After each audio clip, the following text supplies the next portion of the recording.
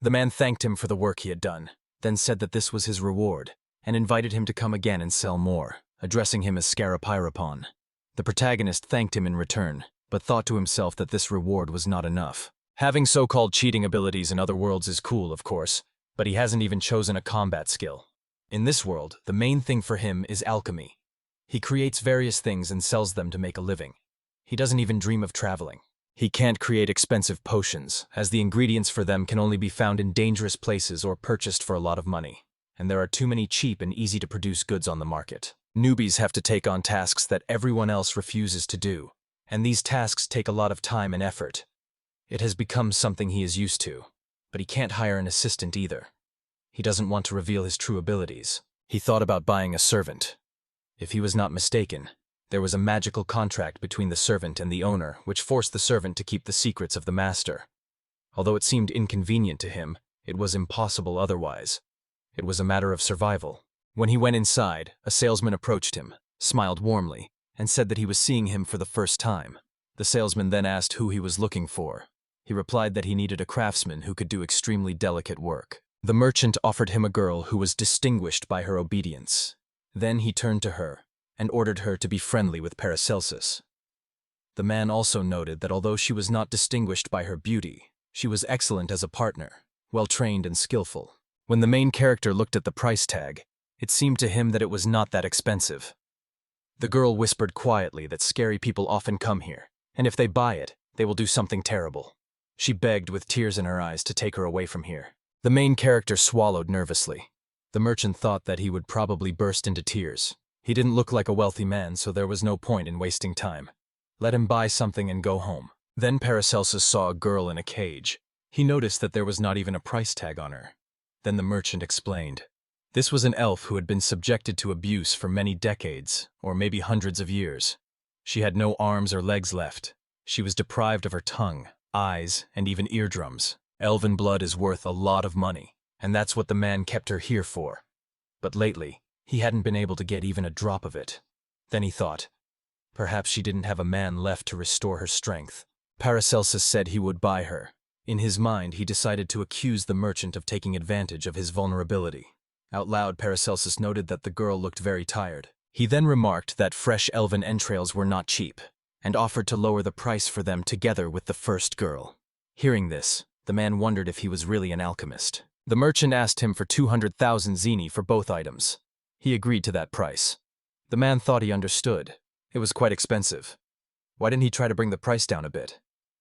Out loud, he suggested signing the deal right away. Servants are bound by a magical contract, one of the sorcerer's spells. Otherwise, problems with them cannot be avoided. According to this contract, the master's orders are indisputable, and the servant must take care of his own safety, unless this contradicts the main condition. In the case of the first girl, the owner is obliged to pay her a reward of at least 3% of the profit obtained with her help.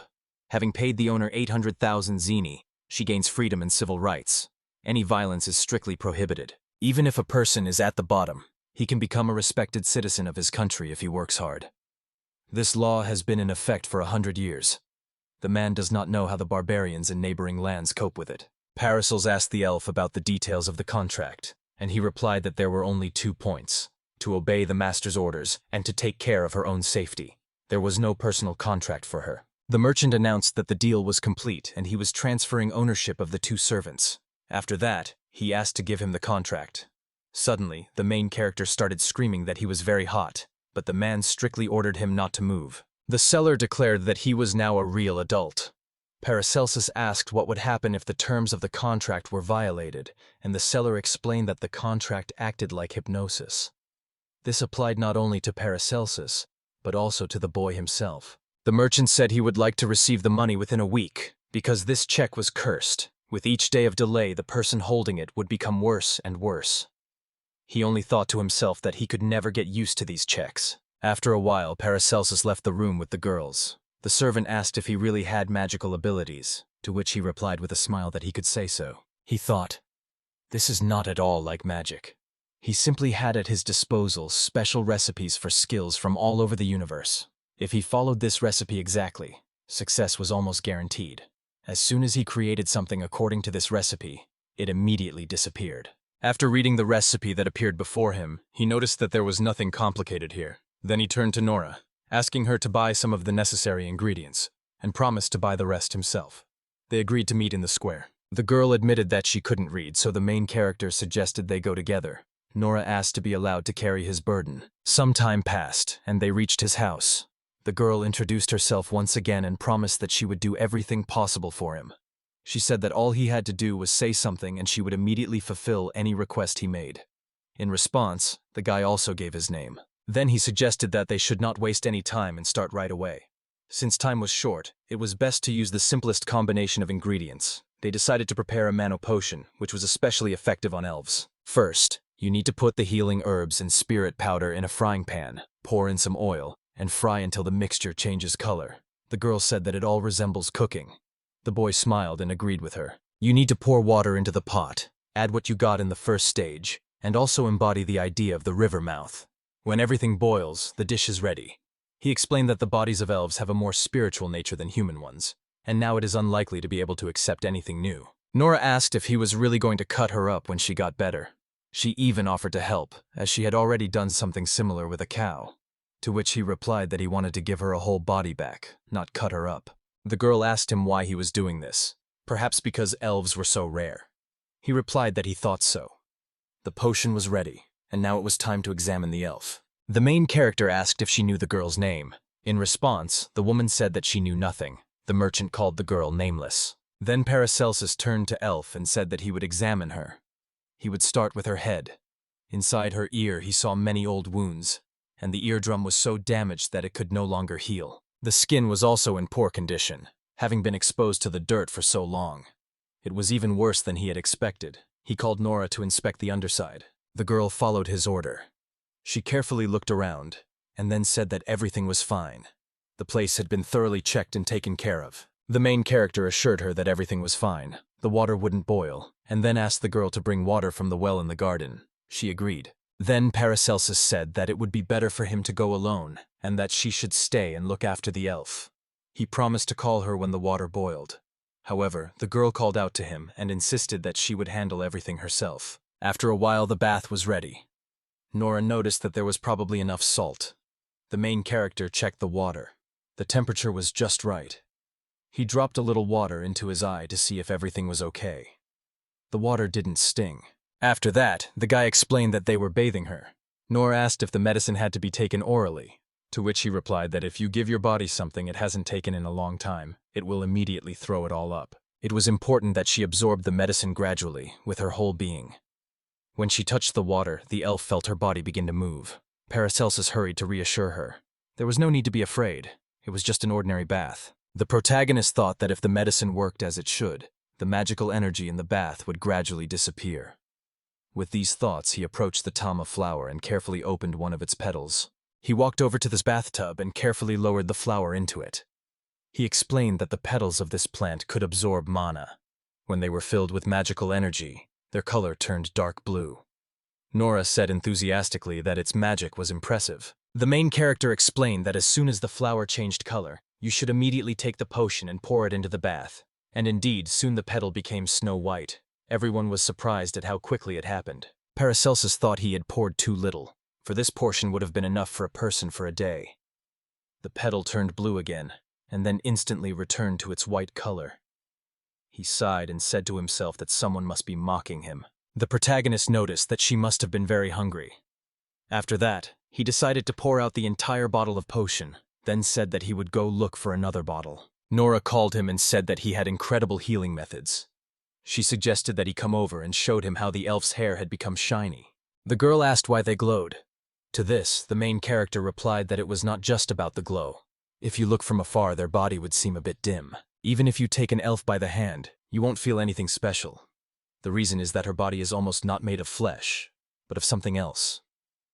Nora asked him if he also got dizzy when he touched her. Then she asked if this was the size of the astral body of the elves.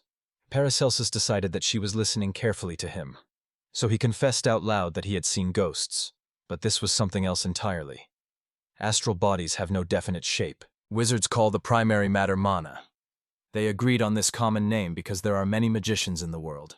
The basic elements are considered to be fire, air, water, earth, as well as astral and physical bodies and metals. It is from them that everything that exists is formed. By mastering these elements, magicians create miracles called magic, and alchemists strive to obtain all kinds of substances from them. It is believed that the physical body is a kind of shell for the astral body, and the astral body serves as a dwelling for the soul. But what about the primary elements taking the place of the astral body? Is this even possible? The main character exclaimed that this was exactly what they needed. Although he didn't fully understand how everything worked, he felt that this method could help. It seemed that they had hope of restoring her body. Every body has its own characteristics, and even if he carefully makes new limbs for it, the slightest difference will cause them to not take root and eventually rot. But if you use the original matter, the body will not perceive it as something foreign. He believes that if you create a hand from the original matter, it will most likely fit perfectly, as if it were your own. All that remains is to get enough of this matter. But in the end, he admitted that nothing will come of it. The first matter seeks to take the form of ordinary matter. When this happens, no one will be able to separate it from other substances. People only take advantage of microscopic imperfections in the air and those particles that have not yet become real matter. He showed Nora the flask of primordial matter he had been collecting for the entire year. First, they had to restore her strength, and only then did they decide to transfer her to bed. Some time passed, and the main character ended up in the library. Nora called him and asked what he was doing.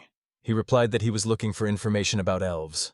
Nora said that she had already wiped the girl dry, and now she was sleeping peacefully. Paracelsus admitted that it would be difficult for him without this girl, and thanked her. At that moment, Nora suddenly shuddered and fell to her knees.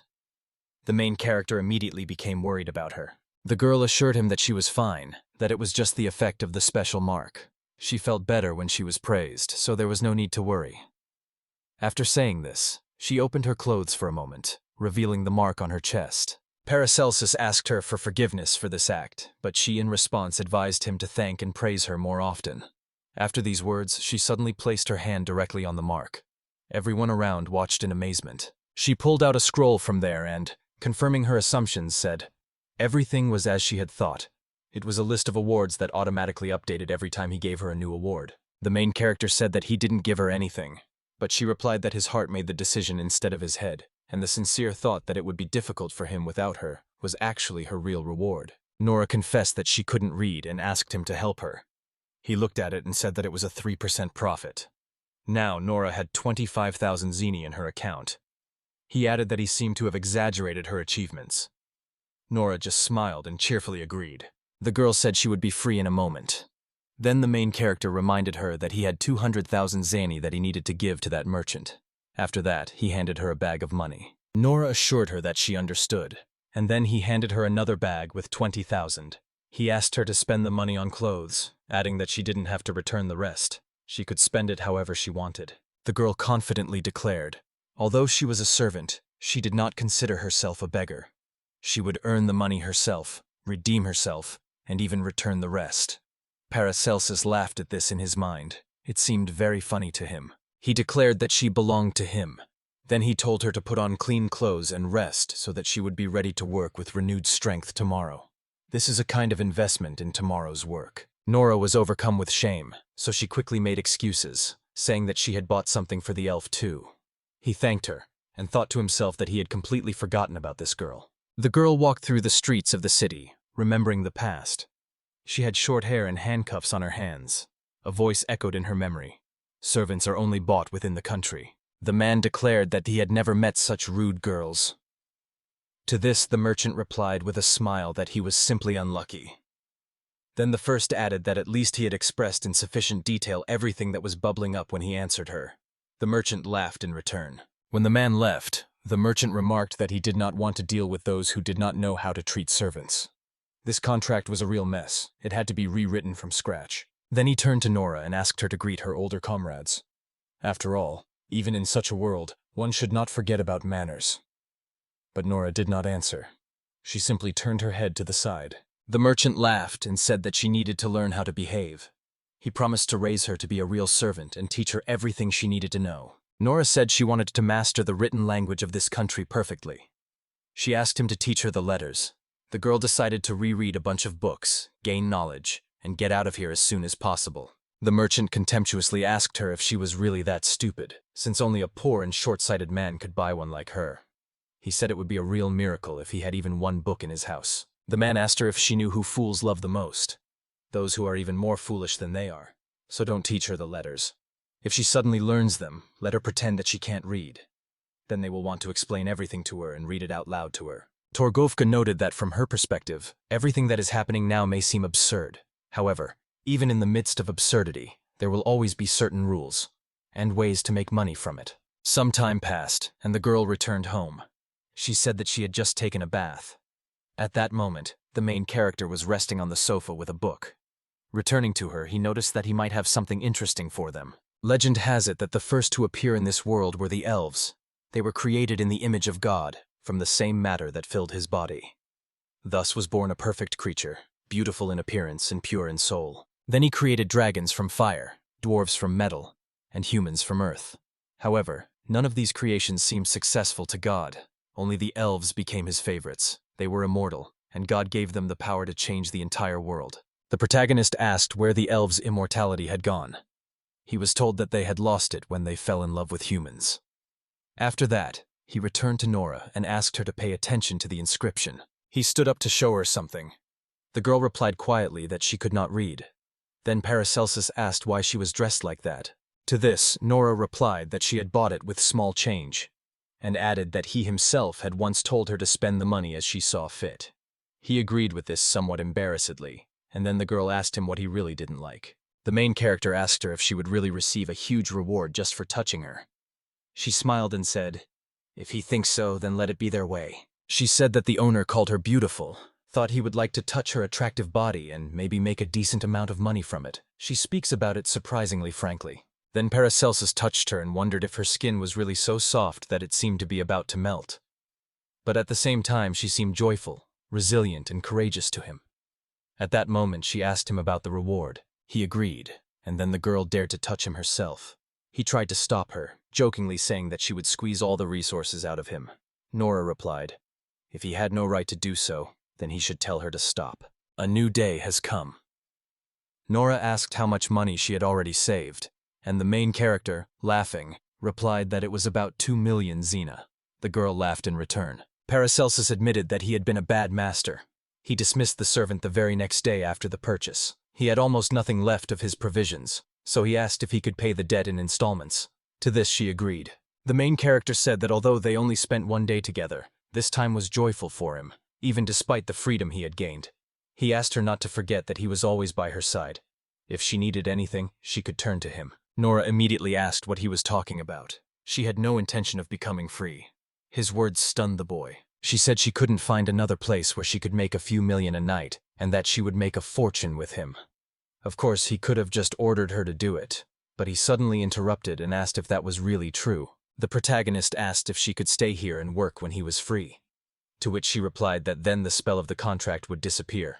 Paracelsus thought about it and wondered if it would be better for her to leave everything as it was, as far as earning was concerned, and then he added that that was very good. Nora asked him if he minded, explaining that he would have to give her all his money, to which he just sighed and agreed. She was right. Life really wasn't very attractive without a penny in his pocket. He said he considered it a real gift to have such a precious person by his side. It was a little embarrassing to admit, but right now he was even more overwhelmed by the huge amount of debt. He would work even harder to earn the necessary funds and allow her to stay as long as she wanted. Paracelsus explained that the elf needed an expensive remedy to restore her magical powers, and he himself sought to heal her body. On top of all this, he also owed Nora a considerable sum of money. The main character explained that this was why he decided to earn some extra money. The girl replied that it was a good idea. After these words, he put a huge stack of papers on the table. Nora asked what it was. He replied that it was a journal of everything he had ever created. Then he suggested that they see if they could make something out of it. The girl asked him if he had forgotten that she could not read. To this he replied that she only needed to remember 4 letters. S is the highest and C is the lowest. Each entry has a table at the top that lists the market price, manufacturing complexity, materials complexity, and storage complexity. The values of these indicators are not always accurate, as he evaluated everything based on his own feelings. For example, mithril silver is difficult to obtain artificially, and the raw materials for it are difficult to find, but the process of its creation does not pose any danger to humans. The finished metal is convenient to store. It does not deteriorate over time and is always expensive. She simply voiced the facts that were obvious to her. They immediately set to work. After a while, she noticed that everything seemed to be finished. However, he replied that they were still leaving sheets with difficulties in collecting materials only for B and C. Finally, they choose recipes with a manufacturing difficulty of S or A. It is from these that they form their options for further selection. She asked why the market price was ignored, because she really wanted to make a profit. In response, he explained that such products require expensive or difficult to obtain materials, and if the finished product fails to sell, the losses will be large. Therefore, they decided to focus on simple-to-make items that are easy to sell and do not pose major risks. She wondered if the high complexity of manufacturing meant that creating this thing would be a difficult and even dangerous task. If it suddenly failed, would it be possible to sell this item? And if something bad happened and they got injured, then that would be the end of all plans. To this, Paracelsus replied that there was no problem with that, and that he would explain everything later. They had to be dealt with first. Norris agreed, adding that they would not take unnecessary risks. Injuries would lead to losses. Among the notes left behind were 3 recipes, and they all suited them. The first was a magic bomb that could be used in different ways depending on the situation. The second was a luck potion that could bring happiness throughout the day. And the third was communication bells that could easily transmit messages. Nora wondered what they could make out of it. She thought a good luck potion would be the best option. He agreed with her, but noted that before making a choice, it would be worth learning how difficult and dangerous it was to make such things. The protagonist asked if the order to keep the secret remained in effect after the contract was terminated. To which the girl replied, "When the contract is cancelled, all restrictions are automatically lifted." She explained that if he told her to forget everything that was a secret after the contract was over, it should work. He also noted that manipulating other people's memories was actually a very powerful and dangerous ability. Nora agreed with him, and added that there was a very long magic formula. The contract itself was just a small ritual of enchantment. The promise of becoming a servant, superimposed on another promise, could not be weak. The main character claimed to have all the necessary information, like a real sorceress. However, the girl only laughed and replied that she actually knew nothing about it. She had just heard something by chance from a merchant. To this, Paracelsus replied that it was wonderful. He suggested that she tell him more next time. At first, she almost agreed, but then she remembered that she had already shared with him everything she knew. He said he would like to see her long formula, but admitted that he was not at all versed in magic. It might be difficult for him to understand it. He extended his hand to her, but she refused to accept the gesture. Nora said that this place was only accessible to the servants. No one else was allowed to enter here. If anyone tried to enter there, they would be rejected by a powerful curse. He apologized to her. To become a servant is to bind one's life to a powerful curse. It could be said that he, by entering into the contract, also fell under the effects of this oath. Nora assured him that she never reveals other people's secrets. Her real advantage is that she always does her job conscientiously. The main character smiled in response and said that he had known about it for a long time. Paracelsus remarked that what he was about to share was knowledge that any alchemist would give his life for. He warned her that it would be very dangerous if it put her on the dark people's target list. She assured him that she would not reveal the secret even under torture. To this he asked if she would not be afraid if these injuries were the end of everything for her. In response, he noted that choosing a case and taking responsibility for it were not the same thing. After that, he gave her an order. Paracelsus told her that he would reveal a secret to her, but he warned her that as soon as she was released from her contract or anyone else tried to learn this secret, she would immediately forget everything. Moreover, he emphasized that this was an order. The girl nodded, showing that she understood everything. Then the man added that he would tell her everything now, and without hesitation confessed he had come from another world. He used to live in a completely ordinary world, where there was no magic. Yes, there were things he didn't like, but overall life wasn't that bad. There's no point in talking about a place he'll never return to, so he won't go into details. He was hit by a car called a truck and died. After some time, he woke up in an unfamiliar place. In front of him stood an old man, whose name seemed to be Laus. The old man greeted him and said that Paracelsus had been reincarnated in another world. Laus's words surprised him. The man said that he had prepared a gift for his second birthday. He could choose from this catalog 2 cheat skills that he wanted. The main character asked what kind of world this was and why he should go there. After all, his choice depends on what he knows about this world. But the man only sighed and said that he was tired of all these questions and urged him to make a decision quickly. Meanwhile, Paracelsus apologized to the hero. He thought about how he didn't want to choose a combat skill, because then he would have to constantly fight just to survive. It would be much better to have an ability that could save him in a difficult moment. After that, the main character announced that he had chosen the skills related to the recipes of the entire building and the abilities of the checkpoint creator. Grandpa just shrugged and said that it was a small thing, but still agreed with this choice. After that, the man told Paracelsus to go to sleep, and when he woke up, he would be in another world. He advised him to follow his own path and live there as his heart desired. When the main character woke up, there was truly a different world around him. Surprisingly, he immediately understood how to use his extraordinary abilities. Paracelsus suggested that perhaps Nora would not believe the story. To this she replied that he should first tell her everything to the end, and only then they would discuss what she should believe. Then Nora wondered if his power was really connected with alchemy. He explained that when he chooses a dish he wants to cook, all the necessary ingredients and steps immediately appear in the notebook. There are 5 slots available for storing recipes. In addition, the paper in the notebook itself is endless. You can choose a recipe with your mind, combining different options just in your head. If the owner of this recipe strictly follows all the instructions, then, regardless of his skill, the result will always be perfect. When the creation is completed, the space is freed up for the next use. The second special ability is to create so-called save points. When he wants to, a precious stone appears in front of him, which is the save point. However, as soon as a new stone appears, the previous one immediately disappears. If he breaks such a gem, he will return to the exact moment he created it, preserving all his memories. In other words, if this stone is destroyed, he will find himself back in the same time and place. The price for this was the memories and feelings associated with what was most dear to him. Since the stone had been broken, he had never used this skill again. Nora had said then that the abilities were incompatible. He had not objected. He had thought so himself. It would be a real disaster if it were to break. He usually keeps it in a strong box of mithril silver. He doesn't lock it, but only those he chooses can see the contents. Paracelsus asked permission to look at it, but the answer was no. The main character promised that he would do everything possible so that she could see her later. But if something ever happened to him, he asked her to break the stone. After that, he asked if she could do it. To which the girl honestly replied that she couldn't. Nora explained that if her master died, the contract would automatically end, and then the time would come to fulfill the order to forget everything she had been hiding. She wondered if the hero understood that with this, she would also forget about the stone.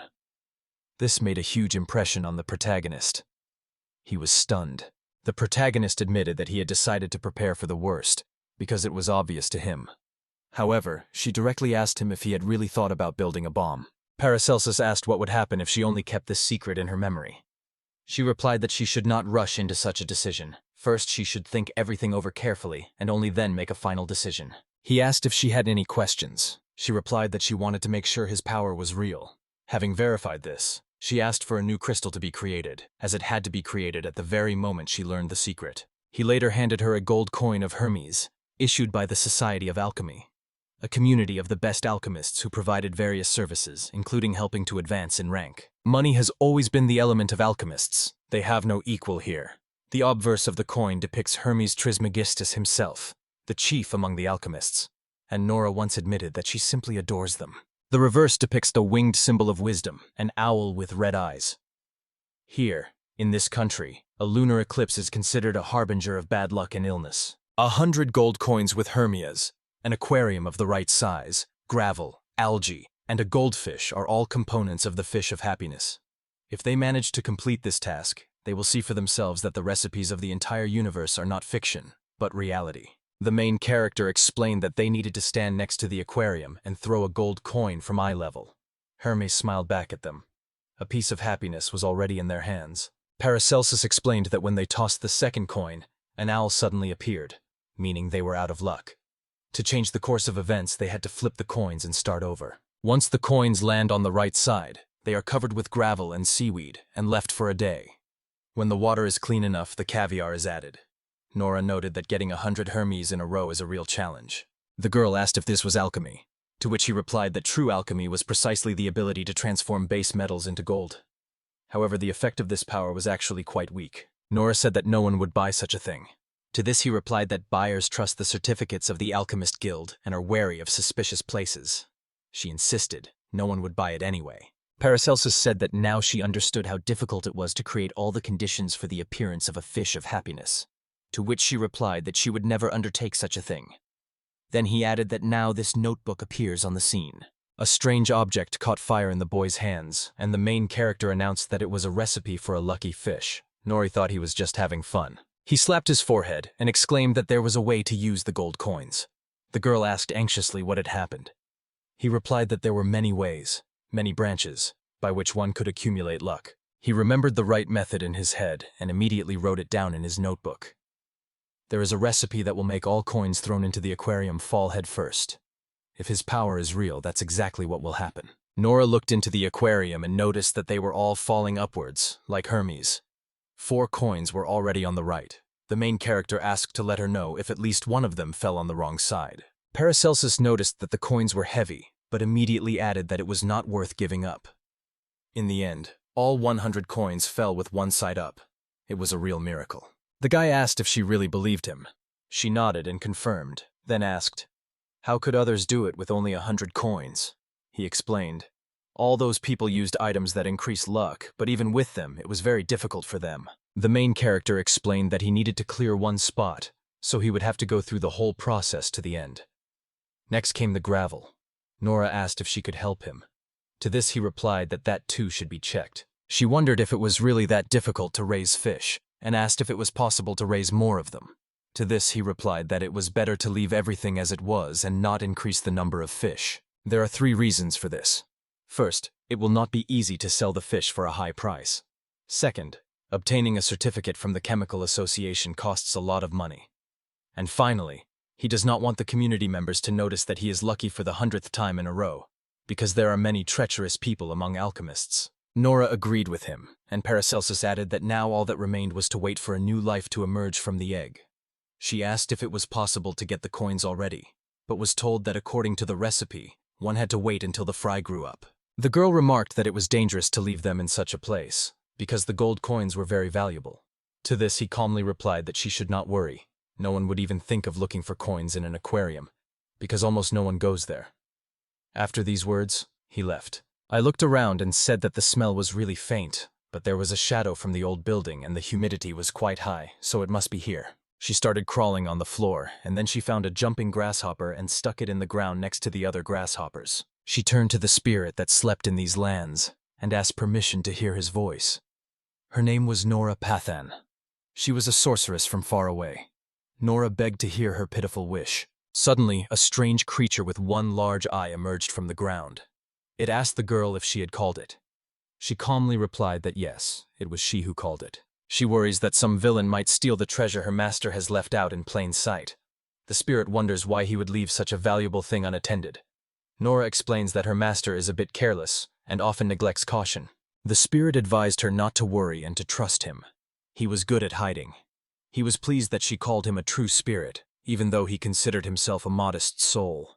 He also assured her that he was always ready to come to her aid if she called him. The girl thanked him sincerely. At that moment, the spirit disappeared back into the ground. She didn't think it was very strong, but she liked how serious the spirit was about its duties and how easy it was to get along with.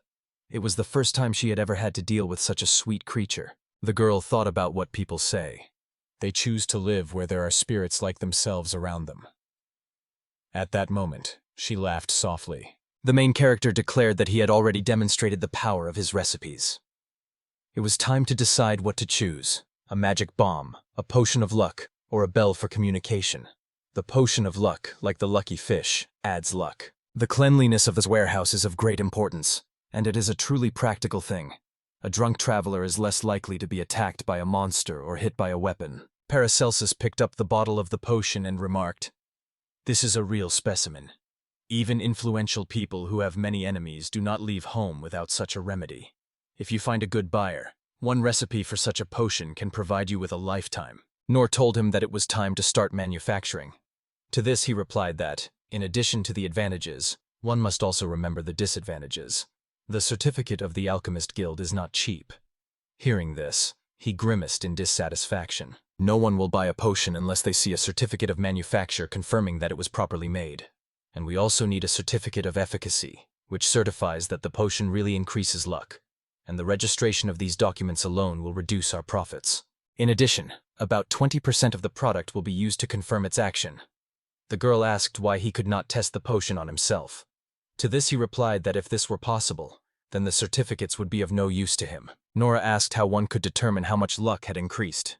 In response, Tatsu explained that it was enough to simply flip a coin, although he had heard that recently people had started using beetles for this purpose. They take 100 bugs, mark one of them with paint and use a luck-boosting item on it.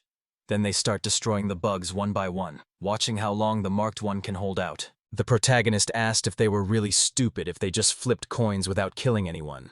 People believe that if you take someone's life, the effect becomes even more powerful. Nora confirmed, yes, the effect does indeed increase. Although this applies more to witchcraft, there is a belief. The more lives a sorcerer destroys, and the greater the despair his victims feel at the moment of death, the more luck it brings him. Paracelsus noticed that she seemed very confident when she spoke about witchcraft. He asked her with interest to tell him more. But she only shrugged her shoulders and replied that she knew nothing more, and that they should return to discussing the potion. He explained that the second problem is the limited production period.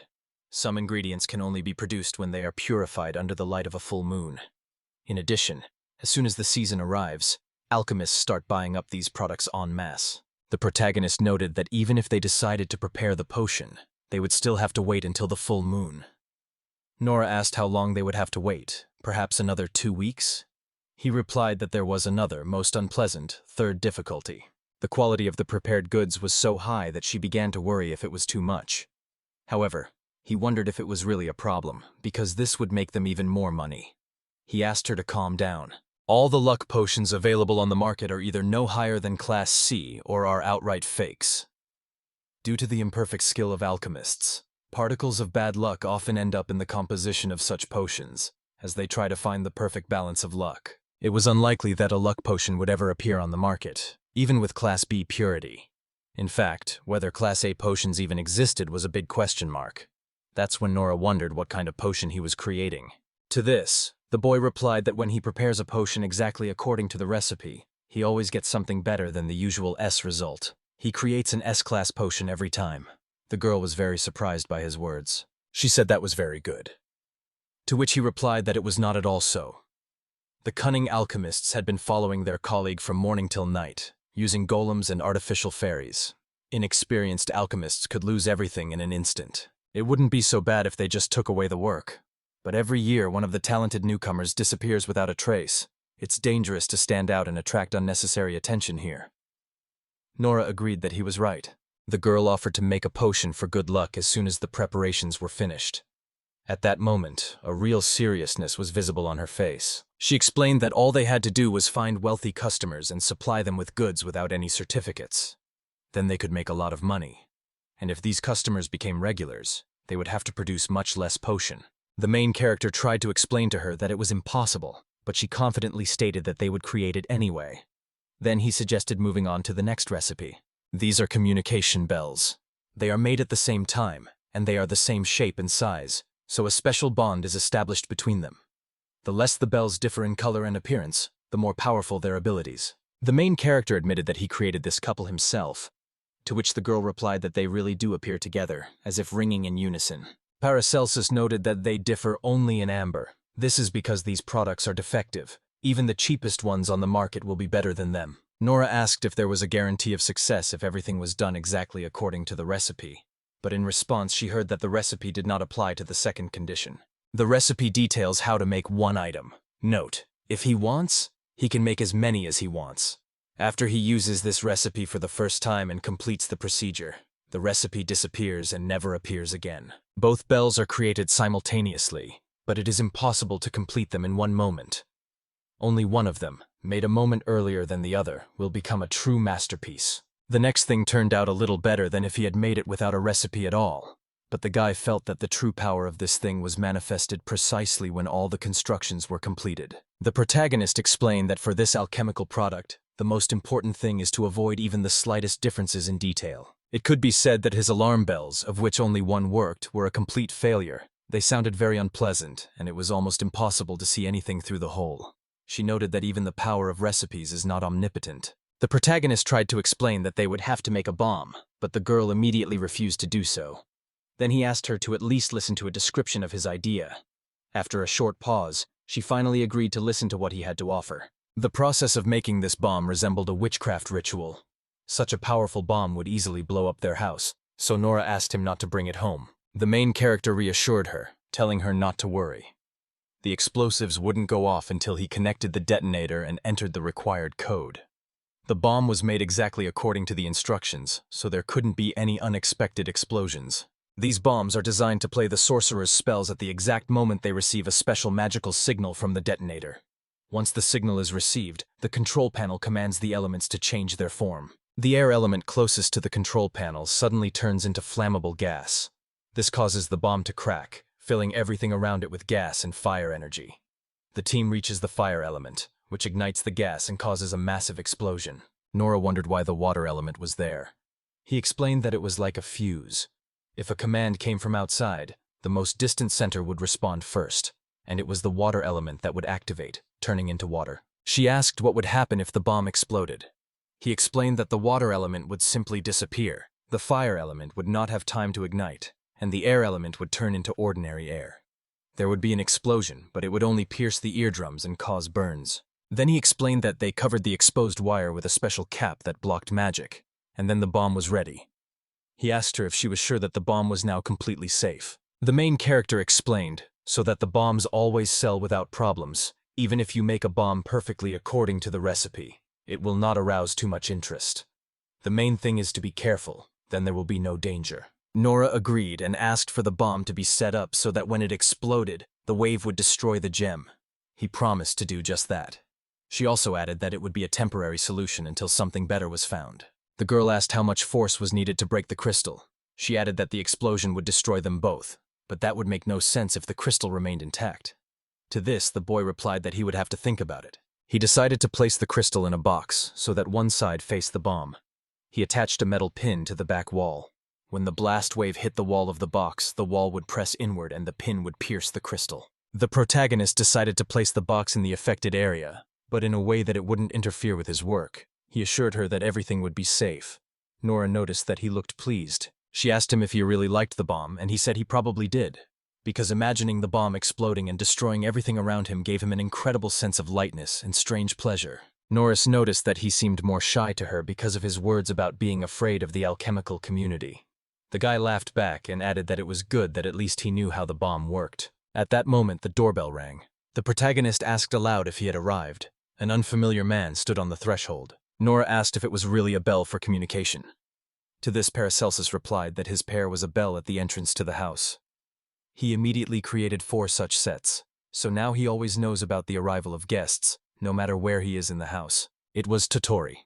He thanked him for not forgetting about the Arlenbeck magic shop. Every time, Tottori involuntarily remarked how terrible the thing sounded, all because of his keen hearing.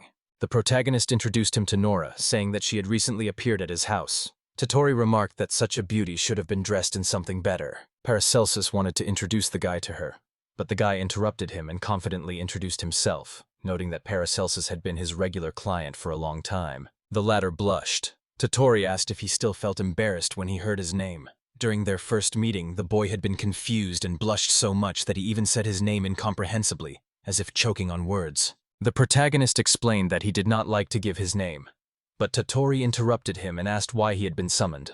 To this, Paracelsus replied that they had come to sell something. It was a magic bomb. The guy warned that it was dangerous, even though it was lying quietly on the table, as if nothing would happen. They say it was very well balanced, but only a real madman could have placed a bomb so high. Tottori said that the sturdy elements are tightly connected to each other, and therefore give a wonderful sound. The work is so perfect that even bells cannot compare with this product. The man explained that Paracelsus usually doesn't bargain, so he would immediately offer a good price, 90,000 zeni. The protagonist replied that he would later make 20 more pieces, so perhaps the amount would increase to 100,000. Tottori remarked that if all 20 were of the same quality, they could be sold for a profit. He then offered 95,000 for each copy. The protagonist and Nora exchanged glances with joy.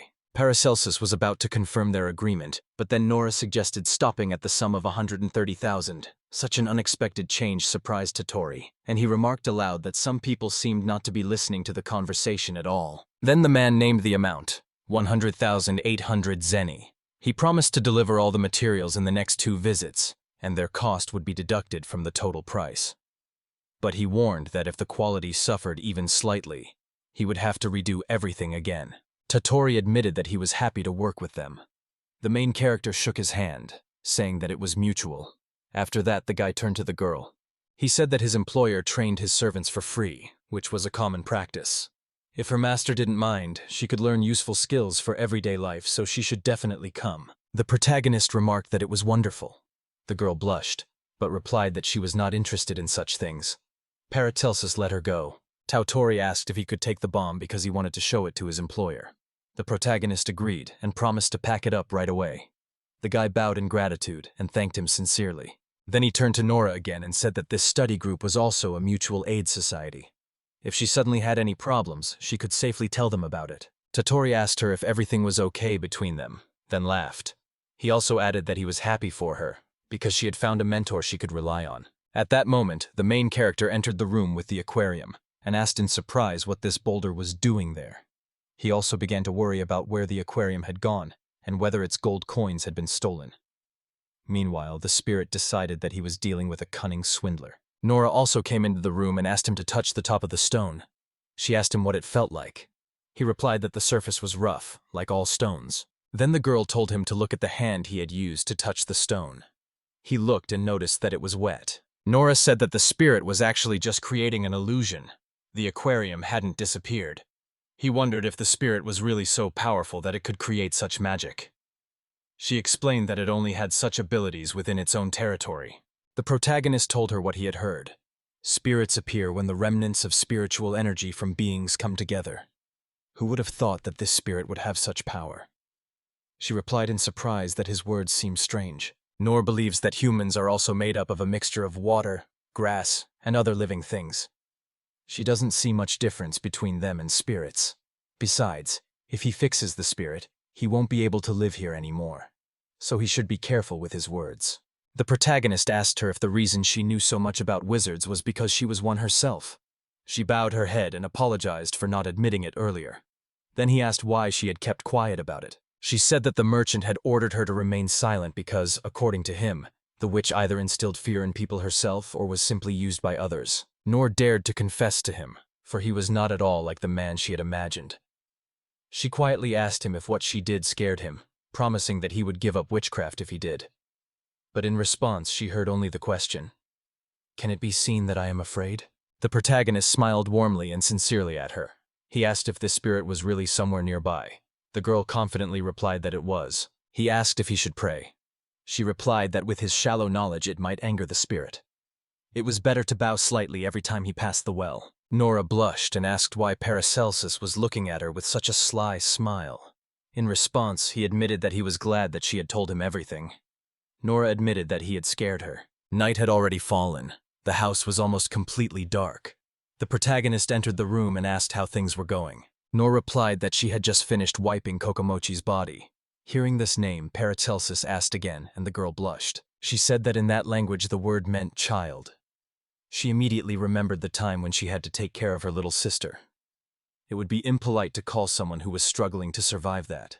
Only an elf. The main character agreed that she should be given a new name that Nora would find easy to pronounce. So he decided to call her Coco, too. And when her body returns to normal, they will definitely learn her real name. He decides to start rebuilding her body with what has the simplest structure, skin. It is thin, so not much primary matter is needed. Nora supports him and says that it is always important to start with the simplest. The protagonist declared that he would cut off some healthy skin from his buttocks and grow it like a vegetable, multiplying the tissue. The girl tried to stop him, but at that moment Coco spread her legs. Nora explained that if a guy touches a girl's ass, she will definitely ask him out. The main character blushed so much that he didn't know where to look. She said she would be glad if he would use the place. She would not be thrown away as long as she was useful as a tool. Perhaps that would cheer her up a little. She asked him not to delay and to help her quickly. The main character couldn't hold back his tears and asked Nora what he should do, because he couldn't do anything. To this, Nora briefly replied that she would figure everything out herself, and asked him to step aside. Nora told the protagonist that it was time to watch. He stood in the corner, his back to the bed. Tears glistened in his eyes as he asked if she was really finished yet. She nodded, confirming that she was. He tried to apologize to her, but she said she had something more important to do first, when Coco was better. She put her hand on his back and explained that it was just a mental conversation. This surprised him greatly. The ability to communicate with spirits is extremely important for shamans, but she also works with living beings. She can transmit her voice, causing it to resonate in the spiritual body of that person upon touch. The main character asked her if she could hear him, but the girl just shrugged and replied that it seemed like he was trying to convey something to her in his thoughts, but she couldn't hear anything. Nora asked if you remembered her words about elves' bodies being mostly composed of spiritual essence, and at the same time emphasized that this girl was different from the others. Somehow, if Coco is indeed a spirit, even if she is still alive, it may be possible to establish contact with her, or at least let her hear her voice, and at the same time check the state of her soul and consciousness. The main character told her that she was incredible. The girl shared in response that she tried to hide her gift as a shaman, but the truth still came out. Nora knelt down in front of the bed, and it seemed to her that she could feel her soul. Everything looked good now. She wondered if he could hear her. She received no answer. So, having decided, she asked permission to look into her own soul. There was darkness inside. Complete darkness. Nothing was visible there. Here she saw the curse inside her. They were giant chains. The girl was surprised because there were so many of them. The protagonist asked her what happened. In response, Nora explained that it was a real oath. Coco's soul was bound by incredibly powerful curses that did not allow her to be free. Paracelsus asked her if this was the same magic as the contract with the servant. To this she replied that a curse was also used here. But the scale was completely different, so the two things were completely different. A curse of that power wouldn't work properly, even if it covered the entire body. For the contract magic to work, a separate space had to be created, which was called the servant's room. Suddenly, her gaze fell on the mark on her chest. Nora said they were in the servants' quarters. These rooms are created by stretching the skin of a servant in another space. Everyone here has at least one of these rooms. The hero was stunned by her words that the skin could stretch so much. The girl explained, "If you can decipher the formula hidden inside, then the very essence of the curse will become clear." Paracelsus wondered if this curse would affect those outside the room, and she confirmed, yes, it was true. Such a curse could kill an ordinary person. Then she touched her mark and started to push the walls apart. The protagonist noticed something black there, and she explained, it was a curse and should never be touched. Nora warned him that if she did not return, he should lock the room and call someone who knew shamanism. With that, a thick black mist enveloped the girl. Once inside, she saw that it was a magical servant contract. However, there was something else, hidden deeper, that bound Coco's soul, but she could never find the source of it. That year, she saw these heavy and massive chains of curses. She was bound by a multitude of curses, among them the prohibition of speaking to others, the prohibition of sleeping, the prohibition of breathing deeply, the prohibition of losing one's mind, the prohibition of rejoicing or bringing joy to others, and the prohibition of being able to recover, until she begins to beg him for help. When her days are numbered, he will order her to live. She will mourn her own folly, her limitations, her pain and humiliation, trembling with fear day and night. The main character immediately addressed Nora by name. The girl asked him not to come any closer. Part of the curse had already passed onto her hand. She raised her hand, and a black cloud followed her. In an instant, the darkness enveloped her hand, and with it, her fist and entire arm, up to the elbow, turned black. The main character asked if she was okay, and in response the girl explained, "Shamanic art in general arose thanks to people who constantly curse each other." She remembered those moments when people asked to make someone miserable and disabled, finding a way to give power to these selfish desires. And then it seemed to her that such an approach would not work at all. The shaman places a curse on herself for the first time. People curse each other all the time, and she wants to be at least a little better than others. She especially appreciates those curses that are filled with such a desire. Nora's face was filled with rage, and tears were streaming down her cheeks. She was certain she would never be able to forgive this man for such hurtful words. The main character immediately turned to her for help. Could she somehow cope with the curse that had suddenly fallen upon her? He urgently asked her to cleanse her hands of this dark filth. Nora explained that to break the curse, one must tune into the emotions contained within it and keep them under control. For her, this is an extremely difficult task. The main character immediately asked why she was having such a hard time, and the girl honestly admitted she had no idea that everything would be exactly like this. She couldn't believe that such deep and tender feelings were hidden in this vow. It was true love. Then the main character asked if there was anything she could do if her heart was filled with this feeling. She replied that it was true, but now she was filled with only anger. Because of this, It was impossible to complete the task. Nora suggested that perhaps the curse had been placed on purpose to make it especially difficult for those who tried to remove it. At that moment, Paracelsus began to take off his jacket. She asked, surprised, what he was up to. The main character leaned over and asked her to take off her top clothes too. She was surprised and asked why she would do that, but in the end, she decided to obey him. After that, he lay down next to her on the bed, hugged her to him, and holding her to his chest, admitted that when they were so close, skin to skin, a feeling arose in his heart that was very similar to love. After that, he asked her opinion on the matter, and she replied that he should be careful. If he touched the curse, it might pass on to him. But he only smiled slightly and said that it was better that way than for her to die. After these words, Nora turned to him and said that it would be better this way. She said some mysterious words. Koko Mihaly. He did not understand their meaning at all. And then the girl explained that the curse was already taking effect. After that, she quietly asked him to move away from her. The main character said that the curse had penetrated her mark, but Nora replied that getting rid of the curse was not easy. She simply moved it to where it would cause the least harm, and only then would she gradually deal with it. Paracelsus asked the girl what she had said as they lay in each other's arms. The girl replied that she had said nothing, and asked him not to make up anything. He apologized to her. A new day had come. The sun was shining brightly outside the window. The main character and the girl were sitting at the table. She asked with curiosity if it was really a letter. He confidently replied that yes, it was a letter. He said that if he suddenly forgot his skill, he would try to write down its essence, feeling, and method of application as accurately as possible. If he suddenly lost consciousness, she should remind him to stay calm and give him a chance to reread this letter. Nora wondered why there were 3 letters. He explained that the first letter contained all his memories since he had arrived here, and that was where he wanted her to start. And in the second letter, he described his skills in detail. In the third letter, he tried to describe the girl as accurately as possible, because he understood that even these memories could disappear. She wondered why he was doing this. Nora asked why he still considered his skill to be the most important thing. She pointed out that the award he had received had already reached unprecedented heights, and he agreed. The main character told Tom that it would be difficult for her too if he lost his skill. Smiling, she added that she was only joking, because in a year she would be the first and would not give up any skill. Paracelsus remarked that in such a situation there was no point in worrying about losing his skill, but he was saddened by the thought that he might simply forget everything. At this, the girl only smiled and assured him that it was no problem at all. Nora would be the first again, so he had to start. He announced that he would create a crystal that would mark this place as a safe spot. But suddenly the doorbell rang. The main character said that it was too early to bring the materials. Opening the door, he saw a girl in front of him. She greeted him, and he greeted her politely in return. She said she was pleased to meet him. Her name was Agnosia Dea, and she belonged to the Alchemical Association.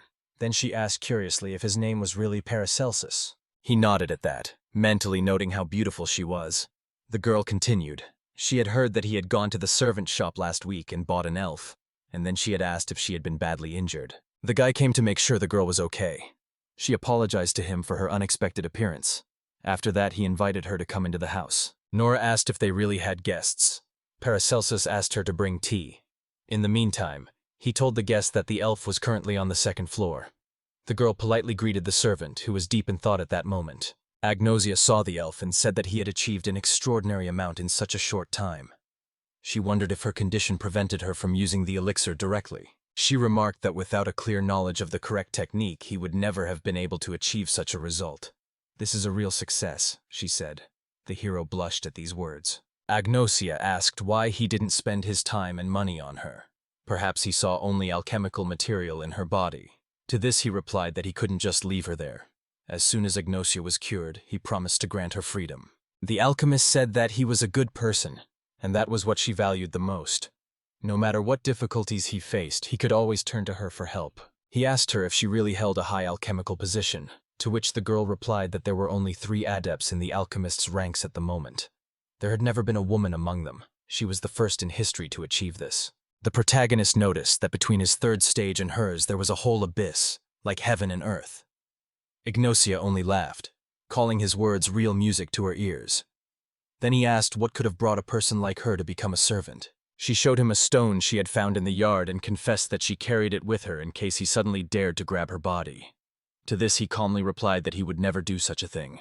Agnosia explained that just as a child grows up and flowers bloom, becoming more beautiful each time, so too can an ordinary stone turn into gold. The girl confessed that she had come here with the hope of alleviating the elf's suffering, but now she felt relieved and asked him to take care of her. He promised that he would always be there, and she could rely on him. At that moment, Nora called them to join the tea party. Agnosia handed him these mysterious objects. They were the so-called Eyes of Truth. They were born through alchemy, and it was for this girl that she brought them. Then the alchemist filled the cups with tea and noticed that the drink had a pleasant aroma that she had not known before. Nora replied that this tea was a gift from her rodent, and then asked what impression the alchemist had of it. Agnosia said it was very tasty. Then she asked if the girl had really made the nut cake herself. The girl nodded, confirming this. The alchemist jokingly remarked, if she hadn't already been with this guy, they would definitely have taken her as their assistant. At that moment, the main character asked her to tell him more about those eyes. Ignatius just shrugged and replied that she had long forgotten about them. They are called Eyes of Truth. With them, a person sees not just light, but the very essence of matter. They work even in complete darkness. Depending on how perfect these eyes are, one can discern the essence of anything, and sometimes even read the thoughts of other people. And this is her creation, of which she is truly proud. Perhaps these eyes are the sharpest in the whole world. The eyes are covered with a dense layer of primary matter, so after inserting them into the eye sockets, vision should return within a week. Paracelsus emphasized that if the elf had been with her earlier, she could have cured her much faster. Then Ignatius offered to give the girl to him, but he was resolutely refused. He explained that he was going to cure her at any cost. The alchemist remarked that this was wonderful. She would definitely become even better than she was before. There was nothing more important than personal progress. Then she reached out to him, took one eye, and said she was taking it for herself, and he should make a pair for the other one, and this new job should be better than this one. After that, she returned and said that if there were any difficulties, he could always call her. And with those words, she left the house. Nora wanted to approach the protagonist, but he assured her that everything would be ready soon. As always, it was necessary to prepare everything first, so he called her to follow him into the basement. Paracelsus asked her about it, since it was her first time here. The girl answered in the affirmative. She involuntarily noticed that the walls of the room were covered with some mysterious substance. Then he explained, "This is a special formula that repels magic. It absorbs the mana from all the creatures that are here. This helps protect against spying fairies and clairvoyants. However, there is a limit. You can only absorb a certain amount of mana at a time. Because of this, you need to leave the room from time to time so that the formula can gradually release the accumulated supply. It will not work to use it as you please." The guy showed her a special slug that devours sound vibrations, so everything that will be said here will remain a secret. No need to procrastinate. You need to get to the point right away. The protagonist admitted that he doesn't trust Agnosia. He even suspects that she might have put a curse on Coco. She asked him why he thought so. He replied that the Eyes of Truth seemed too perfect. The color, the size, the weight, even the arrangement of the blood vessels were identical. He assumed that these eyes had been created at the same time. Paracelsus then declared that he would never believe that there was no connection between alchemical creations and these eyes. He thought that she had decided from the very beginning to keep one for herself. And it was at this moment that Agnosia thought he was delaying, and for some reason it seemed to her that he had already understood everything. She never understood why he didn't trust her. He explained that although she had expressed a desire to help, she hadn't taken any action until he had picked Coco up from the store. She had the money, but he had never sensed any real desire to help from her. But as soon as he bought Coco, she showed up. She came to the house as soon as she felt the curse. Even if she didn't put it on herself, she was definitely involved in this. Nora considered her words. She is certain that the alchemist placed this curse. There are several reasons to believe so, but the most important thing is that she smells the same as the curse that struck Coco. Damn, this perfume smells so strange. It's the first time she smelled something like this in her life. She's almost certain she's right. That was why she had established a connection with Agnosia, to be able to attack at any moment. Normally, a soul would shudder when it encountered a being of another nature, such as a shaman. But this time it did not, for the curse was already hidden in the very heart of the soul. The main character asked again, and this time she explained. They became friends, and, as you know, people always change under the influence of those with whom they have a strong connection. If a person doesn't even realize that they are under a curse, the curse won't be able to grow stronger. But after starting a relationship with Nora, who takes this curse for granted, This person's heart gradually begins to feel the curse on itself. A strong bond brings many benefits, but most importantly, it makes it much easier to cast a curse. Paracelsus also asked her if this strong bond really existed between them. He was curious about what was happening to her hair. Nora admitted that she too found it strange that she could be so careless as to let him see the other eye. If she had only brought one, the boy would not have even suspected anything. He agreed with her. The main character urged to hurry. As for the eye, he believes that it should be installed by Coco. This girl is undoubtedly a true craftsman. She has both strength and power. If she wanted to, she could deal with them in a moment.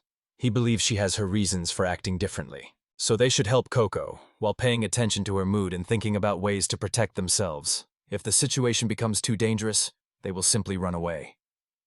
Nora agrees to this plan. Paracelsus remarked that perhaps he had not acted very bravely, to which the girl shook her head and said, "Nothing of the sort, his death would have no meaning now." Nora asked what was wrong with him, and he said he was a little cold. There seemed to be no warmth left on his skin. She asked if she could bring him some tea. He nodded curtly in response. The protagonist noticed that the tea had a strange aroma, and heard in response that this variety was called Okipa. He remembered that Okipa was the name of a tree, and asked if they really grew so many of them here. Nora explained that it is a poisonous plant, and if eaten raw, it can cause diarrhea. However, the poison is easily neutralized with another plant. The main character admitted that his interest had only grown. The girl cheerfully replied, "If that's the case, then you can cook this dish," after which she called him to the stove. She showed him the root, which was purple-green in color, and explained that it was a powerful medicinal herb that in large doses caused nausea, but when mixed with ochapa, it became safe. She takes the itachiko and carefully cools the broth. He wonders what the word means, and she explains. Itachiko is when the broth is poured into another container. While the tea cools, she adds dried ochapa leaves and pieces of ginger to the teapot. She can add pakote, or yukeo if she wants. He thought about these strange names. When the vessel with the broth has cooled enough to be handled, the yuchako is carefully placed in the teapot. Then they put a lid on the cave itself. You have to hold the hot cave and the pikata kare firmly. Then she spoke a whole sentence to him in a language he didn't understand. And then it dawned on her that she was speaking the language of her homeland, so she hurried to apologize to him, to which the guy replied that it was a very beautiful language. She said the tea was ready. He inhaled its unique aroma and immediately realized that the drink not only tasted great, but also warmed the body well. The main character said with a smile that it was extremely delicious, and he really liked the aroma. She was delighted and replied that she was pleased to hear that. Then he unexpectedly added that now he understood what she smelled like. Nora wondered if she really smelled that bad. He explained that when she was hot and sweaty and they were hugging, he could smell a special smell from her that he had never noticed before. And now he understood. It was the aroma of this tea. He noticed that the smell could not be called unpleasant at all, on the contrary. He wanted to inhale this aroma again and again. But at that very moment, the girl snatched the cup from his hands. She said she would bring him some regular tea. At the same time, her face flushed with shame. The protagonist thought about what had just happened. One of the men insulted Nora. The other immediately made a remark. They are strictly forbidden to behave like that. The boss would not like it at all. But the first one just shrugged and replied that they were training her like that. Turning to the girl, he added, "She will not be able to leave here until she learns to obey." The second man declared that servants were the common property of all citizens, and that they should not be harmed without reason. He even added that it was written in the law, and the chief himself confirmed it. The first man replied that he did not care about the law. When the men left the room, Nora hoped she could still endure the intimacy, but she felt she was completely unfit for service. Suddenly she heard someone call her name and saw something that looked like her hair appear ahead. She realized that it was her father. The man apologized to her and explained that he had been looking for his daughter for a long time. After all, it is very difficult for a soul without a body to do anything on its own. Nora asked if he had really bound the soul with a curse. She pointed out that after death, a person should rest in peace, and now his torment would only continue. But he told her not to worry. The girl said that there was nothing good in this. He died of his own free will, deprived himself of what he deserved, and interfered in someone else's life without permission. He apologized to her. Nora asked if he meant that he was going to free her from captivity. Her father explained that a shaman could not cast a curse on himself. Until now he had been powerless and seemingly soulless, and now he had become a part of herself. The girl replied that it didn't change anything. But the guy noted that he knew one clumsy but extremely gifted Charmaine, and that was her. Nora admitted that even if she had the power, she still wouldn't be able to use it for herself. Then her father replied that she needed relationships, connections with others. Whether they want it or not, people always live under the influence of those with whom they are related. If it is a marriage, then in the heart of the husband lives a little wife, and in the soul of the wife, a little man. He turned to Nora and asked her to become a great shaman, one who could awaken the power of a shaman even in those with whom she was close. And when she strengthened this power in them, Nora must make these people curse themselves. He ordered her to observe. Although she had already established contact, now she needed to find out what exactly was forbidden for them, and then do anything to force them to break this prohibition. Nora asked what she needed to do to make it happen. Her father advised her to have faith. If she believed in her dream with all her heart, it would definitely happen. And then no one would be able to despise or humiliate her anymore. A new day had begun. The men entered her room and woke her up, saying it was time to go to class. They were surprised to see that her hair had grown longer. Nora declared that she had grown up, and then asked one of the men if he was growing up at all, if his mind was even smaller than her younger brother's. The man became angry. The man rushed towards the girl, grabbed her, and then insulted her sharply. Another man tried to stop him because he was being too rude, like never before. Nora then confidently replied that servants were the common property of the citizens, and should not be wronged without reason. She added that it was only right to punish those who violated this law. The man asked her if she was really a shaman, because it all no longer seemed like a joke to him. After that, she turned to his friend and calmly told him to get up. Her father praised Nora, saying that she had done well, which was wonderful. But Nora replied that he did not need to protect her. She even wished that someone would hurt her even more, just to make her father feel more pain. The man asked if he could just watch his daughter suffer, and he didn't seem to care how badly she would suffer. He said he had been hit hard. However, he doubted that her attack could have been so forbidden to him. Then Nora suggested that the curse had been amplified by someone standing behind him. The man was related to the first, so isn't it logical that the curse would fall on the one who broke the ban in front of the one for whom the ban was also important? The father admitted that his daughter scares him. She understands everything too well. He noticed that the men were in such a hurry that they forgot to close the door, and then asked what they were going to do next, adding that he could lift the curse they had placed on her. She replied that she would not run away, nor did not yet know that this country had strict laws regarding the way she interacted with servants. These rules would become her new home, and she would be able to earn a lot of money along the way. A new day has come. Nora returns to the main character and asks, "What is this thing on the table for?" Paracelsus explained that she was collecting fire elements. She then wondered if these were materials for a magic bomb. He nodded and confirmed it. He explained how a bomb works.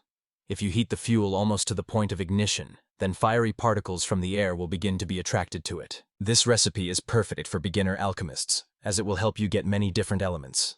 It is worth remembering that the air element always rises when heated, so it will inevitably mix with the fire element, even if you try to avoid it. The fire elements created with this recipe are absolutely pure, without any impurities. They are no match for what is sold on the market, but it is impossible to light them if there is not at least a little air energy in the air. As long as there is no heat or magic, everything will be calm. Nora asked him about it. It turned out that he had already ordered the raw materials for the bomb. To her surprise, he explained that this was just a diversion, since inexperienced alchemists could not create a material pure enough to use in a bomb. He would simply sell the raw materials to another merchant. The girl asked if this meant he would be able to get back the money he had spent. He confidently replied that he would, and added that he would get the other necessary things himself, so they would also earn quite a bit of money. He never voiced the girl's offer of help. She asked why the coin was so hot, since there was no fire anywhere in the house at the time. To this, the main character replied that the problem was with the coin itself. Its pair was in the alchemical guild, and that's where it was heated. Nora explained that she understood why the coin remained warm, even when the stove in the kitchen was not lit. Then he wondered if there really was no element of fire left in the entire house. Paracelsus apologized to her, explaining that this happened when you collect a lot of explosive materials at once. She just smiled and said that it was okay. Money was important, and they would somehow survive without dinner. The main character said that in such situations, the opportunity to use fire again appears only after 3 days. So during these 3 days, they had to either eat outside the house or somehow manage with the warmth of a coin. Ellenbick's Magic Shop. Here you can not only buy alchemical goods and magical items, but also order the casting of magic formulas according to individual wishes. There is also a small buffet on the first floor where you can get some refreshments. Norin asked Tutori to step aside. She said that cutting the bombs was bad for the heart, but Norin assured her that as long as the elements were within the field of the magic seal, they would behave calmly. Tutori only sighed that so much effort had been wasted. She said that Tatori had brought this bomb and suggested that he look at the cut. The latter remarked that it looked wonderful, a true work of art. Then the big bird added that it was even too good a job for such a thing. Norn turned to Berks, wondering if he thought so too. He replied that the composition was too perfect. Humans were incapable of such a thing. Titori wondered who could create it then, and everyone else assumed that only adepts could have done it. Norn pointed out that these people might not be what they seemed, for the goods Paracelsus supplied them either looked like the work of a novice or were too perfect. He had tried to fool them with his clumsy technique, but this time he had given himself away completely. She suggested that he might well be the one bringing the gifts. This question must be clarified immediately. To do this, fairies will have to be created. Mukugan and Pochiko are to follow him in the protagonist's house. Mudrin said someone was hungry and decided to go see who it was so the others could continue their work. As it turned out, it was Nora. She asked for lunch to go with her because she wanted to grab some food and leave. The woman told her that she had not seen her here before. Mudrin explained that the beastmen worked here, so there were no meat dishes. Nora asked with a displeased look if there were really only herbs. Mudina told her that the first portion would be free, and if she liked it, she could take it with her. To which Nora replied with a smile that she was always happy to receive a treat at the establishment's expense. The woman then placed a bean burger and vegetable curry on the table in front of her. The dish immediately gave off a mouth-watering aroma. Nora immediately noticed how wonderful the food smelled. Without wasting any time, she stuck her fork into the food and took the first bite. After that, her cheeks filled with blush. It was immediately clear that she liked it. She politely asked to wrap the purchase so that she could take it with her. Mudrin thanked her for her choice. Nora admitted that it was the first time she had tasted something so delicious, and without meat.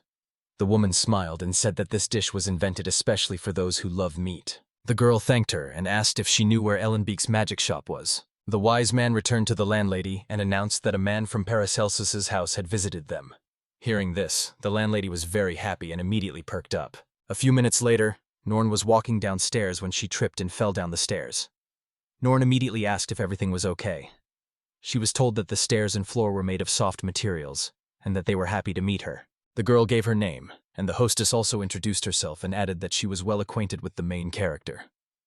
Nora said that it didn't matter, but she confessed she had heard from one person, a rabbit, that a study group was meeting here. Norn told her that fate was extremely favorable to her. In her hands was the power to influence the lives of other people. She confessed to Nora that she loves money and is ready to do anything for her goal. However, if she likes someone, she easily starts a relationship with him. It seems that she could be a match for Paracelsus. Even fate itself brought them together. Norton said it was a kind of character-guessing game, a little physiognomy, a little personal observation, and then asked if she had guessed. Norton replied that no, not at all, that's not true. The hostess was asked to find some time to talk before the lesson began. Turning to Mudrin, she admitted with a smile that she liked this girl and decided to talk to her alone. After a while, they found themselves in another room. Norn noticed that the conversations of the people leaning over this tablecloth remained inaccessible to outsiders. She also proudly added that she had invented this special thing herself. Nora asked her if it was magic or alchemy, to which the girl replied that she was using all the methods she knew. The girl realized that Nora was also using quite complex shamanic magic. The host explained that using methods from various sciences, one could create barriers that even magicians or alchemists couldn't easily overcome. Nora enthusiastically declared that she would like to have such a tablecloth for herself, and also asked what it meant to be able to keep secrets. Norton said he wanted her to sign a magic contract. Under this contract, they promised to keep this entire conversation a secret and not to harm each other as long as the agreement remained in effect. I never thought about how shamanism is treated in this country as some kind of magic. It always annoys her. Do you know what damage is? It looks suspicious, doesn't it? She turned to her father, saying that it was some kind of strange and incomprehensible damage. She can't read the document, but she understands how it works from the form of the curse. Compared to the service contract technique, this connection is too weak, because the curse makes it psychologically difficult for a person to give away a secret. The girl asked if the copies of the contract were connected. Norn raised her index finger and assured her that she was thinking in the right direction. The bonds that hold this document together are very weak and will be easily broken. When that happens, the bonds on her copy will also disappear. She will take this as a declaration of war. No one would have thought that it was such a successful mixture of witchcraft and alchemy, most likely her own invention. She agreed to sign the document, but admitted that she could not write in the language of this country. She was told that it would be enough to leave a simple fingerprint. Norin asked if she had studied alchemy since coming to Paracelsus. She confirmed this with a smile. The hostess was surprised to note that her knowledge of alchemy was truly impressive. The woman noted that Nora had very beautiful handwriting, and also admitted that she really wanted to see her in the study group. To this, Nora asked, what did they want to talk to her about? Norn said that people from another world came to them, and these people have special abilities. As soon as the girl heard this, she immediately tensed up. She realized that this was bad. She needed to behave naturally. She was in real trouble. Meanwhile, the host continued to say that he always called such people gift bearers. In all that time, she had only met 4 people. 2 of them were brave adventurers, 1 was a merchant, and 1 turned out to be an alchemist.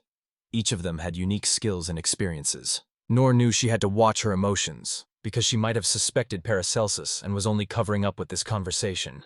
She sincerely believed she would learn something important for herself. Norn turned to her assistant and explained that only someone with the knowledge of a magician or shaman could notice the strange nuances of the contract. She understood everything from the skin color and accent, but was finally convinced when she saw the language in which the signature was written. The hostess believed that the union of a talented but timid young man and a realist shaman was a combination that could not be ignored. And shamans usually do not just attack the first person they come across. She had to act, knowing that a magical web had already been drawn around her. Norn would have done the same in her place. She thought about how Paracelsus was worried that his powers might become too visible to others. The hostess thought that if she were in this girl's place, she would ask about power, trying to summon magic. After all, Nora could curse her, erase her memory, or even kill her. She needs to think carefully before she speaks. Norin said that only 1 of the 4 people tried to use their power for the good of the world. She didn't even think that she had only 2 thoughts left: how to avoid becoming this woman's enemy, and how to escape as quickly as possible if it did happen. She had already done everything in her power to protect her master. The girl thought that if she ever became an enemy of her master, she would simply be killed. All power belonged to the master, and she would not allow her to even raise a hand against him. At this moment, Norn was watching the girl. She noticed that she was gradually calming down, probably considering what to do next. The mistress decided that all this must have something to do with some kind of murder. Now Ta no longer tried to escape and listened attentively to her every word. If she had remained so obedient and submissive, she would not have lived long. Norn explained to them that these powers were beyond their comprehension, and no amount of trickery would make the owners of the gifts appear to be criminals under the laws of this land. She would not allow that. If the recipient of the gifts turns out to be a villain who cannot be judged, then, depending on the circumstances, these powers can kill their owner. Nora wondered who determines what is right and what is wrong. Would she really judge people? The landlady smiled sweetly at Nora, but refused in return. Then she held up the book and said that the final word would be left to the civil court. Nora was stunned. Norn explained that this law establishes rules that all residents of the country must follow. Thieves will first have to pay a fine of 6 times the value of the stolen item. If someone is caught stealing a 3rd time, they will be punished by having their hand cut off. And if a person takes the lives of 3 or more citizens, they will face the most severe punishment, the death penalty. Servants are the property of all citizens, future free men, and they cannot be beaten or killed without just cause. He who cannot provide a proper roof over his head for his servants has no right to buy them. Norn said that she dreams of equality between all people. That's why she doesn't like this law. She doesn't want servants to exist at all. It's important to her that the bismen are recognized as equals. The hostess also assured that she still respects civil rights, which have become a real asset after many mistakes in the past. She promised to do everything possible while the prayer is heard. Norn said that even the one who brings gifts will not receive special treatment from her. If he unjustly killed 3 people in this country, then he should be sentenced to death. Confused, Nora turned to Norn to ask what she should do next.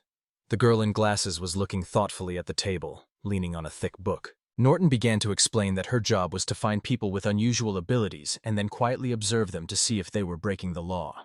If it turned out that someone with powers was using them for criminal purposes, the girl was ready to personally deprive that person of their gift, or even kill them. Nora replied that in her country lynching was considered a crime. To this the alchemist remarked that it was the same in their country, but added that she herself could not call her actions right, because this girl always did whatever she pleased. Norn placed a book with a cover in the shape of scales on the table, so that the front side was turned towards Nora against the background of the sun, and said, if Nora came here to study, she would have to master their language and civil law. After that, Norn added, they must follow these laws together with their mentor, because only then could they become true friends. The alchemist confidently stated, if someone was going to play with the lives of others as if they were toys, they would not allow it. Pointing to the buffalo-headed one, Wise added that this was only possible through their bodies. Norton concluded, this was exactly what she had wanted to tell Nora for a long time. It sounded simple enough, if that was all it took, since she was already eager to return home. But the alchemist warned that the second condition could be a real problem for the couple. The Norn replied that every year or two, more and more bounty bearers seemed to appear in their world. This was a real surprise to him, for it was rare for the Valians to appear so frequently. However, the alchemist noted that even under such circumstances, it was not possible to say that the whole world was full of them, and they wondered why there were so few.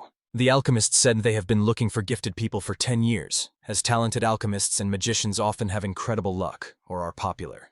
They added that they carefully observe anyone who stands out from the rest. Norton said that almost all of the gifted people had disappeared or died before they could learn whether they had unique abilities.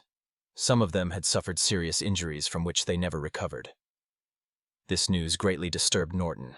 Nora jumped up from her seat and immediately asked why this had happened. She explained that depending on the type of ability a person had, they could be kidnapped, and added that there was always plenty of reason to detain all suspects indiscriminately.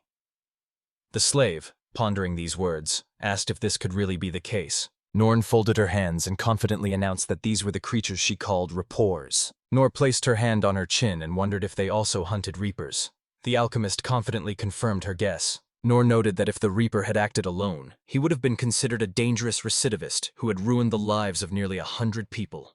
Furthermore, they had no idea how the Reaper used his chosen powers, which made him an even more dangerous enemy for them. Nora listened carefully to the conversation and realized that the people around her would not be a hindrance to her or the master if they obeyed the local laws and agreed to set up surveillance.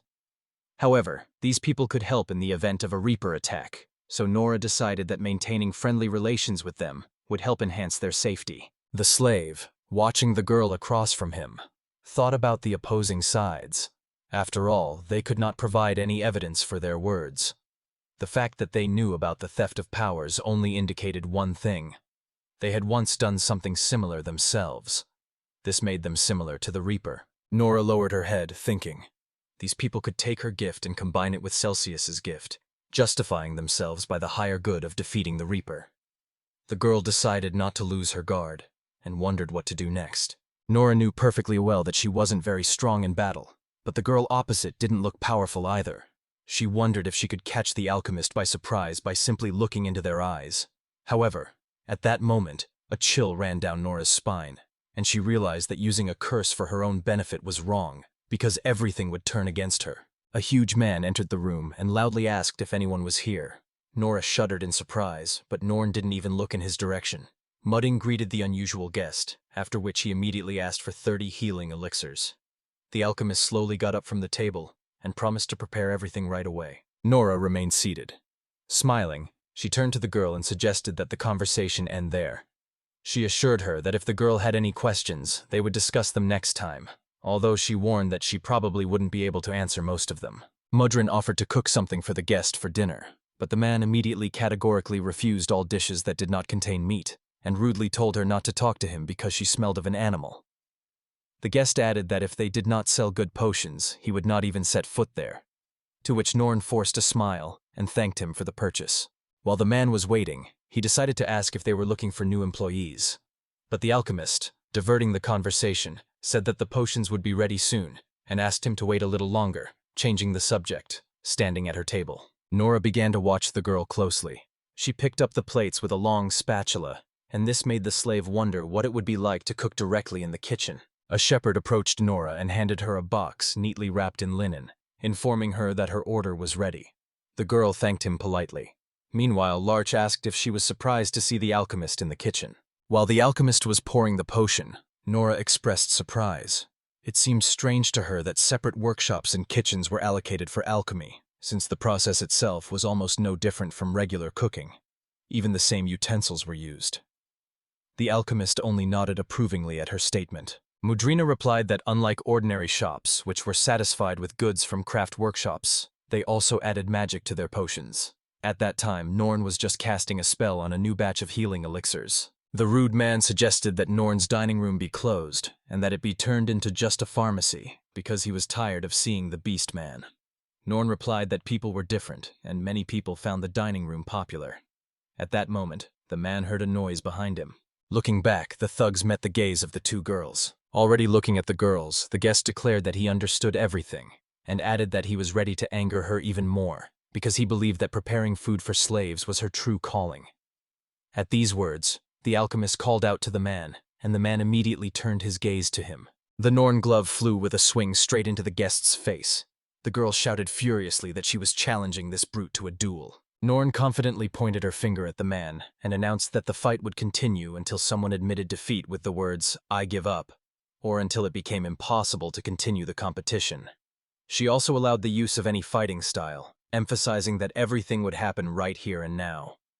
Full of determination, the girl warned, if the man was defeated, he would be obliged to apologize to the guest. The man raised his fist and replied seriously that if it were true, he wouldn't joke about such a blow.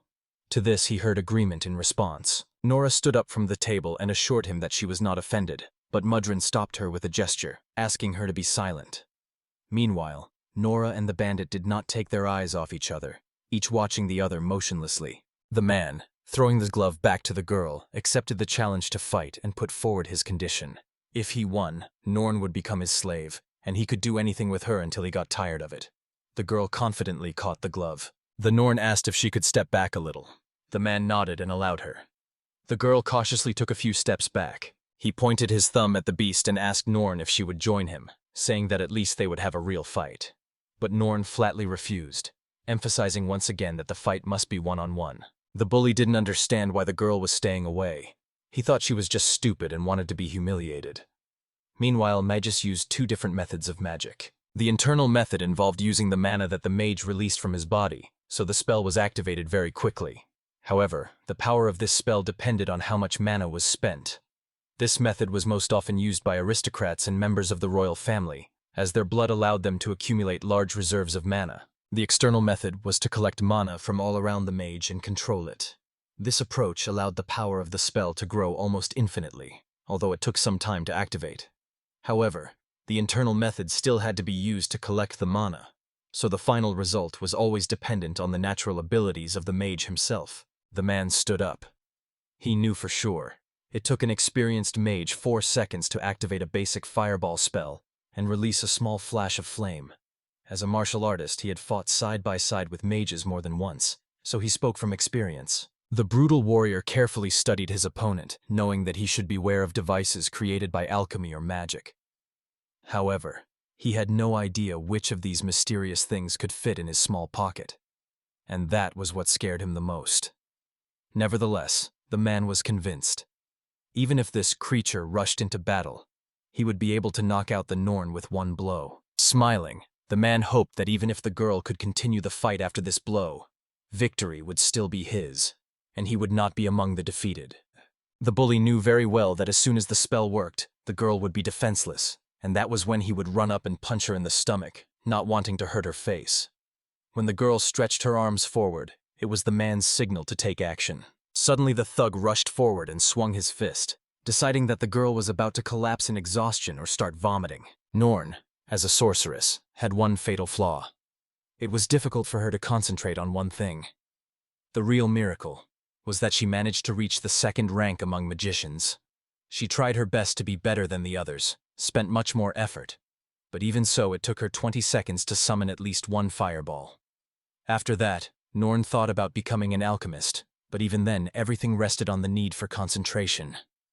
Because of this, she never managed to achieve significant success in this matter. After much suffering, she finally gave up and decided to focus on just 3 spells, which she sought to perfect. The girl continued to stretch her arms forward, her whole body absorbing the mana that was floating in the air. Second, Nor used her left hand to control the humidity of the air, and third, her right hand to affect the heat.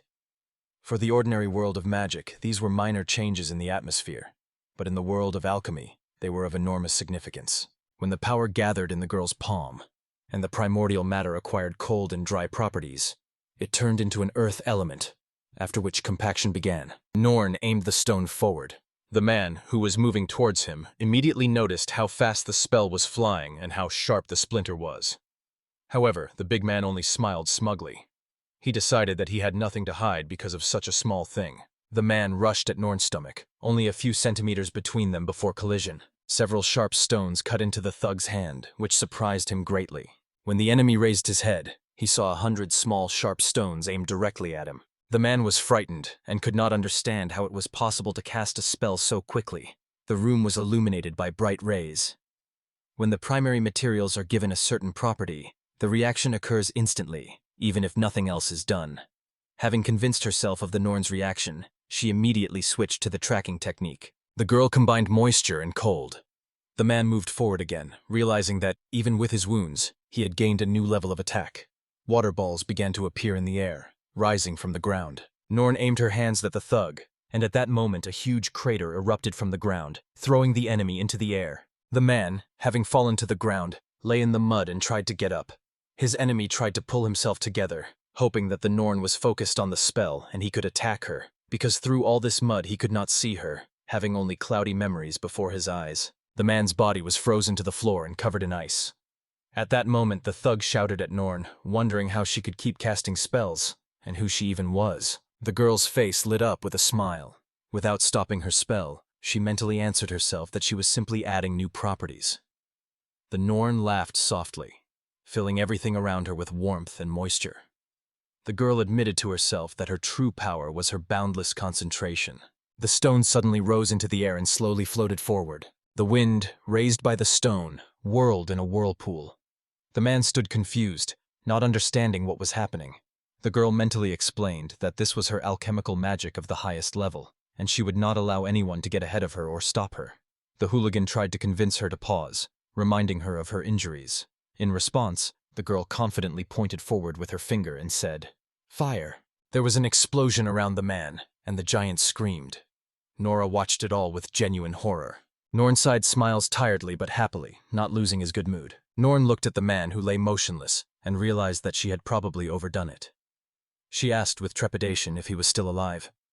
Mudrin sat down next to the wounded man and assured him that the strong one was still alive. And Nora herself, seized with fear, hid behind the overturned table. Confused, Norn told Nora that it seemed that the loser was no longer going to apologize to the girl or ask for her forgiveness. Feeling useless, Norn advised herself to go home. As she walked down the street, a thought crept into her mind. She and the owner were completely different, and they could never be equal. Modrin swept the floor after the fight. Norn spread the cards on the table, read the fortune, and explained, "If a dragon appears on the ground, it indicates the true essence of the object. On the fire, the inverted ancestor of the elves symbolizes the state of the soul, and the last card, a skeleton with a scythe, fell into the air. This means that death awaits them in the future." The girl raised the card to her lips and thought. Meanwhile, the alchemist's palm shone with magic. Stretching, the bandaged Grekov slowly opened his eyes. He was lying on the floor, covered with a blanket, when he noticed the man next to him waking up. Nora immediately apologized, explaining that she had overdone it a bit during the duel. The girl stood up and assured him that she was well versed in the treatment, and if he waited a little longer, he would be able to walk in 3 hours. Grekov apologized for having to help him out, and promised to apologize to the slave later, and also assured him that he would not use bad words again. The girl looked at him with suspicion and fear, as if she was sure that the man would kill her as soon as he could move. Grekov denied this in confusion, not understanding why she thought that. Putting on gloves, Norn replied that in this country attempted murder is punishable by 3 years in prison. The man looked at the girl in confusion, not understanding her words, and objected. "They say, you can't condemn a person for something they haven't done yet, especially if they have permission." Thanks to magic, a magical bow and arrow with a heart-shaped tip appear in the hands of the alchemist. The girl coldly said that she would pronounce her verdict on him. The Greeks, who saw all this, were sincerely surprised where the bow and arrow came from. Norn pointed her weapon at the man, and addressing the unfortunate sinner, begged to be allowed to save him. Grekov asked the girl to stop, explaining that the defeat had indeed irritated him, but not enough to challenge her again. He cursed his helplessness. At that moment, Mudrun was climbing the stairs towards them. Norn silently looked at the boy, and then smiled and laughed, admitting that she could have watched the frightened face of the man who considered himself the strongest for a long time. Mudrun, confused, replied that he did not understand her preferences. Suddenly, the girl shoots an arrow that hits the man right in the chest. Grekov glanced at the arrow, and then, raising his hazy eyes, he saw the girl and thought she was incredibly beautiful. Banaj's husband could not hold back his tears when Norn asked him if Grekov would agree to become her slave for 3 years. He replied that he was ready to devote his whole life to her, but the girl only smiled and said that 3 years would be enough for her. The girl put down her bow with a smile and said that in 3 years she would teach her husband well and then let him go, while Mudrun returned one of the books to the shelf. Cupid's bow. This weapon had magic arrows that made the enemy fall in love with its archer with all his heart. The owner of such a bow could use as many arrows as he wanted, but the effect of each of them lasted only 3 hits. When the 4th was released, the spell from the first one disappeared. It was impossible to kill with this bow. Returning home, Nora went into the house, put her bag on the table, and called out that she was back. Paracelsus greeted the girl, carrying a tray, and gently showed her what he was holding. The girl looked at the tray with interest, asking what it was. The guy replied that it was Coco's skin, and was not at all surprised by the contents of the box. Paracelsus explained that he himself did not understand much, but when he put the skin in a special growing kit made according to a recipe, Coco's skin began to grow. Paracelsus was pleased to announce that Coco was in good health, and that if all conditions were right, she would recover quickly. He added that the girl would need a lot of primordial matter to recover. The boy looked at Nora and said that they should think about how to get her back together now. Elflay lay motionless in her bed. A small monster with bulging eyes crawled into the room through the open window and began to look around. The monster looked around in confusion, but at that moment the elven hair wrapped around him and began to strangle him. Meanwhile, the girl simply swallowed the monster. An eagle flew high above the settlement in the night sky. Burke looked down and saw Glint, the dog standing on its hind legs, making some kind of sign to the beastman. When the eagle landed, he asked the dog how he was doing. In response, the dog only wagged its tail happily and barked cheerfully, or he simply sat down next to the dog and asked what had happened. The dog, unable to speak, began to write a letter. The bundle reported in the letter that the humanoid fairy had disappeared, had probably been captured, and that the owner was collaborating with suspicious individuals.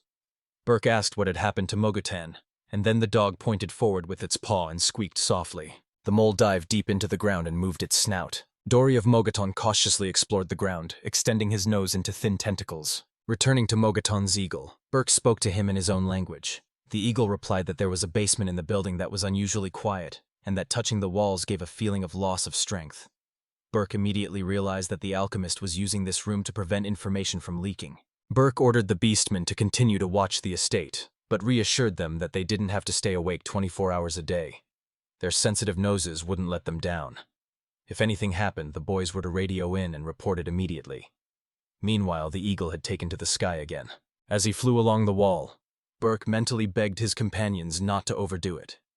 Meanwhile, the dog and the mole burrowed into their hole and slept sweetly under the blanket. Nora lay next to Coco, reflecting on the fact that nothing could be done about Agnosia, and her own motives remained a mystery to the girl. The boy suddenly pulled the girl out of her thoughts with his voice and asked if she was listening to him.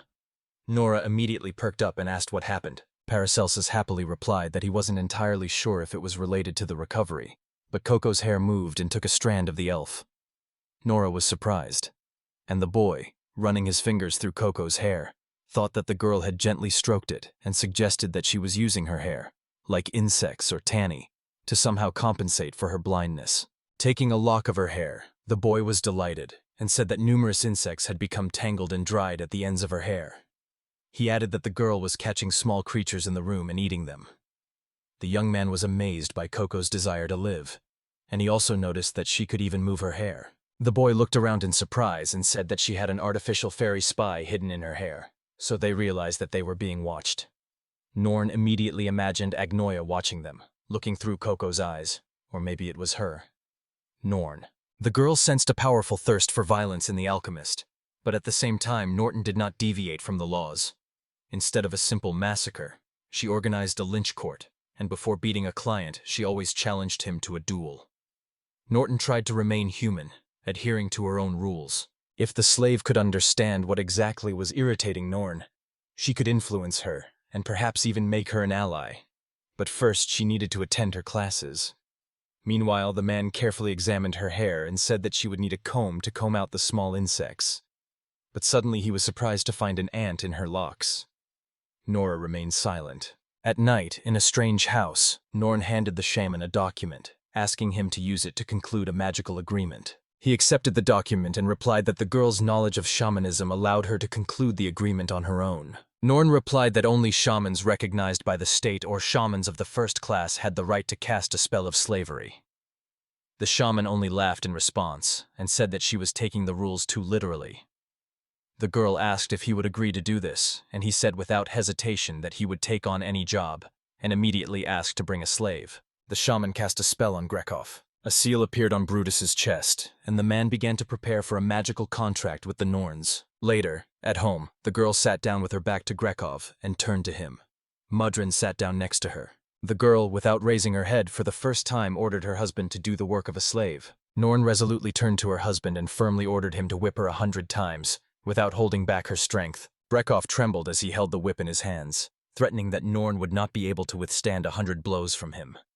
Norn lowered her head and quietly replied that thanks to Mudrin's skill in healing, she would survive even these beatings. Norn explained that, even though it was a duel, fighting without a trial and investigation was unforgivable, and such an offense was punishable by 10 lashes. However, if someone did it again, the punishment would increase tenfold. The man blushed, and wiping away the sweat, admitted that he couldn't do it because he loved her.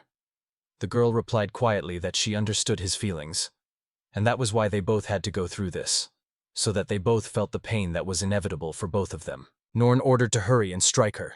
Grekov, his face full of pity, screamed and swung. The room heard the sharp crack of a whip. In the very corner, under the stairs, the rabbit man was huddled and trembling. He hugged his knees to his chest and covered his ears, trying to protect himself from the terrible sound. The sun was shining brightly. Paracelsus happily announced that they already had all the necessary materials and a fuse in case of danger. So now they could begin creating the bomb. The young man asked Nora if she and Coco could spend the night at the hotel tonight.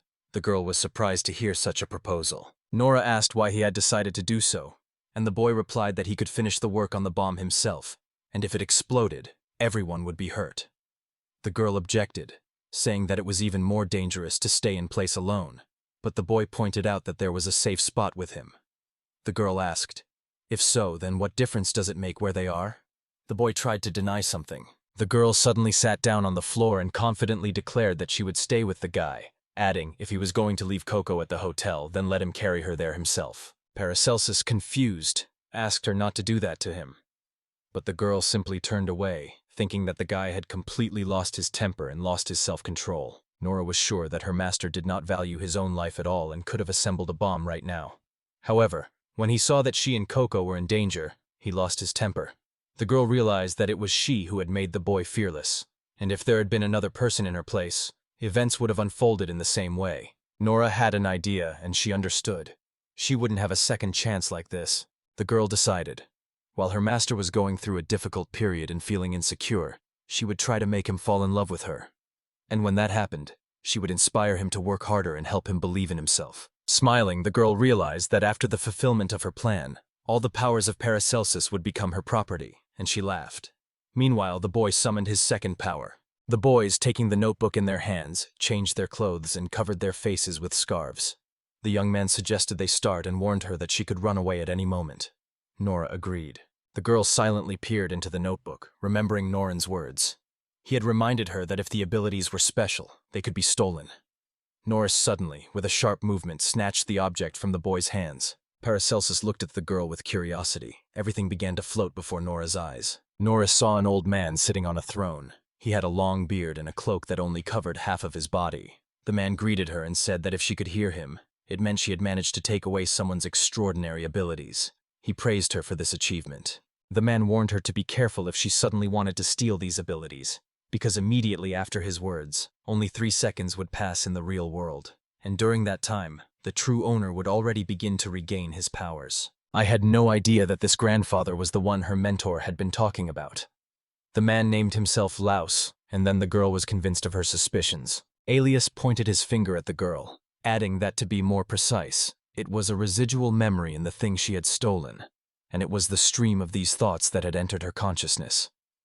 A notebook with a picture of a man appeared in his hand, and Alias began to explain how to use it. Nora learned about this from the stories of Paracelsus. The man said that the previous owner of this ability was a person from another world, and that he had two abilities at once. The man promised to reward the girl for taking away her abilities, and assured her that if he knew the answer, he would honestly answer any of her questions. Nora asked who he was, that he could do things that no one she knew could even remotely do. The man just laughed in response. The old man began to disappear, as if dissolving into thin air, and said that it was he who had given people magical abilities.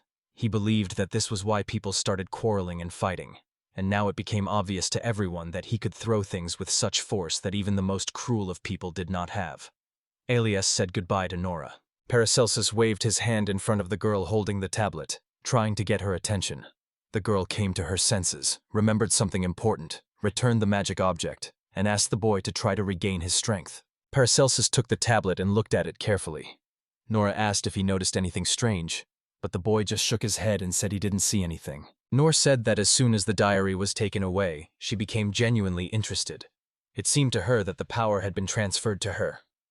She added that a spirit named Alias had explained to her how to use the artifact. Paracelsus did not hide his surprise at hearing such words. The boy was angry that his notebook could be taken away so easily. He was advised to be more careful. He remembered this and asked to show what things are being created now. The cells were still filled. Nora asked her hostess if she was trying to create something, and she confirmed that she was. The young man said that when he came to this world, he immediately tried to find the recipe for immortality. But among the many necessary ingredients, he found 100 that he had no idea how to get. The boy realized his powerlessness when he filled the notebook with recipes that he could not yet implement, and realized that in front of him was just a pile of useless paper. So he decided to become an alchemist's apprentice and collect other recipes. Paracelsus considered himself lucky with this power, even if he only created what he already knew, but secretly hoped that when the notebook was transferred to another owner, the list of recipes would be updated. Nora grabbed the notebook again, declaring that she no longer saw any images. The girl replied that after the new owner appeared, the notebook had not lost a single recipe, and therefore retained the ability to record all the dishes created. Nora looked at the boy with condemnation, and he only looked at her incomprehensibly in response. Norris noted that his recipes were too easy to take, and the first pickpocket would immediately steal them. The young man apologized for his carelessness. The girl asked him to summon the notebook invisibly in the future, or hide it at the slightest danger. After that, she insisted on training immediately after making the bomb, and Paracelsus willingly agreed to all her demands. Nora warned the boy to keep quiet about his second power, because Alias had already revealed this secret. The girl explained using her own example how she tried to take away his power. If she had managed to steal only the first gift, then she would not have succeeded the second time if the guy had struck her in that very place and time. And if that power could kill her instantly, that would have solved the problem even easier. Nora added that the second power must be hidden even more carefully because it is used very rarely, and therefore the enemy will remain on guard and will not dare to attack until the very end. The boy understood the girl, after which she returned the notebook to him. The man returned to his work. He said that he needed to make a bomb, and falling on one knee, directed at the runes. Paracelsus's workspace was littered with various artifacts lying flat on the floor. The boy opened the window and let fresh air into the work area, stirring the flow of elements above the circle that held the magic. Then the young man poured in the right amount of oil and kneaded the mixture thoroughly, until it had the consistency of clay. Then Paracelsus attached the control panel and formed everything into a ball. He determined the amount of ingredients by eye, relying on the strength of the recipes, because this is how balance is achieved. Finally, the guy sealed the sphere with magic-holding paper, and once the desired thickness was reached, the first part would be ready. Then the boy used a special spell circle, with a metal plate in the center, to get rid of all unnecessary residue. When the young man removed the plate, the magic seal ceased to work, and all the elements returned to their normal state. He turned the board over, and with it received a circle of liberation, which destroyed all the elements laid out on the surface. All this work required extraordinary caution from him, repeating all the same steps, but using the elements of fire and water. He installed a shell that stifled magic, and finally, the bomb was ready. Paracelsus slightly burned his hand while working with fire. The boy asked the girl to pack the bomb. This was necessary for transportation. The bomb had to be carefully wrapped in special paper that blocked the effect of magic to avoid danger. The work continued. The young man continued to make bombs. Nora replied that she would take them to the room and left. The girl realized that the news had been disappointing lately, and this made her sad. As she walked forward, she wondered if Elias had deliberately deprived them of their gift to see how they would fight, watching it like a child watching an insect fight. Nora realized that hiding would be impossible, but she really wanted to leave herself a way out, since her chances of survival were slim. She thought that making a contract with Nora would be a good idea. The girl understood that thanks to the contract they were safe, but doubt still remained. Remembering the Norn's character, she understood that their main problem was Alias, who had become bored, and this could lead to his attack. She asked simple, insignificant questions, though she should have asked something that would give her an advantage in their childish game. Meanwhile, the girl was already neatly laying out the bombs wrapped in rune paper. Nora ran into Paracelsus's room, loudly calling his name, and he immediately answered her.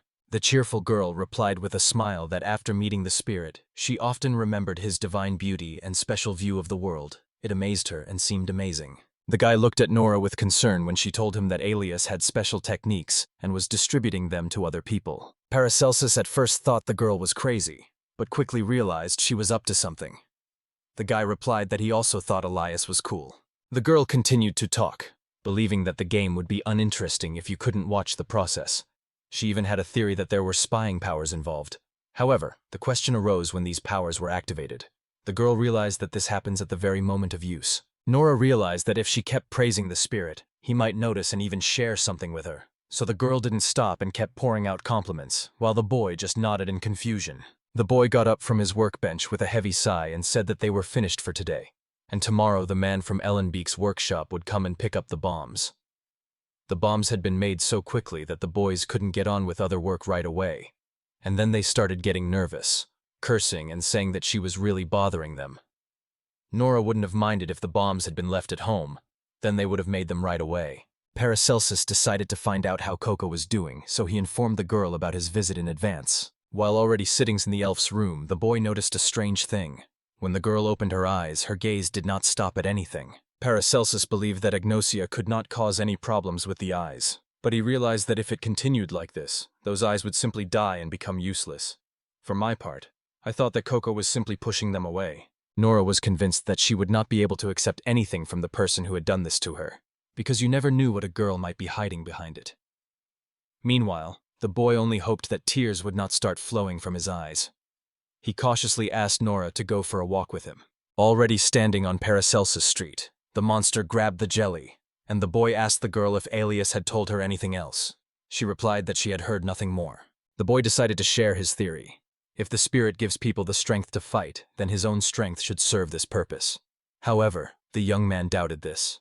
Elias remained dissatisfied with the fact that the boy was sent to this world at all, because the hero did not choose fighting skills, and therefore there were enough people with similar abilities here anyway. The boy suggested that perhaps Elias had something completely different in mind for the people. Nora only smiled at these words. The girl asked how well the young man remembered the contents of the catalog, but he immediately doubted his answers because he was in a hurry. Then Nora asked him to tell more about his abilities. The boy began to talk about 3 special abilities. The first was the ability to read hearts, thanks to which one could learn the thoughts of others. The second was the magician's magic book, which contained records of the most powerful spells. And the third was the entrance to the mirror world, where only its owner could enter. The guy answered uncertainly that he would hardly be able to remember everything at once, because there was too much. Nora understood him. The girl noted that even if there are many people with powers, there may still be those who want to gain the boy's abilities. Therefore, they need to make sure that they are able to fight back against their enemies. The guy happily suggested thinking about it right now. The girl smiled back and agreed, but expressed a desire to discuss it in her room. Embarrassed, Paracelsus replied that together, they would definitely be able to come up with something faster. Nora replied that living with a person who could read minds was sometimes quite annoying. The girl suggested that they think it over in private and return to the conversation the next day, after which she wished the owner good night. The young man said goodbye to her in return. Nora stood by her bed and closed her eyes. The girl managed to split. Astral projection was surprised by her skill, because usually ordinary people would lose consciousness, but Nora could remain conscious. The girl had no idea that one day she would use the technique she had mastered to secretly eavesdrop on someone's conversations. The girl asked if they could read her mind if she used the astral plane, to which the monster father standing behind her replied, "Not sure, but they could kill her if she remained still. Nora replied that this was the time for the monster to appear, and asked if he could enter her body. Monster Daddy understood everything and agreed to fulfill her wish. Monster Dad, examining his hands and the girl's body, admitted that he had completely forgotten how difficult it was to live in a physical shell. At that moment, Nora, in the form of a projection, warned him to watch his words and asked him to immediately take control of her body as soon as the slightest danger appeared. Nora added that they needed to practice acting quickly and effortlessly, and warned that by now the girl would be coming up with a new plan. The monster father should just act as he always did, which was how he told everyone to rely on him. Nora said that when they met the mind reader, they could confuse him in this way and catch him by surprise. The monster father remarked that the girl had planned everything very cleverly, and the projection replied that this way they would definitely meet the reader. Meanwhile, Paracelsus sat down on the floor and carefully reviewed the recipe for creating the weapon. The boy realized that ordinary weapons would not save him, because in a real battle they would be useless against an enemy with fighting skills. However, he realized that having at least some kind of weapon would not hurt. Paracelsus fell to the floor in confusion, not knowing what to do next. In the morning, the girl drew something on the ground and asked Paracelsus to do the opposite of what she said. Nora drew a circle, emphasizing that this was now her territory. Nora asked not to enter the circle, hoping that the boy would do just that is, violate her request.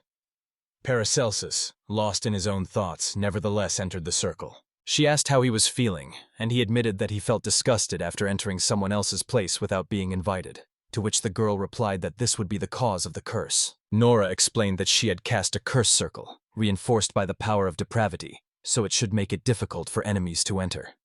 If someone tried to enter, the curse would begin to harm them both mentally and physically, and if strong feelings were invested in it, it could even become deadly. The girl explained that this curse did not work directly, but it was still very difficult to fight against. Paracelsus listened carefully to their explanations. Nora added that their enemies might be shamans, and promised to tell them more about the curse later. The boy agreed with her words. Paracelsus looked confidently at the girl, and addressed her by name. Hearing this, she immediately responded. The young man took Nora by the hand, and promised that he would protect her and become stronger. The girl blushed, confusedly agreed, but suddenly guests unexpectedly arrived at the house. Mudrin came to the boys with a rabbit. Paracelsus greeted them, and the man-beasts behind him also said, "Hello." Paracelsus explained that he had been waiting for them, and he had prepared the explosives in advance. The rabbit raised his eyebrows in surprise, learning that the craftsman had made these things in just 2 weeks. Paracelsus only laughed in response, as if he did not believe that this could be anything strange. The rabbit carefully examined the bomb, wrapped in a rag, and with a light tap on it agreed. The quality was indeed excellent. The rabbit apologized to the boy for the time he had wasted, warning him that he would have to come back twice to move all the bombs. The spider replied by telling them to wait for him, as he had to talk to the Norn. Paracelsus, having already changed his clothes at home, called for a notebook to be handed to him. The guy hid the notebook behind his back and replied that the size was just perfect. Nora entered the room and asked what kind of clothes they were. The guy replied that he remembered a piece of quality fabric that had been lying idle for a long time, and decided to sew himself a suit for self-defense. The guy explained that such a suit does not measure temperature, and he also developed special rules for behavior during heat. Paracelsus, meanwhile, prepared a similar suit for Nora.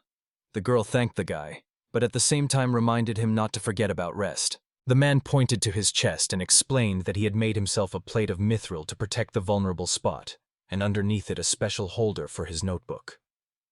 Nora examined the plate carefully. Nora decided to ask why this guy needed a Norn. Paracelsus replied that he wanted to ask her to hide who actually created this product. The girl looked at the boy and warned him to be careful on the road, and the young man only smiled at her in response. Paracelsus took the cart, which surprised Muren quite a bit, and asked the boy if he really was transporting bombs. The young man only replied with a smile that physical exertion would not hurt him. Nora stood aside and watched as the monster father turned to her and asked if she was really ready to let the boy go so easily. The girl mentally replied that she couldn't help anyway, and only wanted to show how far her master was from being able to kill, but deep down, Nora still felt anxious for her master. Nora put her hand on her chest and pulled out a hair. The monster father asked who did it. Nora replied that she did it to the Norns. The girl's face changed dramatically. She became angry. Nor calmly replied that if the boy did not return, she would hide and put a deadly curse on Norn. Hearing this, the monster looked at the girl with fear. The monster father asked her not to switch places with him when the girl was standing next to Paracelsus, because he didn't know what face to show him. In response, Nora told him not to complain, because now he had become a part of her. In the town square, Paracelsus stood next to Phantom and, barely able to stand, suddenly began to vomit, making excuses that he had never had to move so much before. Meanwhile, Mudrins came over and supported the boy so that he wouldn't fall. The rabbit suggested leaving the boy where he was, but Madrina replied that they should take care of him. The young man tried to catch his breath, thinking that he definitely needed to work on his stamina. Suddenly, he heard a voice speaking to him, and Parcells turned forward, listening intently. During the fountain's failure, a skull appeared on the surface, and this became a sign that the boy had special abilities. Paracelsus was scared and wanted to scream, but suddenly he was pulled under the water. When the rabbit heard this sound, he went to the fountain and asked what Paracelsus was doing. Mudrin asked what had happened as the rabbit looked closely at the fountain, and heard in reply that someone had heard the splashing of water. However, the man who could have created it was never seen. Mudrin asked the rabbit to step back a little, dipped her finger in the water, and then carefully licked a drop from her finger. The girl calmly replied that it was the taste of dead human flesh. The rabbit wondered if it was the taste of Paracelsus, but the wise one explained that the person who had this taste had died a few days ago. She added that the situation had become a real cherpavets, and ordered to immediately tell everything to the hostess. The rabbit understood everything and quickly ran away. Mudrin realized that if anything happened to the boy, they would all be unlikely to escape Nora's wrath. So she quickly made a note on her tablet, warning her companions that Paracelsus had disappeared. Paracelsus was lying on the ground, and a shadowy figure stood opposite him. A man with a bony face, calling himself the Dark Knight, clutched a sword in his hands and sternly ordered the boy to answer all his questions. Paracelsus stared in horror at the man in the cape. Dark Knight remarked that the boy was a bearer of gifts from another world, and the young man agreed with these words. The man pointed his sword at Paracelsus and ordered him to tell him about his abilities, and then give them up if he wanted to stay alive. Paracelsus looked around, assessing the situation. Deep in thought, the boy noticed that after falling into the fountain, everything around him became quiet, and all the people had disappeared somewhere. Then he realized he had been transported to another world. The Duck Knight laughed, and Paracelsus understood. The water that was raging around was only an external manifestation of the power that the man opposite possessed. Paracelsus suggested that one of the Dark Knight's abilities was not related to combat. He was unsure whether the Dark Knight could combine this ability with other skills and pondered carefully what this power of movement consisted of. The young man asked him what guarantee he had that he would return alive if he gave up his powers. To this, the man only smiled and replied that there was no guarantee. Such a question was completely pointless. The Dark Knight replied that in the boy's current situation, the best solution would be to simply give up his powers for the sake of his own life. He also added that he would make his final decision by observing the young man's actions. In response, the boy rebuked the Dark Knight for such indifference and harshness. The boy trembled with fear and insisted that he did not know this enemy, demanding to be returned to his previous world. He threatened that otherwise he would burn the enemy to the ground. The Dark Knight responded by remarking that the boy's true power lay in his recipes. Paracelsus was stunned to see how much his enemy knew, and could not understand where he got such knowledge from. The Duck Knight reminded the boy how he had diligently prepared medicine for his sick grandmother, and calmly took out the notebook, having no hidden intentions. The man began to poke the boy with his sword, mocking that he would not be able to turn him into coal, and asked what his second power was. Paracelsus tried to cover his head, protecting himself from the blows of the enemy. The boy resolutely took up his sword and declared that he could not give up his power, but offered to make a deal. Paracelsus suggested doing everything possible for the boy, as long as it was not used to the detriment of others. The young man asked to be taken out of here as soon as possible, because if he was killed now, the enemy would achieve nothing. The Duck Knight laughed and mockingly asked if the hero was waiting for his desired death. At the same time, he summoned an entire army of zombies from under the ground. The guy turned around and was surprised to see a whole horde of zombies. The rebels from the ground tried to grab the young man, but he desperately pushed them away. The crowd of zombies knocked him off his feet and rushed after him. The boy screamed in pain, shouting that he was dying, but the man only remarked that for now they were just playing with him. The Dark Knight replied that if he didn't obey, they would really start beating him properly. Paracelsus rose up at the very moment when the army stopped, and the enemy demanded that all abilities be transferred to him. The boy replied through tears that he would obey him. The man ordered him to take the notebook, and he calmly replied that he already had it in his pocket. Taking out a coin, he held it out and offered to keep it for himself. The Dark Knight asked what it was. In response, the boy showed him a magnet and explained that it was a means of communication that everyone was given when they joined the Alchemist Association. The young man threw it onto the plywood, confidently voicing his actions out loud. At this, the man asked what would happen next. The coin fell into the water, and the boy, leaning down, quietly whispered the word pear. At that moment, everyone froze, like truncated images. The fountain suddenly exploded. The boy managed to duck in time, and that's why, when everyone else was scattered in different directions, he remained unharmed. Paracelsus calmly leaned his hand on the fountain, and all the others sank to the ground along with the drops of water. Rising from his seat, Paracelsus could not believe that everything had worked. It seemed incredible to him that by following the recipe, one could create something capable of turning water, along with valerian, into steam. The young man staggered forward, thinking that the dark night was not trying to kill him. However, it was he who was able to take his opponent out of the game. Still, the boy hoped that he had not died, because if he had, the young man could have remained in this world forever. The boy fell to the ground, stunned by the explosion and dizzy. In the house, while Nora was having dinner at the table, the doorbell suddenly rang. It announced that unexpected guests had arrived. The girl opened the door, thinking that Paracelsus might have forgotten something. Lexus stood in front of Nora, blocking her with himself, and wished her a good day with a smile. Nora froze in place, as if in a daze. The girl mentally ordered her monster father to change and went to the astral world to do some shopping, not even suspecting that Elias would appear so quickly. Previously, the girl had told her father about a person who could read minds, and suggested that this gift allowed her to understand only the superficial thoughts of other people. The monster father asked her why she thought that. The girl replied that otherwise the reader might strike first, depriving Alias of the pleasure of the game itself. Nora decided that the spirit was easily flattered, which was why he might visit them soon. So the girl began to think of a strategy in advance, thinking that the old man's thinking was as complex as she was. But her father was indignant because it was all based on guesswork. Nora asked her father to see only the good in Elias. After, the girl asked to ask the old man about his power, because she really wanted to learn about it and ask him about his knowledge. Her father asked, somewhat confused, if Nora really wanted to kill this old man. The girl replied that it was just one of the options. The most important thing now is to find out exactly what he meant, and then embellish his words. They say that the father should not worry about it. But she replied that if any unnecessary thoughts entered his head, they should immediately switch places. The father then asked what he should do if his son asked to stay with him for the night. She advised him not to accept the offer right away, but to first talk about his own worth. And only later, when some time has passed, can he do as he wishes. The monster father couldn't believe he would have to share a crayon with a spirit. The girl replied that closeness could help create a bond and reveal the enemy's weaknesses.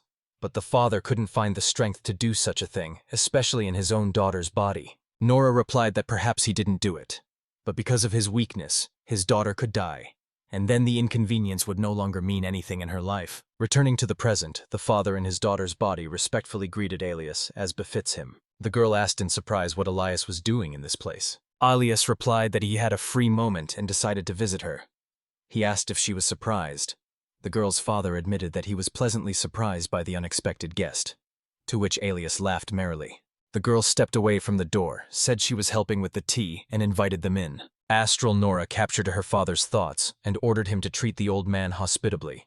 The father, with a strained smile, forced himself to agree. At Alan Bix's magic shop, Norn told him that Porchico had come across a walking dead man near Paracelsus's house. He was holding a piece of flesh wrapped in linen cloth. The girl carefully lowered the canvas and unfolded it exactly where the dead man's hand had been, announcing that it was a part of the deceased's body. Then Mudrin wondered if there was a way to control the dead. Norn replied that such a technique does exist, but it is extremely complex, and many people, without even realizing it, are hindering its implementation. She also added that it is a forbidden curse. Looking at Norton's hand, she noticed that the more people lived in the city, the harder it was to use such magic. Because of this, such abilities were considered rare.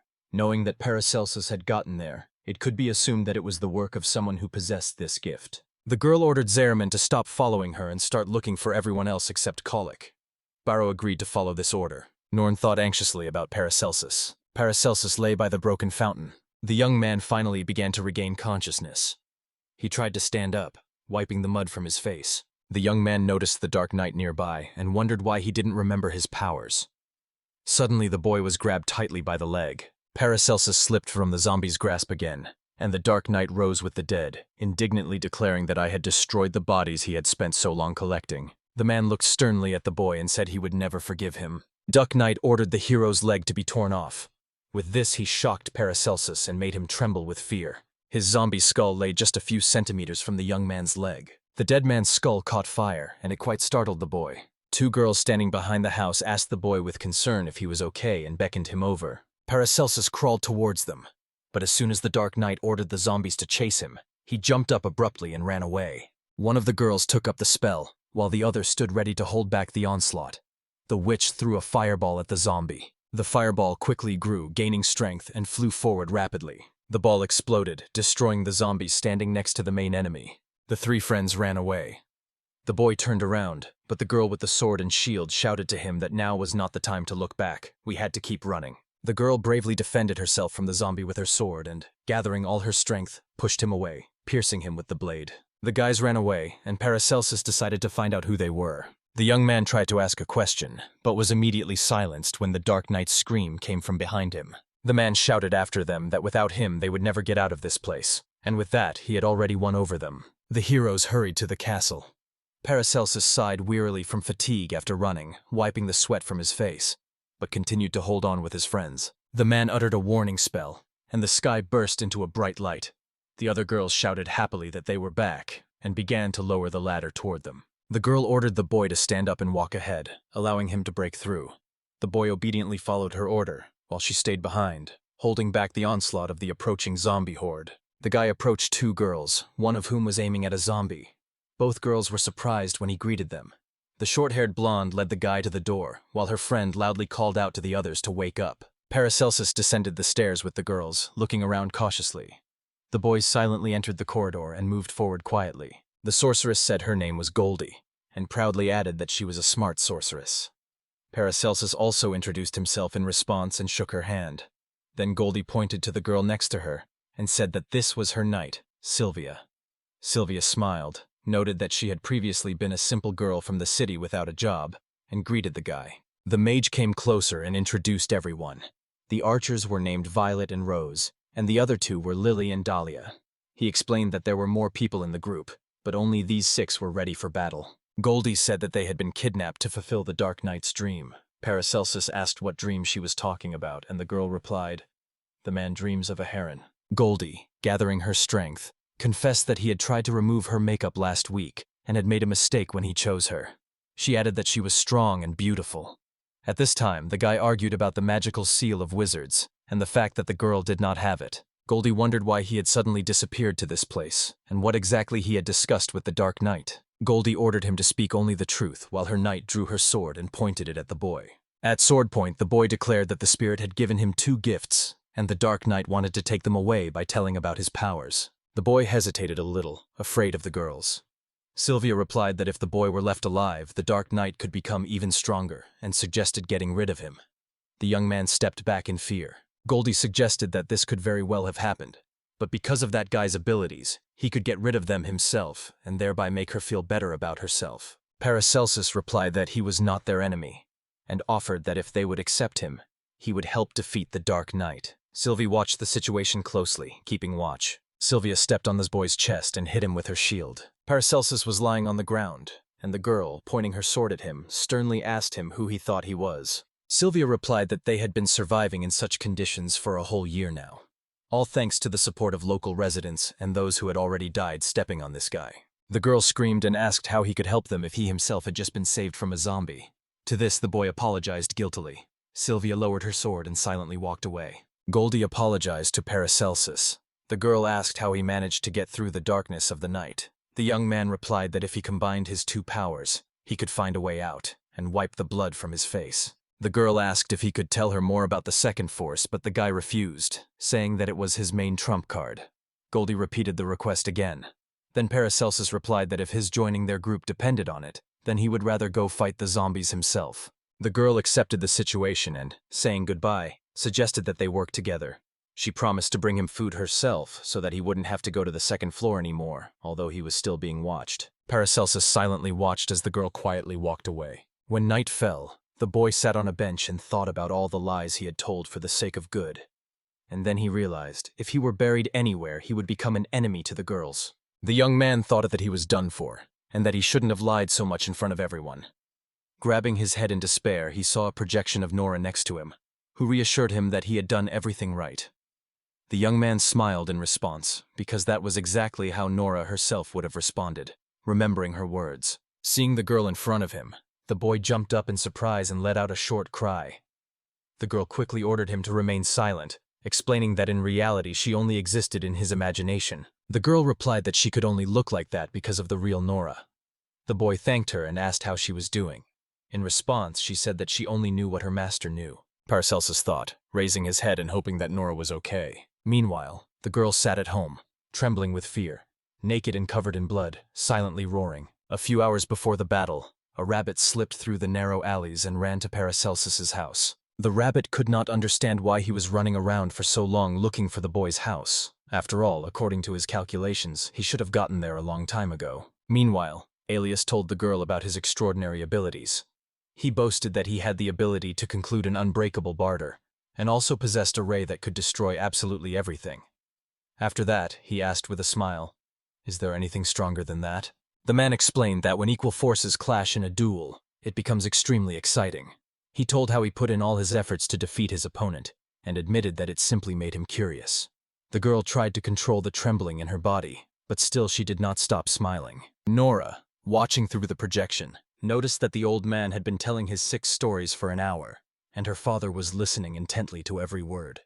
She thought that she could hardly have listened as patiently. The girl remarked that the idea of giving people from another world powers and drawing aliens into her world was quite successful.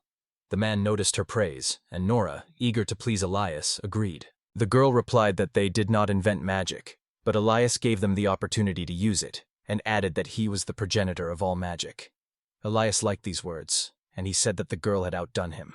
The man spoke about how people are limited by fear, talent, morality, and imagination. He recalled that he had originally given people unlimited magic so that they could create and destroy entire worlds at will, with complete freedom of action. Alias thought sadly about how stupid people can be, and wished there were more competitions in the world. The girl asked if Elias was familiar with curse magic, admitting that she herself was a shaman, and had read that magic and curses were different from each other. The man smiled in response and said that he had heard of such role-playing games, adding that people make up their own ridiculous rules. A man named Kurz spoke such nonsense that Nora's father became furious and challenged the spirit to a duel. The man was looking at the girl with curiosity, and somewhere nearby, a projection was silently watching everything. The girl said that his strength of spirit was truly impressive, and that she, as an ordinary person, could in no way compare to him. Father, while in Nora's body, explained that he wanted to prove that curses are not so powerless. Their power can be compared to real human strength. The girl suggested, "If you want, you can hit me, but ask permission first." Ali asked what the girl wanted for the victory.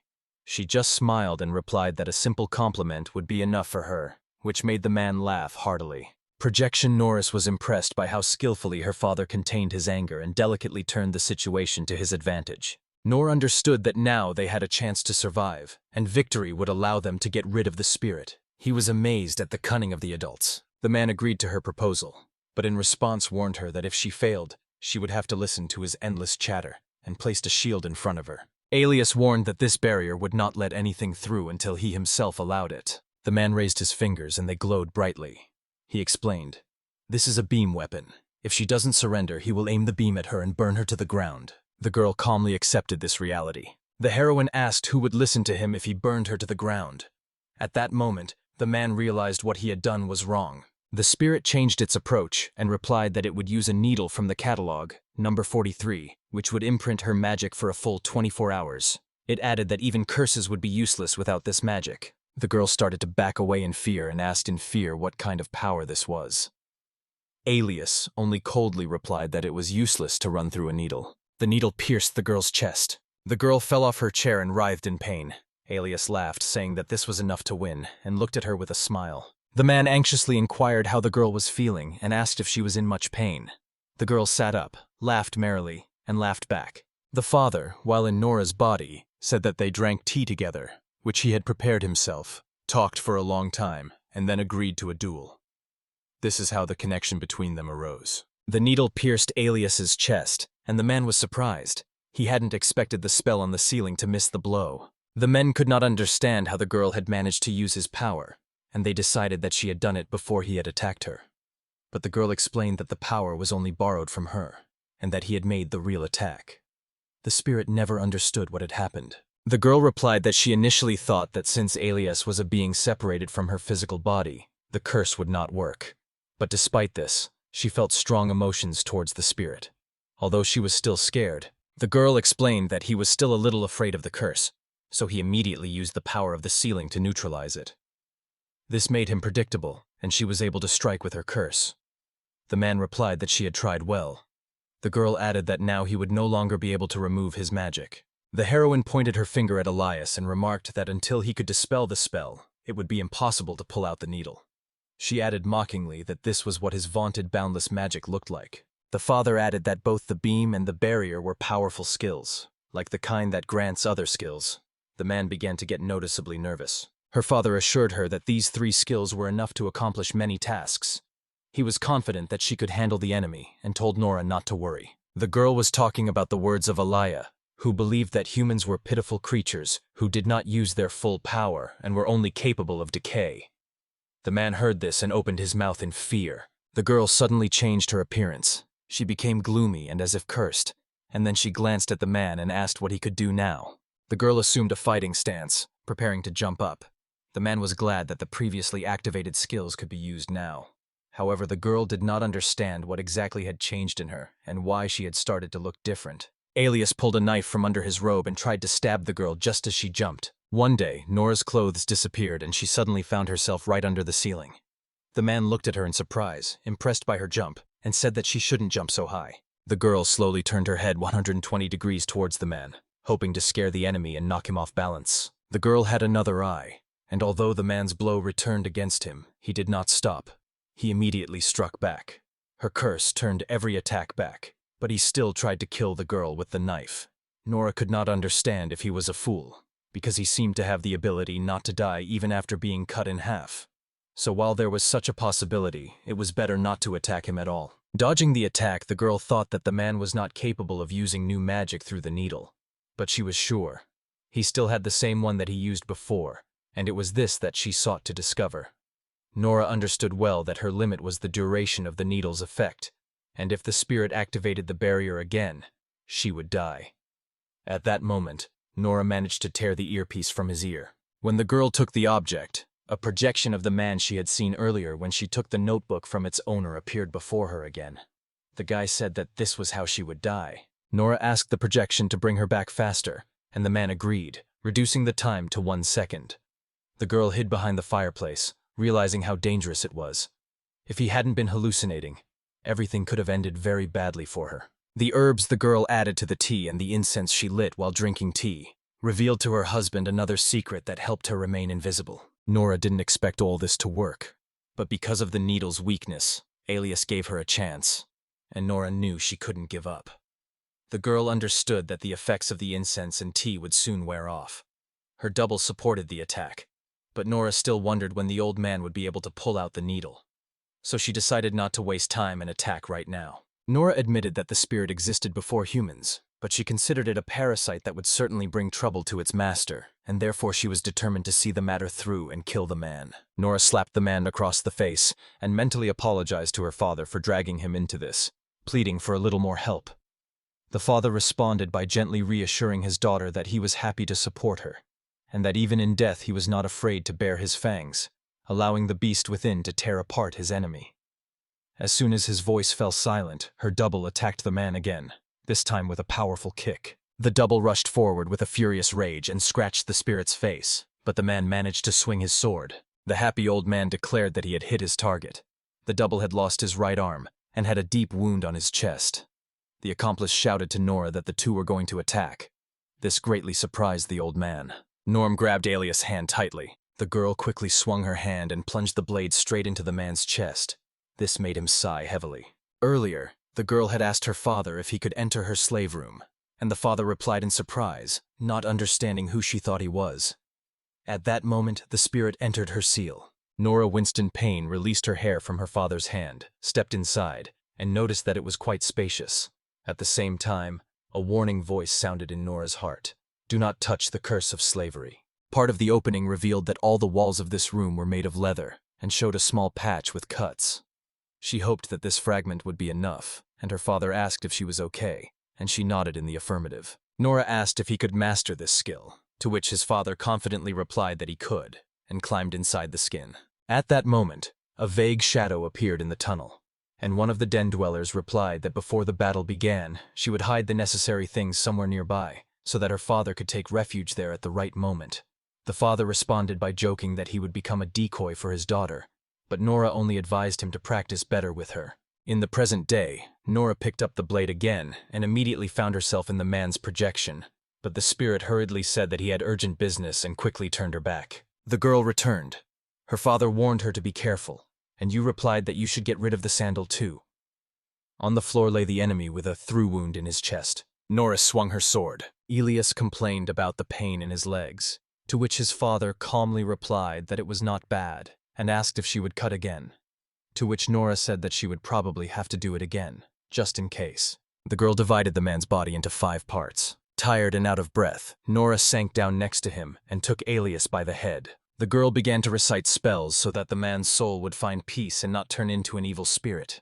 She thought only of one thing: to get rid of the body as soon as possible. Nora tried to calm both body and soul as quickly as possible, but her father's words did not give her peace.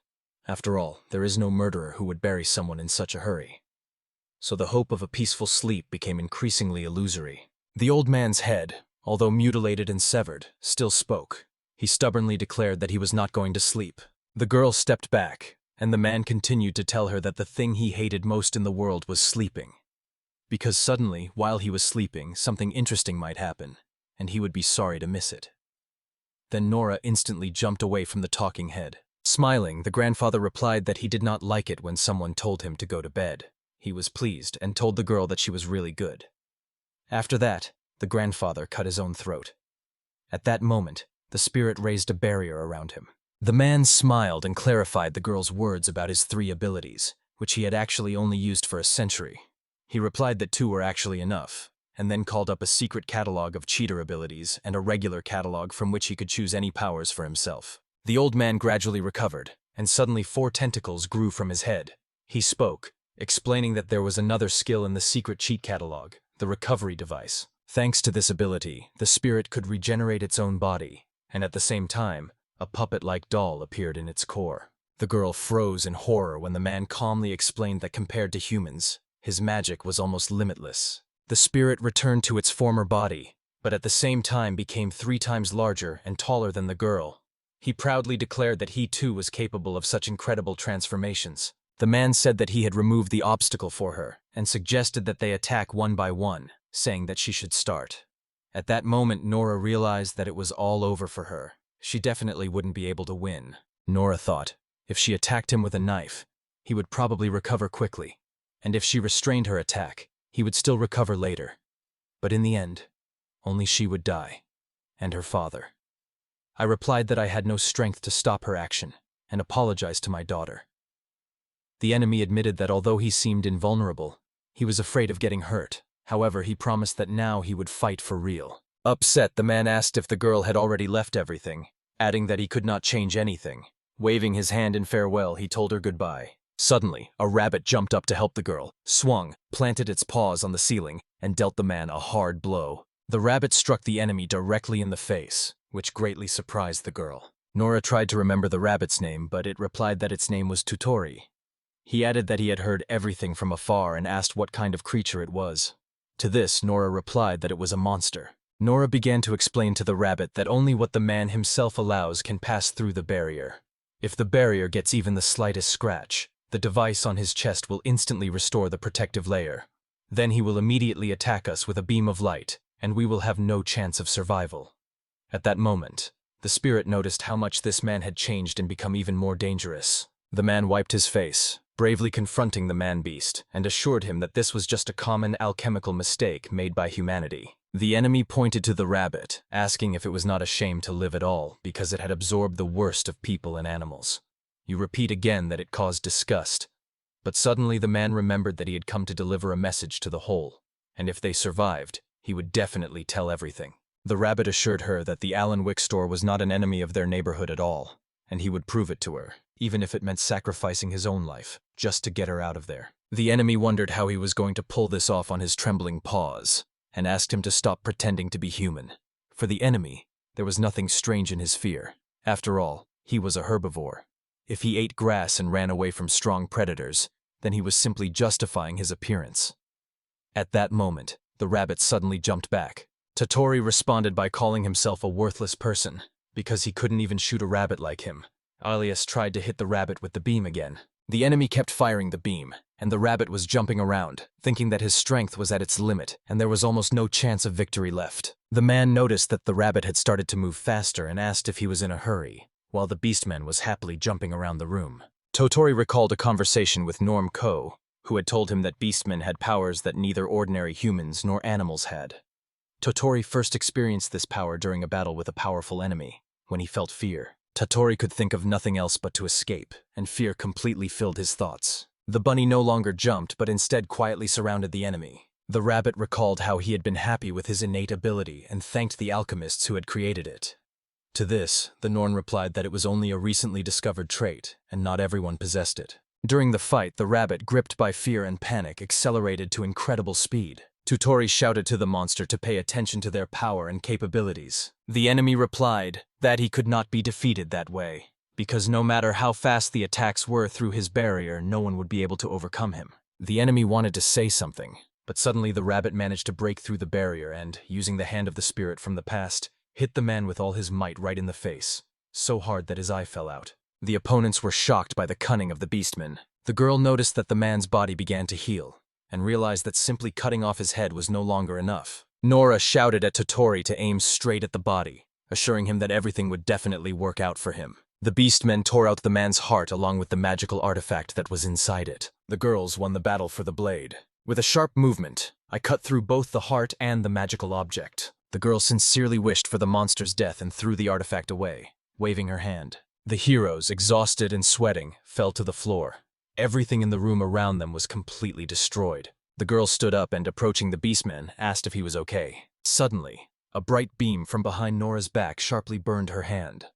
The girl looked around sharply, trying to understand what had happened. The girl sank into despair, seeing the terrible picture before her. The enemy's body completely changed, and he replied that even without the artifact he would not die, because he was immortal. Nora was wounded by Lord. She was pierced by a sharp pain.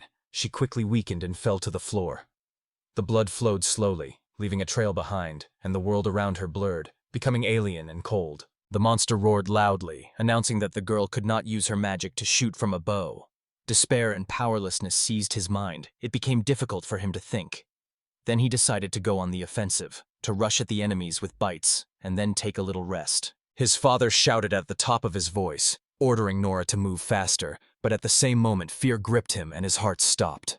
Just above them, splinters began to fall from the ceiling, quietly at first, but they quickly became an alarming harbinger of danger. It was Coco, who had turned into a real monster. She was preparing to unleash all her rage on her enemies, while at the same time protecting those who loved her. A fiery eye flared within the girl. She tensed every muscle, gathered all the strength she had left, and with superhuman determination, she aimed her hair straight at Hermes' chest, piercing him through and through. And then, when her strength finally left her, the girl fell rapidly from the ceiling and fainted before she even touched the floor. His father understood that Coco's soul was trapped not by a simple curse, but by a suppressed anger that had grown into something much stronger.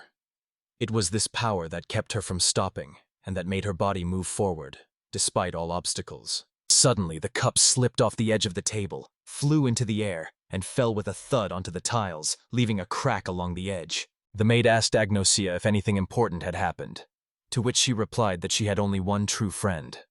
Hearing this, the maid thought about her mistress and said with regret that her friend was an unhappy girl. The lady remarked that the girl was too kind. Even when she was constantly being used for her own purposes, she still smiled sincerely. However, the girl added, "It is worth being angry with bad people." Every day she prayed fervently for the girl, begging the gods to teach her to protect herself from abusers. And now, after many years of waiting, her prayers were heard. The maid came closer and warmly congratulated her mistress on this important event. Agnosh sat there, barely holding back tears of joy. For the first time in a long time, her friend had noticed her own weakness, and for the first time, she had truly become angry at the actions of another person. Tottori watched the strange events with anxiety and mentally decided that he must be facing some unknown monster, because he completely understood neither the nature nor the meaning of what was happening. Nora told the guests that this mysterious creature was their pet Coco, whom they had once sheltered and rescued. However, no one present could really explain why the girl was undergoing such eerie transformations, although it was obvious to everyone that Coco could hardly have become their enemy. Toru carefully bandaged the girl's injured, severed arm, promising that he would be able to provide full assistance in a little while. Then he sighed heavily and added that he really wanted to relieve her of her suffering. However, there was one important nuance that significantly complicated the situation. The rabbit carefully took her hands, and in a soft, gentle voice asked her not to worry. He explained that Paracelsus had been abducted, and that he had been the victim of a treacherous kidnapping. He strongly advised the girl to first regain her strength, gain energy, and calm down, and only then promised to tell her in detail about all the details of the strange event. Nora screamed Coco's name with all her might, believing that she would hear her, even in this state, when the girl sat completely still, almost unable to move. The slave girl screamed in despair, assuring everyone that her master had been kidnapped, and begging him to help her immediately. Tottori tried to stop her, patiently urging her to wait, to contain her emotions, and to wait for the right moment to act. The elf, who had frightened the rabbit with her sudden movements and caught it by surprise, finally regained control of herself and briskly moved forward, responding to the invitation. Nora resolutely jumped onto the transformed Coco's paws, asking the frightened guest to lead them as quickly as possible to the place where their master had been kidnapped. The spirit of his father was left all alone in a strange body that was unfamiliar to him, feeling deep anxiety and sadness. Paracelsus pondered for a long time how Norison would react to what had happened. He tried to imagine what emotions might overwhelm her, what thoughts would swarm in her mind in such a difficult situation. Fake Nora seriously explained that they now had two complex problems at once, and each needed to be solved as quickly as possible. She explained that the biggest problem remained the zombies. If this was indeed a power that allowed him to control the bodies of the dead, then no matter how many were destroyed, the Dark Knight could always create more. This could go on indefinitely. So the only sensible thing to do now was to conserve his strength and remain in hiding. The young man began to realize that their situation looked hopeless. The second problem is the power of the mirror. Even if all the zombies suddenly disappear or become less dangerous, the main threat will not go away. The mirror will remain just as powerful and dangerous. If the Dark Knight manages to escape even under such desperate circumstances, all the others will remain prisoners of the mirror world forever. If he decides that their abilities will not help him, escape will be impossible.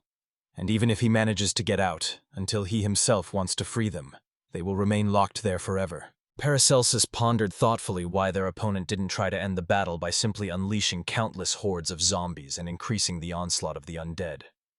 False Nora suggested that perhaps the enemy had their own reasons for refraining from such a move. The Dark Knight declared that he wanted to obtain the boy's abilities, and until he agreed to give them up voluntarily, he should have fun in this world among the zombie crowd. He warned that he would return in 3 months to find out the answer. Nora remembered that he had said these very words during their first meeting with the owner. The boy believed that the enemy was incapable of directly controlling the zombie. Being somewhere far away or even outside this world, the young man first of all wanted to find out why the enemy was trying to master his abilities. At the time, it sounded like a threat, but it became clear. Any decision always carries a certain risk.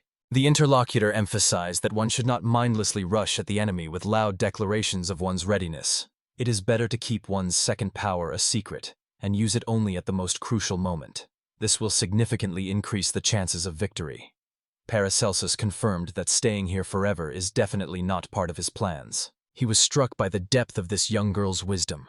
Her balanced words gave him long-awaited relief, filled him with confidence and inner peace, dispelling the growing anxiety and worry. Nora modestly admitted that she had only briefly occupied a tiny place in her mentor's thoughts, and emphasized that truly brilliant ideas always belong to him alone. Her sincere words touched the boy so much that he felt at the same time embarrassment, sincere joy, and a pleasant warmth inside. The young man quickly realized that this illusion was not a real girl at all, but only a reflection of his own desires and dreams. Realizing that he had only heard all the pleasant words in his imagination, the young man felt embarrassed and deeply ashamed of how much he had given in to his emotions. Nora calmly expressed the opinion that the owner simply needed warm words of support from a loved one, and there was nothing shameful in that. After taking a closer look at his interlocutor, Paracelsus firmly decided to rely only on his own intelligence and common sense. In conclusion, the girl said that Nora had only 3 modest abilities that she could use for her master. She could sometimes appear before him, ease his suffering, and if necessary, mercifully end his torment, painlessly completing his journey. The interlocutor confidently emphasized that her duties were limited to 3 simple actions. She asked to remember these restrictions, adding a polite address that conveyed a slight sense of concern. The slave girl felt a calm joy, realizing that no matter what happened in the future, no matter what trials befell their fate, they would always remain together. And even in the most difficult moment, before the very end, she would be able to appear before her beloved, giving him her last look. Then she sadly added that even the real Nora did not receive such an honor and disappeared into space without a trace. At first, the boy was visibly nervous. Excitement and anxiety were building inside him. However, he quickly pulled himself together. He took a deep breath and firmly decided to calmly figure out everything that was happening. Maintaining clarity of mind and concentration, he immediately noticed that the inner gardens had been transformed into a real farm, where ideal conditions were created for growing plants and animals. Thanks to this, the castle's inhabitants almost never left their home. They provided themselves with everything they needed. The soil here was surprisingly soft, perfectly prepared for young shoots. This indicated that someone had carefully and intelligently tended the plants, creating the best conditions for their growth and development. Even before he came here, Paracelsus had worked with his father in the fields, helping to till the land. After a day of hard work, his muscles would become so tired that even the simplest movements were painful and difficult. Remembering this, he wondered why muscles get tired and how to help the body recover. Paracelsus was fascinated by the variety of creatures in the undead world. In addition to the usual zombies, there should be skeletons and ghosts. Wondering why only zombies are found in this place, he came to the conclusion: the reason most likely lies in the limitations of the skill used by the master of this world. In fact, despite their rotting tissue, zombies still retain muscle and brain structure, making them easier to control than skeletons, which require additional magic to coordinate their movements and make them able to interact with the world. The guy wondered, if even one page of his recipe was so exhausting, how difficult it would be to control an entire army of zombies. Perhaps there was a way to destroy their muscles without spending much effort. However, the ideas he proposed turned out to be ineffective and even dangerous for living people. He tilted his head sharply, staring wearily at what had suddenly caught his attention. A handful of earth suddenly appeared in his palm, and Paracelsus simply blossomed with happiness. She began to spin around energetically, eagerly examining and studying the surrounding space. The young man looked closely at Goldie and asked with curiosity where in this building one could find the darkest and wettest place, one suitable for growing special plants that required specific conditions. The guy was sincerely happy when he finally found the perfect place that met all his requirements and wishes. The girl looked at the young man in surprise and asked with curiosity what exactly caused him such sincere joy and delight. Paracelsus confidently reported that he had discovered the mucus secretions of slugs, and when Goldie asked in surprise whether this substance could be used as an acid against zombies, he clarified that this idea made sense, but the whole point was not the acid, but another interesting possibility for use. He continued his story, noting that some species of snails prefer to feed on sound energy, while others lead a calm, even passive lifestyle, patiently waiting for prey, completely not giving away their presence. In fact, the diversity of snails depends entirely on the characteristics of the environment in which they live, and therefore they sometimes differ greatly from each other. The girl worriedly asked if he was really going to breed a special type of slug that could destroy all the zombies, and if they themselves would be in danger. To this, the young man calmly replied that slugs are usually very safe creatures and almost never pose a danger to humans. And with inspiration, he began to share a story whose roots stretched back to the distant times of the heyday of alchemical science. Alchemists were always driven by a thirst for knowledge and a passion for experimentation, so they repeatedly tried to combine human and animal organisms, conducting desperate experiments. From these risky experiments emerged strange hybrids, chimerical creatures, and terrifying monsters. He continued to tell how, during one of the experiments, ordinary mucus suddenly turned into a black, viscous monster. It began to absorb all life around it, quickly growing to gigantic proportions, and people around it were seized with panic. Everyone was afraid that this black death could swallow the entire world. Then one of the first elves appeared and taught everyone the magic that breathed fire. It was from this moment that a great era of magic began for them. Although the terrible monster was defeated, the human losses were so great that they could not be counted. Goldie was stunned to learn what terrible power slugs could possess. The boy continued his story, explaining that in those days, alchemists realized that they needed to correct the mistakes of the past. They added to the snail's original genetic code a special, unchanging trait that remained in them, regardless of further changes in the species' appearance or properties. It is this unique feature that has made slugs friendly to humans. Their curiosity and affection for humans have become an integral part of their nature. Thus, all the dangerous species of slugs that were once hostile to humans have disappeared by themselves over time. Although Paracelsus currently plans to create only a relatively weak variety of slug, he believes that with his formula-making skills, he will be able to achieve the desired result and successfully neutralize all the zombies that threaten the group's safety. Goldie impatiently interrupted the conversation, suggesting that they get to the point, and asked directly what kind of slug the young man was going to create. The guy stood up and seriously added that before he started creating the slug, he had an important announcement to make. When he had previously received his unique skill, he had been in such a hurry that he had not had time to notice many details and had not understood all the subtleties and nuances. All skills belonging to the spell type worked according to one simple rule. You just need to hold the desired item in your hands, and you can use them. Despite the fact that he did not have deep knowledge, Paracelsus noticed the magic used by the Dark Knight resembled the forbidden magic of death. The girl was confused, not understanding what all this could lead to. The young man hurried to calm her down, noting that on this dark night he had neither books nor important notes with him. Finally, the boy noticed that the woman always had a book with her. It had been like that since the moment they met. Overcome with curiosity and a desire to understand her secret, he asked permission to look at the pages of the mysterious manuscript. Paracelsus agreed to review the contents of the book, but immediately warned, "You can only read it on the condition that it is definitely not the incarnation of the Dark Knight. Otherwise, everything could turn out to have unpredictable and dangerous consequences." The girl asked what the young man would do if it turned out that the Dark Knight was her.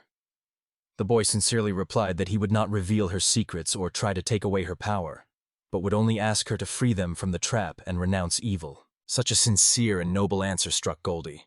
He could not believe his ears and was sincerely surprised. She confidently handed the book to the young man, allowing him to examine it carefully for as long as he needed. When Paracelsus picked up the publication, he quickly realized that simply possessing it was not enough. There was no explanation of how exactly one could adopt someone else's skill. He assumed that there must be some other conditions under which it was possible to fully master someone else's talent. The boy realized that he had a tough battle ahead of him, in which fire magic played a major role. He realized that if you direct magical energy directly into the artifact and hold it in your hand, you can do without prolonged concentration and complex spell casting. The time for casting the spell is reduced to a minimum. It becomes more powerful and accurate, and a free mind allows you to pay attention to other things while your hand is occupied with the magical object. Goldie had stumbled upon this rare relic by chance while browsing at a local magic shop. But it's likely that if she had really wanted something like it, she wouldn't have had any trouble getting one, with powerful patrons and almost unlimited resources behind her. Paracelsus wondered why she had never heard of the ancient catastrophe involving the slugs. After all, when one begins to study alchemy, this event becomes one of the main topics for study. Likewise, in the magical sciences, this incident is always mentioned without fail. The girl was sincerely happy, because in front of her was not a naive simpleton, but an attentive and intelligent interlocutor who knew how to ask deep and meaningful questions. She added that she had never had any teachers and had learned everything herself. Her family was poor, and all she knew about magic was how to summon a fireball and a few other simple spells. It was embarrassing to admit it, but she wasn't even at the level of an ordinary student magician. If it weren't for the grimoire, even creating a fireball would have taken a long time. At such a short distance, Goldie was completely defenseless. She also said that he could check. Suddenly, she really had some book with death magic hidden somewhere nearby. Paracelsus, blushing with shame, began to sincerely apologize for his mistake. Feeling unbearable guilt, he knelt before the woman, showing her his deep respect and remorse. The guy was sure that he had behaved rudely and completely tactlessly. However, the girl was on the contrary. She was pleasantly surprised by his attentiveness and observation. She even said that she appreciated his wit and asked him to feel free to share his thoughts next time if there was a reason to talk. She was glad that the young man was not in a hurry to trust her, even after verifying her true identity. But what struck her most was his subsequent reaction. How could one expect a ruthless villain to simply abandon his dark deeds after a polite request to leave evil behind? Goldie concluded her thought by explaining that if she had been a real enemy, his fate would have been much more tragic, he had asked too frankly. Mistrust was a useful thing, but acting alone, ignoring the support of allies, meant dooming oneself to defeat from the very beginning. Paracelsus passionately said that he wholeheartedly sought to find a peaceful resolution to the conflict, in order to avoid bloodshed and suffering, and to protect the precious lives of his friends and loved ones. The woman addressed the young man seriously, insisting that he listen carefully to her. They were not here by chance, each knowingly risking his own life for the sake of a common goal.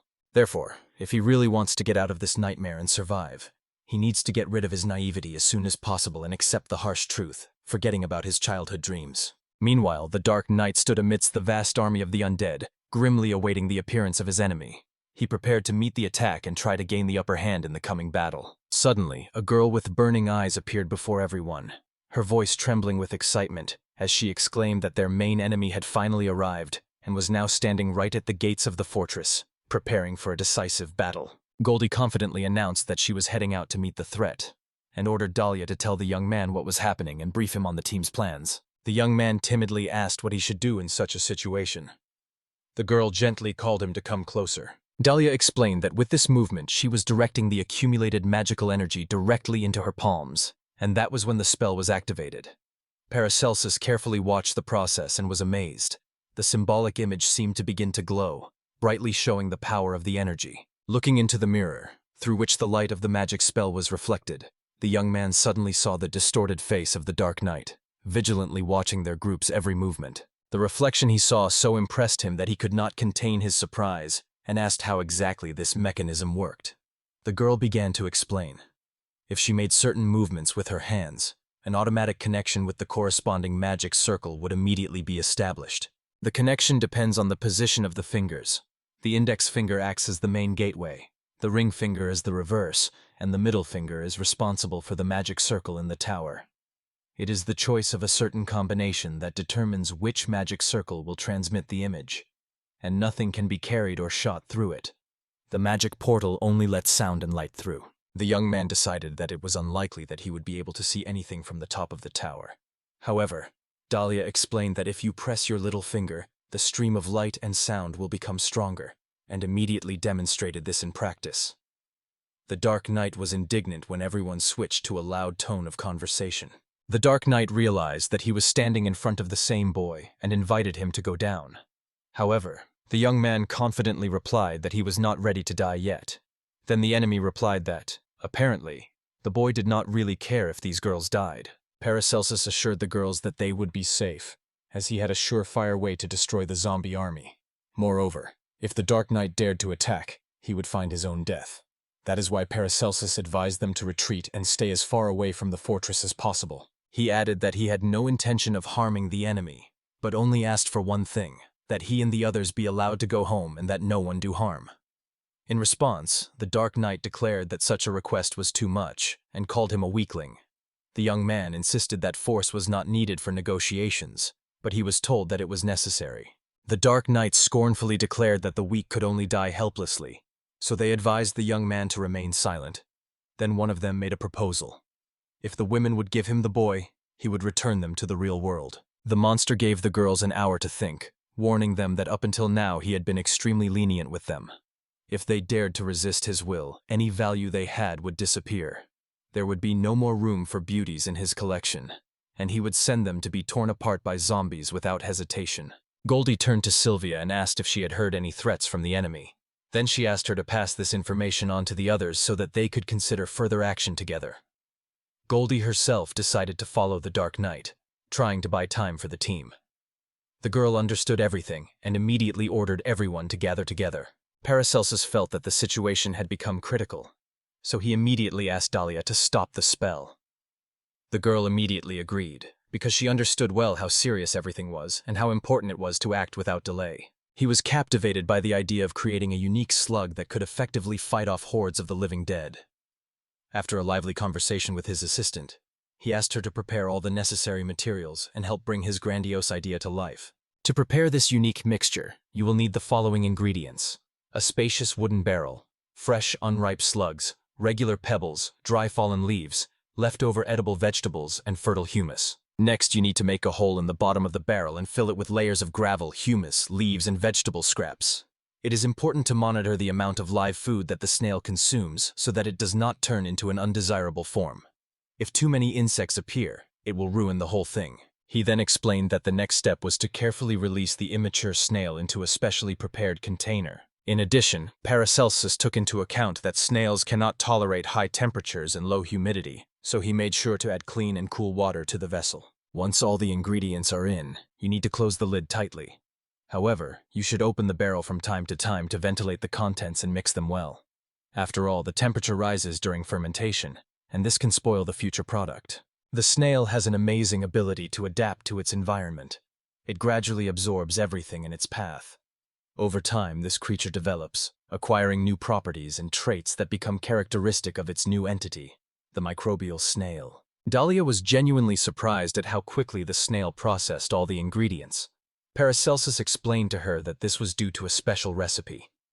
Once the main stages were completed, the entire system adjusted and accelerated its work, gradually bringing the result to the ideal. He added that such a slug has a low ability to decompose, but thanks to a special recipe, this defect disappears. Then the guy decided to use this as a trump card during negotiations, again asking to let them go from this world. The girl liked such a cunning strategy. Realizing that the enemy could attack from any direction, he decided to make 3 more balls to strengthen the defense. The faithful assistant approved this idea and promised to help the mentor in every way. Dahlia was sincerely happy about her success. Her face was glowing with happiness.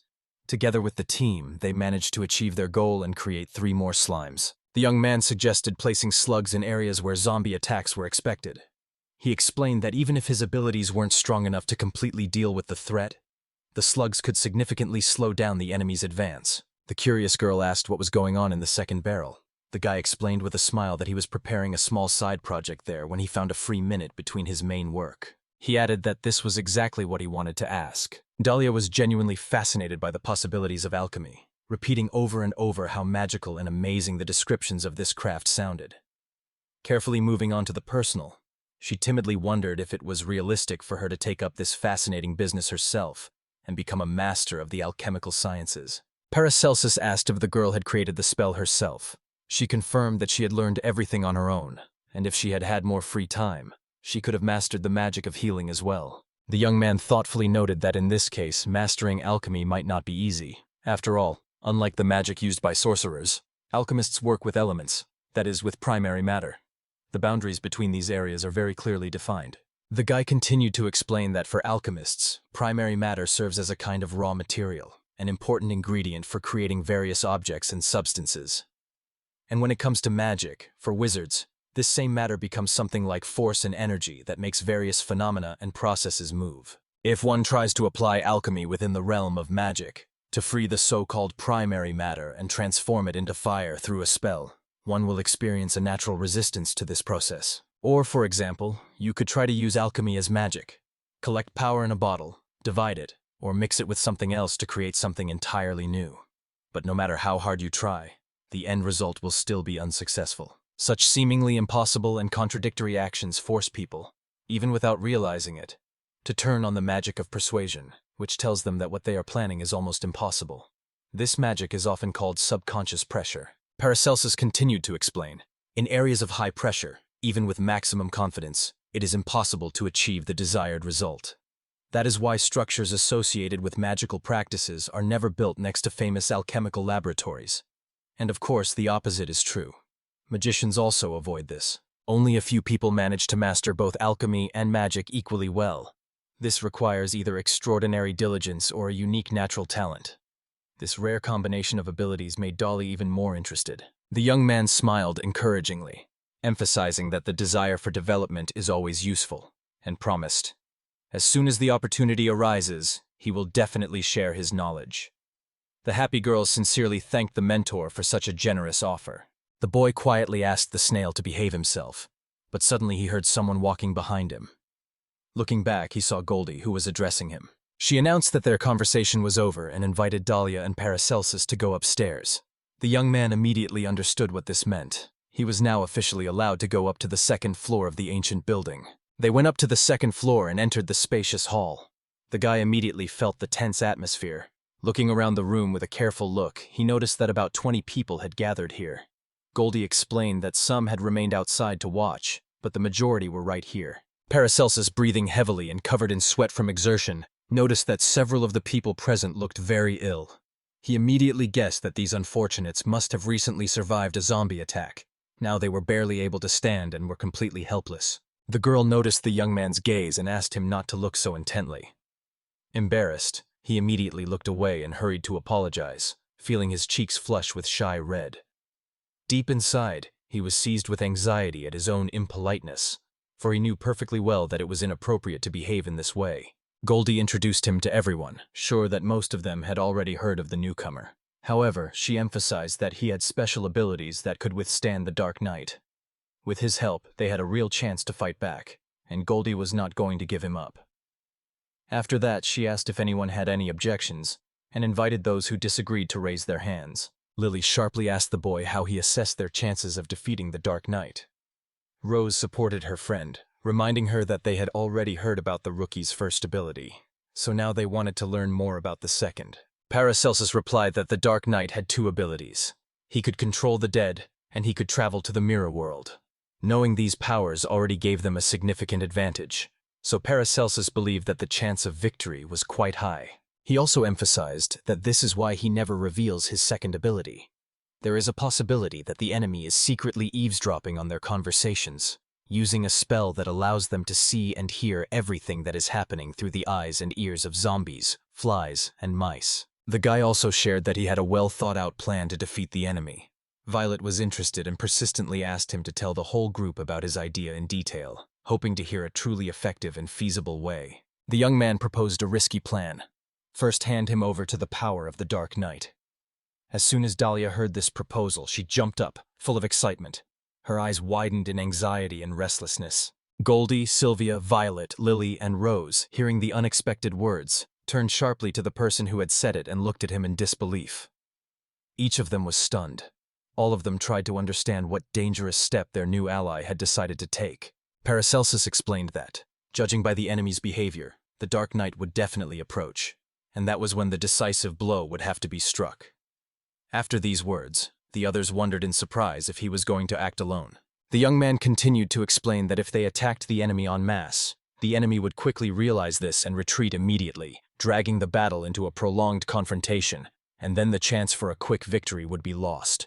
But if they managed to catch the enemy in a mistake, then they would be able to win quickly and confidently. Paracelsus proposed to fight alone, but if he gained the upper hand, he asked everyone to support him with all possible strength. If he began to lose, he ordered to stay away and not provoke the enemy, and he himself would try to escape with all his might. The young man's proposal seemed exciting and completely unusual to Sylvia. Curiosity flared in her eyes, and a mysterious smile appeared on her thin lips. The girl perked up, feeling a pleasant excitement and a foreboding of an exciting duel, full of intrigue and risk. Sylvia suggested testing the boy's abilities and urged him to give it his all. The young warrior bravely accepted her challenge. The door flew open, and Dahlia rushed into the hallway. She called out loudly for Paracelsus. The little girl spoke timidly, telling him that he had decided to try to negotiate with the enemy to save the prisoners. However, her quiet voice clearly conveyed doubt and fear. She assumed that going there alone would be too dangerous and risky. The teacher leaned over to the student and quietly said that, considering the number of people who could be in danger, he was forced to change his original decision. However, he clarified that what was said earlier also remains valid. He has his own trump card and a chance to seize the initiative in this battle.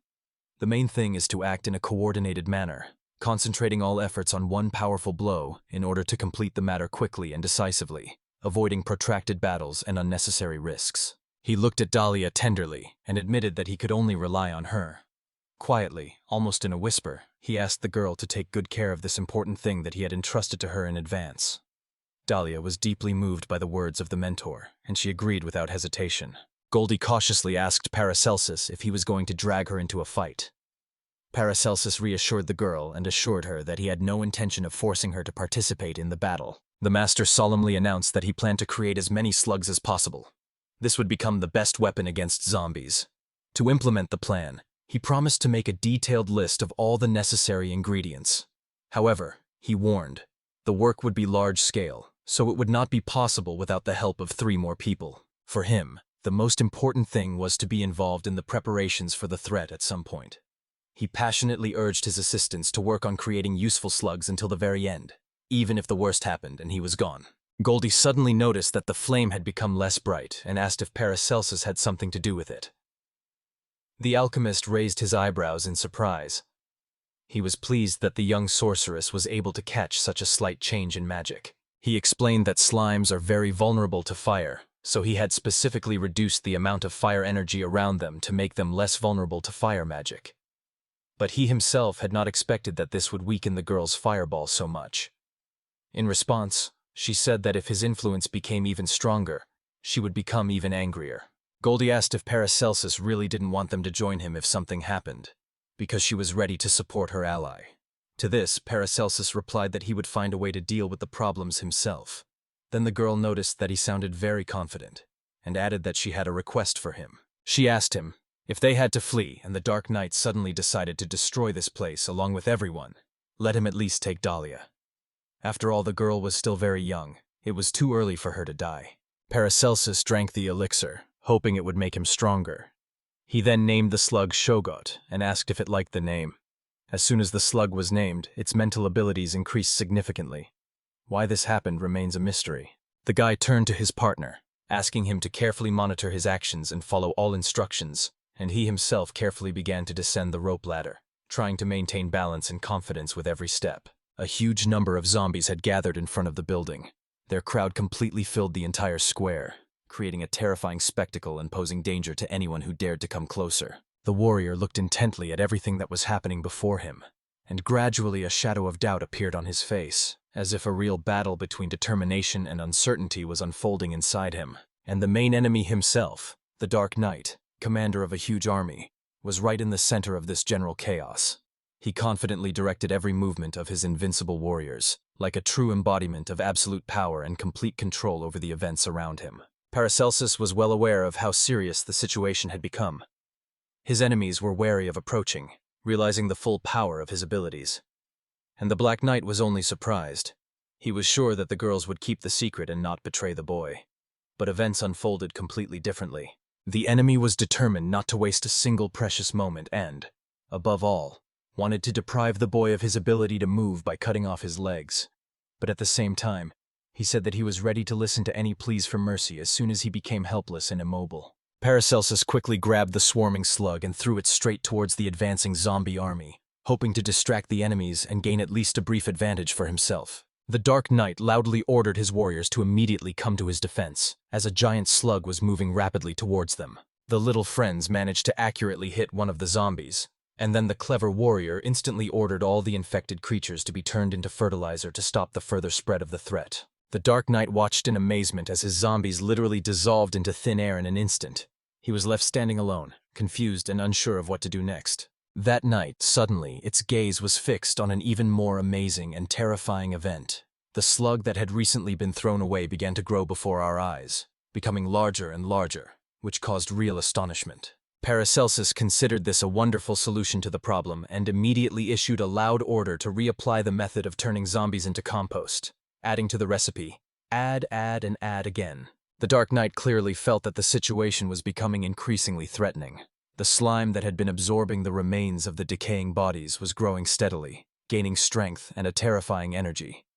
It could completely destroy not only the army, but also its master. Suddenly, the slugs rushed forward and instantly grabbed the nearest zombie, causing the army leader to freeze in horror on the spot.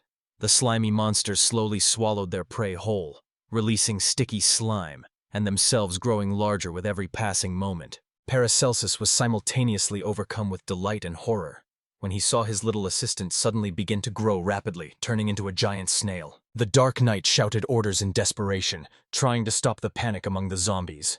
He demanded that they immediately rally and attack the young hero by surprise, trying to finish him off once and for all. The army of the dead rushed towards the young man with incredible speed, groaning loudly and moving chaotically in a single terrifying stream. This terrifying attack struck true terror into the heart of the young fighter. The Dark Knight dozed off, saving his own skin, and Paracelsus, determined to stop the enemy's escape, angrily exclaimed that he would never allow such an ending, and without a shadow of fear rushed straight through the crowd of the living dead, straight into mortal danger. He quickly dove into the body of the giant Shoggoth slug, finding himself inside its sticky, pulsating mass. The assistant had created an air chamber within his body so that his master could breathe freely. The young man felt himself feverishly, desperately searching for the hidden object. Finally, he felt for the small bag and thought with relief that everything inside was probably dry and unharmed. Paracelsus asked his strange companion to throw him as high as possible. From the outside, it seemed that the Goth was almost emotionless, but obediently fulfilled this wish. With a powerful movement, he threw the alchemist so high, as if he wanted to show the whole world his strength. Once high in the sky, the young man instantly felt a strong fear of heights. However, he managed to gather his thoughts and calm down, focusing on the main task, to detect the enemy. As soon as he came into sight, the boy carefully threw the treasured bag in his direction. The young hero felt disappointed and annoyed, realizing that he had missed the target.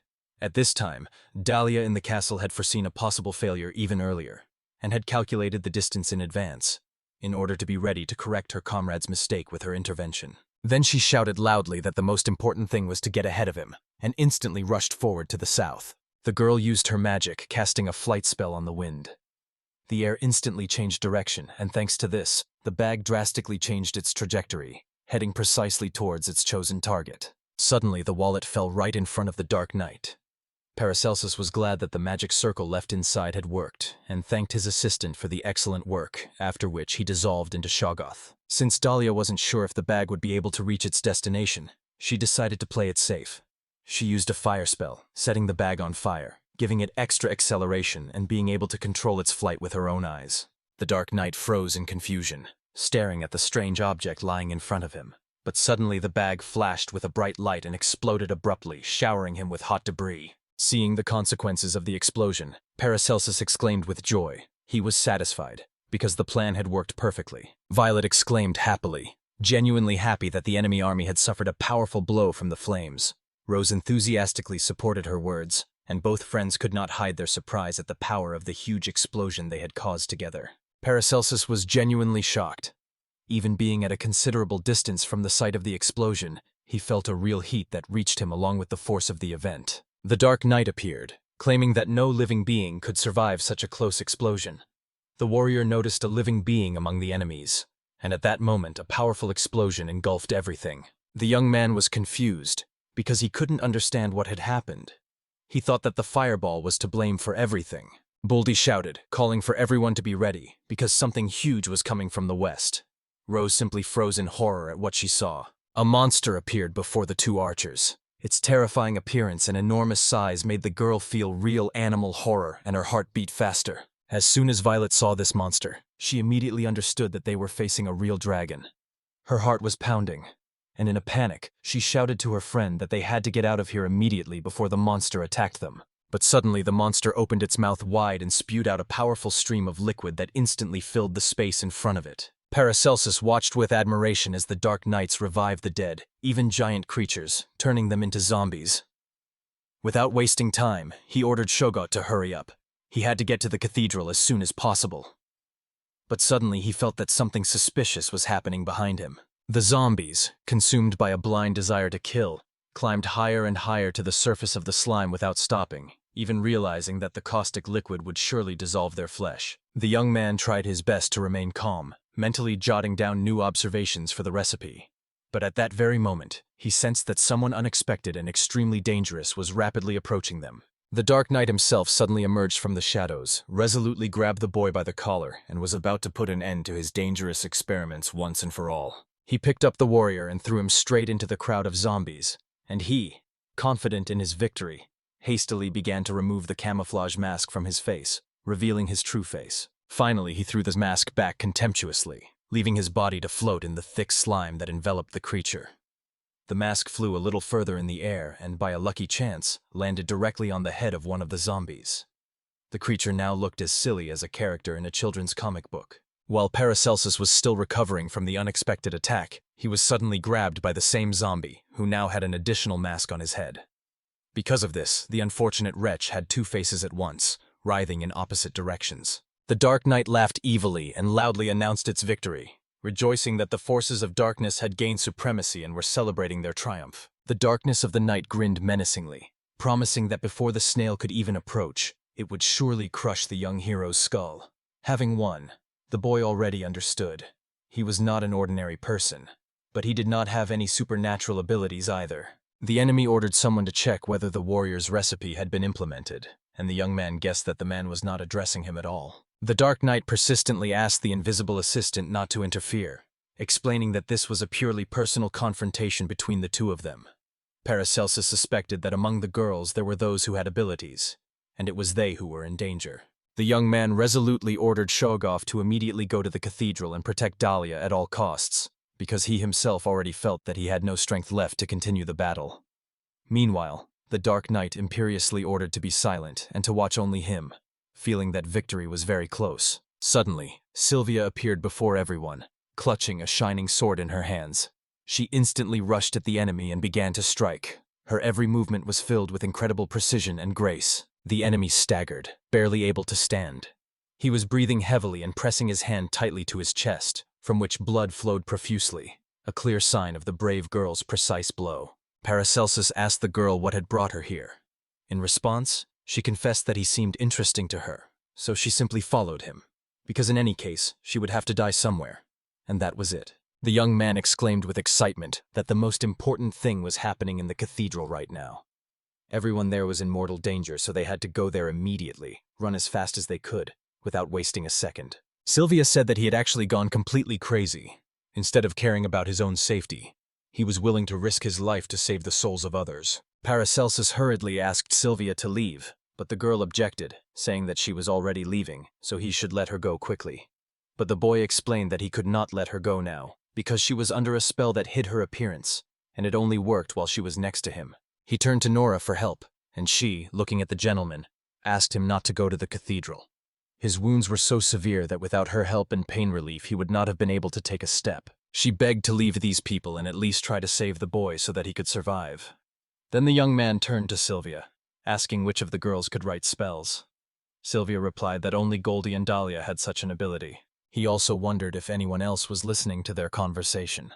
The knight seemed to be waiting for someone to answer, but if anyone was hearing them, it could only be Goldie, the only one who could truly create such a connection. Paracelsus suggested that the role of the Dark Knight is played by one of two girls, Goldie or Dahlia, given the circumstances and available evidence. After all, he decided that the Dark Knight's abilities included mirror world creation and necromancy. Perhaps if he managed to capture someone else's skills, something else would be added to this list. But for now, the guy decided to focus on these two abilities. Her hesitation to attack openly shows that she is as cowardly as he is. So she will have to come up with a cunning plan. Wait for the right moment, imperceptibly take away his strength and remain completely safe. Sylvia quickly realized that the enemies were trying to gain trust in order to get as close as possible. Then she turned to the young man and asked what he would do if his suspicions were confirmed. Paracelsus firmly declared, if necessary, he himself would enter the battle, defeat the enemy, and achieve a return to the real world. And if he failed to win, before his death, he would transfer his unique abilities to Dahlia. Sylvia replied that Dahlia could also be an enemy. The young man added that if she also had abilities, then she would be hunted down, and perhaps she would be the one to take his life, although that did not mean she would harm others. If she were an ordinary person, she would have run away anywhere, just to stay alive. He wanted to use the time to help at least a little, and if he left the child in trouble, he would never forgive himself. The tension made his head spin. Paracelsus entrusted his friend with the recipe intended for Dahlia. Sylvia interrupted him angrily, insisting that he say nothing and let her deliver the news to the girl herself, because they would still have a chance to prove their victory. The Dark Knight cut one of his zombies in half with a powerful blow, and a hidden black magic sword, glowing with an ominous glow, immediately appeared in the dead man's body. Immediately after the Dark Knight rushed forward with his sword drawn, Sylvia instantly sensed danger. She quickly grabbed her own sharp weapon, preparing to repel the enemy's deadly blow and protect her friend. The girl responded with lightning speed, delivering a devastating blow. At that moment, Paracelsus staggered, lost his balance, and soon fell to the ground unconscious. The Dark Knight laughed mockingly and sincerely admitted that he loved battles, because a special sharpness appears when death breathes in the back. Sylvia immediately agreed, because she herself felt the delight of dangerous battles.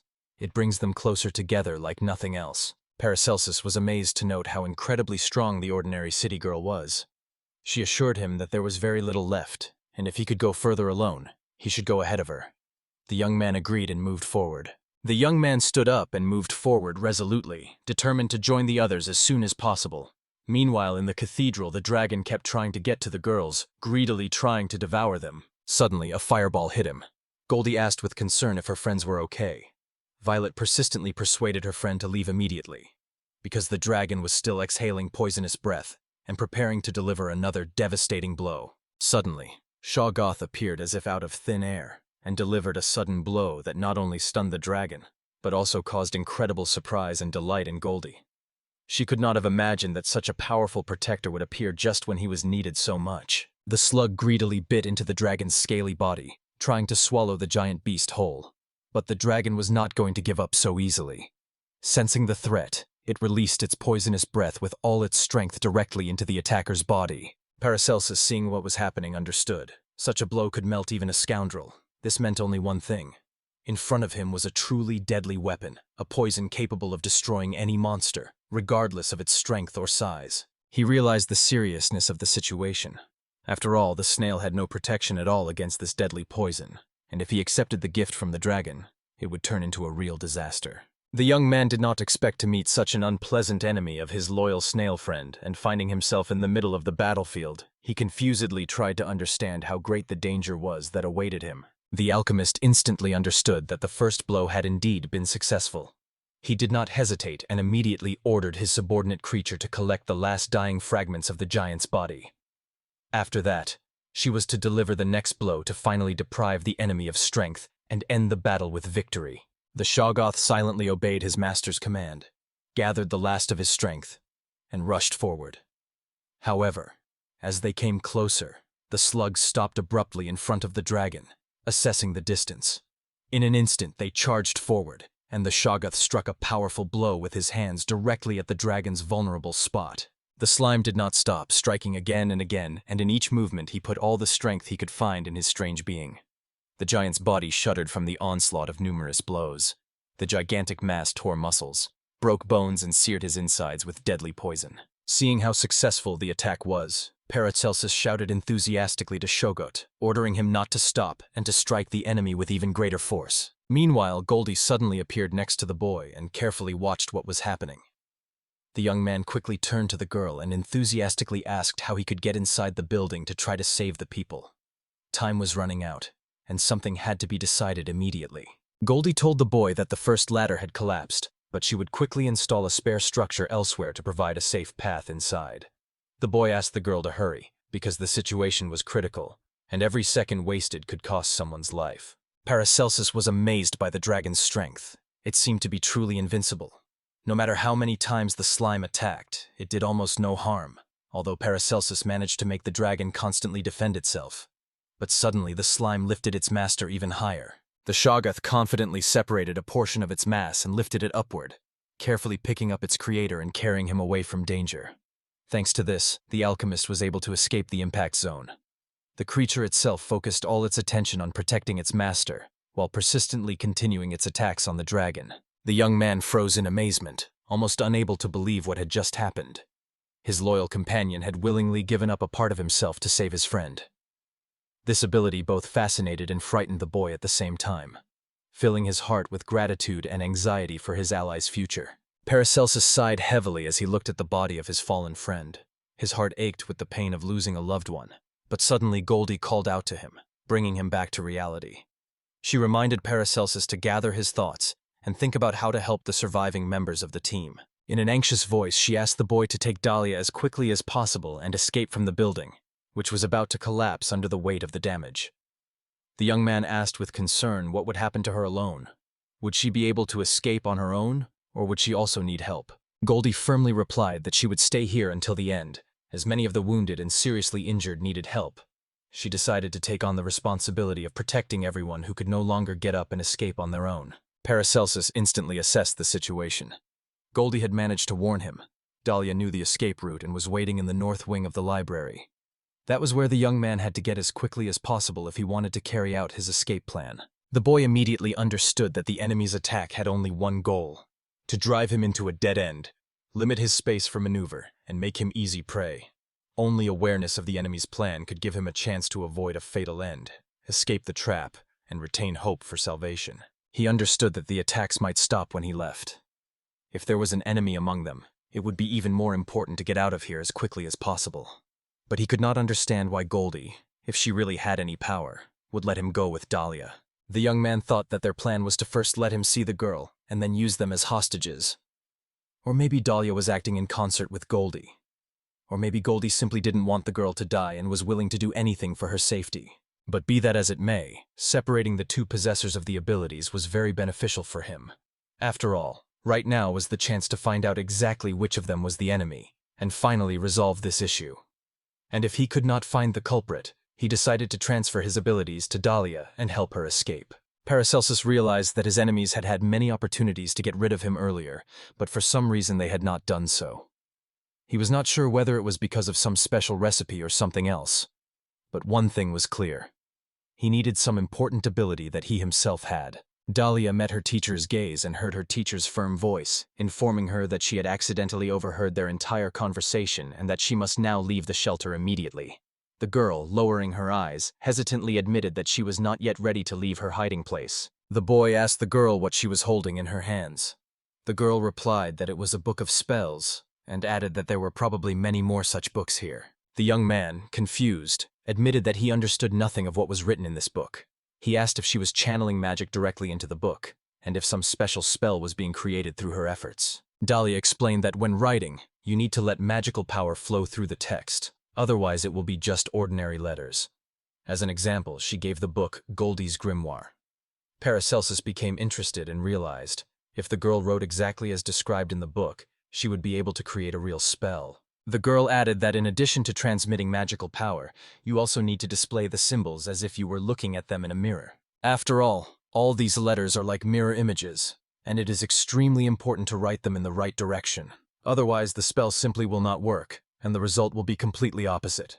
The guy realized that in the mirror world everything works exactly like that. Suddenly, the alchemist felt an incomprehensible enlightenment, a sudden certainty that told him the only right way out of this situation. Without hesitation, he gestured for the girl to come closer and quietly said that it was time to flee. Paracelsus suddenly realized that Goldie actually possessed real magical power. Her words about the real fierce war that could be found in this world made him think perhaps this book had once been created in the mirror reality. He wondered why she had lied, when she could have simply said she had found him before she even got here. He thought that she could only have lied because she hadn't expected the question and had given an automatic answer, and he hadn't noticed it at the time. Dea had said that there was a secret passage in this tunnel, and had even shown him exactly where it was. Finally, the young man understood. Goldie had lied for a reason, but for a specific purpose. She wanted him to get closer to the little student, so Paracelsus had no choice but to succumb to the enemy's cunning plan. He pursed his lips and, turning to Dahlia, suggested that she go first, promising to give a sign when it was necessary to change course. The boy took the initiative, feeling a duty to ensure his partner's safety. Together they moved further into the dark corridors of the dungeon, relying on intuition and hoping for a successful outcome to their adventure. Meanwhile, in the dilapidated building, Goldie addressed the giant dragon with the coolness of a true strategist. She confidently reported that the two travelers had already left the fortress, using one of the secret exits. She raised her hand and whispered a spell. It was time for the vessel of flesh to stop devouring and fade into oblivion. The girl complained indignantly that enduring this unbearable stench was real torture, and she couldn't even imagine how working next to dragons seemed absolutely impossible. Besides, for Goldie, creatures that were too big and those that existed outside the vessels were too unpredictable. So she decided to focus only on the zombies. The Dark Knight admitted his mistake. This time he really got carried away too much. The girl sternly warned him. If he ignored her order again, he would no longer live. Goldie worriedly asked if he was sure he had really destroyed all the slimes. After all, if even one remained, it could turn into serious trouble. The Dark Knight tried to calm her down and assured her that he had done everything he could to remove any danger, so now there was nothing to worry about. He insisted that when the time came to eliminate Paracelsus, she entrusts this important task to him. He explained that the boy was surprisingly strong for his age, which was quite alarming to their team that night. Goldie's boss calmly agreed to entrust this responsibility to the executor. The Dark Knight laughed and could not wait to meet this warrior again. Nora and Coco, having said goodbye to Paracelsus's cozy home, set out to search for him through the dense forest. Soon they reached a seemingly ordinary and safe small pond. Nora realized that this area was indeed like what the dogman had described. The atmosphere around the pond seemed to be permeated with the presence of the spirits of the dead. However, the source of this feeling was not in the pond itself, but somewhere in its depths. After thinking it over, the girl came to the conclusion. The smooth, mirror-like water surface was a kind of portal. It was through reflection that the movement between dimensions probably took place, connecting the real world with parallel spaces. Nora noticed that before meeting her, this gentleman behaved too frivolously and carelessly. Analyzing his actions, the girl came to the conclusion that someone could have paid attention to him long before their meeting. Perhaps one of the strong rivals had been watching him for some time. Thanks to the actions of the Norn group, the dog managed to hide the traces of the souls that led from this pond. But most likely, the one who controls these souls noticed the tracking and decided to accelerate his plans for the owner. Burke asked Nora if she was still at that pond. The feathered friend boasted that he had caught several mice and wondered if she would like to taste such a delicacy. The girl, whose mouth was almost dripping with saliva, instantly agreed to taste the dish she had been waiting for so long. Quickly building a small fire, they began to cook. The aroma of roasting meat wafted around, filling the air with a pleasant scent and creating a cozy atmosphere. Burke explained in detail that these rodents are called herb mice because they feed only on specific plants. That's why when they are roasted over a fire, the aroma of the fragrant herbs permeates the meat, giving the dish a unique taste and pleasant smell. The bird, with a satisfied look, said that it liked to feast on fresh, still living prey. This was the best way it could satisfy its hunger. Nora, sitting next to it, inhaled deeply the fragrant aroma of the roast meat, noting that the dish smelled wonderful and aroused a real appetite. She recalled the strict restrictions on meat consumption that Miss Bjork had imposed and wondered if they applied to this situation. Her feathered companion explained that the hostess did indeed adhere to the principles of proper nutrition, but sometimes made exceptions, showing flexibility and understanding. He added that if the meat were lying right in front of her, the owner would look so sad that even the bird would feel it. Therefore, the bird always ate the meat only when she was not looking. It is not difficult to guess how difficult it is to be a pet of such an unusual person. Burke said that the hostess was strange, but that didn't put him off. After all, she was one of the few in this country who sincerely wanted to cooperate with the beastmen. Now she really cares about the fate of everyone, both the weak and those who are manipulated by others. Burke admitted that it was really not easy. Yet he believed that in such a world there must be at least one person who would fight, shedding tears for those who suffer and die, even if he did not understand the reasons for what was happening. The bird could not understand why he would do this, and he thought this person was strange. The bird asked if she would eat this lump of wool, and was told that she would not. The interlocutor added that Norn asked to convey that Paracelsus would return in about 3 days, and sincerely asked not to worry unnecessarily. Tomorrow she would definitely appear and tell in detail about everything that had happened, and now the girl had every right to rest peacefully this night. Paracelsus leisurely poured warm water into an old wooden bathtub. The water hissed joyfully, emitting melodious sounds that intertwined with the smell of herbal infusions.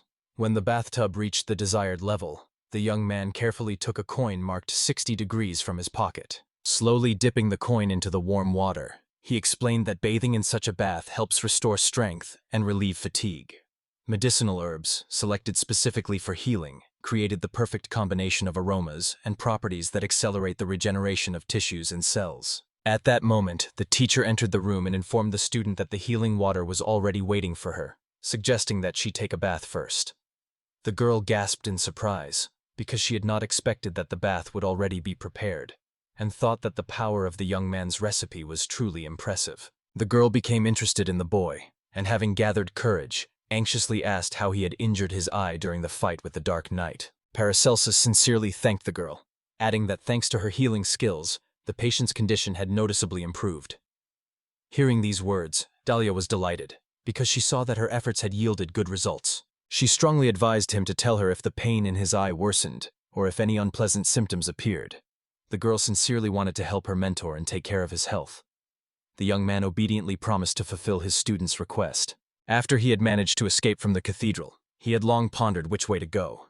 Recalling all the details of their escape, he vividly imagined how they had crept stealthily through the darkness at night, hurrying away from danger, and had walked until morning.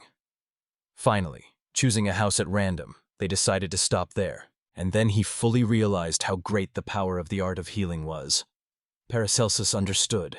It was thanks to the healing magic of his companion that he managed to stop the bleeding. However, it was almost impossible to restore my vision, as a fog constantly hung before my eyes, blurring the contours of objects and making it difficult to navigate in space. Suddenly, the young man began to frantically rummage through his old leather bag, trying to find something among its contents. Carefully taking the bag out of his bag, he held his breath and began untying the tight knots, trying not to rush and being as careful as possible. Carefully shaking out the contents of the bag, the boy noticed a small, barely alive Shoggoth on the floor. Seeing such a picture, Paracelsus firmly decided to make every effort to save the baby, to provide proper care and treatment for his recovery. He suggested that if a special compost could be made for the slug to grow in, perhaps the creature would recover. This thought inspired him with an interesting idea. Even if he succeeded, Goldie would still have his fireballs and his poisonous dragon. So he wondered if it might be better to turn the slime into a different kind of slime instead of this one. There have been cases in history where adult slugs have changed their type, but this has been extremely rare. However, the young man learned about such experiments and decided that his recipe would help achieve the desired result. Of course, the hero's first thought was to choose one of the primal elements, strong in battle, but each of them had its own vulnerabilities. But the alchemist sought to create something truly unique. Paracelsus mentioned that slugs are often bred to absorb various materials. Based on this, he suggested that it would be quite possible to create a slug that would feed on substances that would cause inconvenience to its opponents. For example, such a slug could be a creature that eats clothes. He began to think of different options: air, stones, sound, light, heat, magical energy.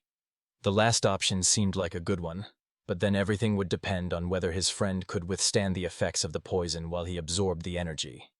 It seemed quite risky. The guy had heard that some travelers lived in symbiosis with slimes.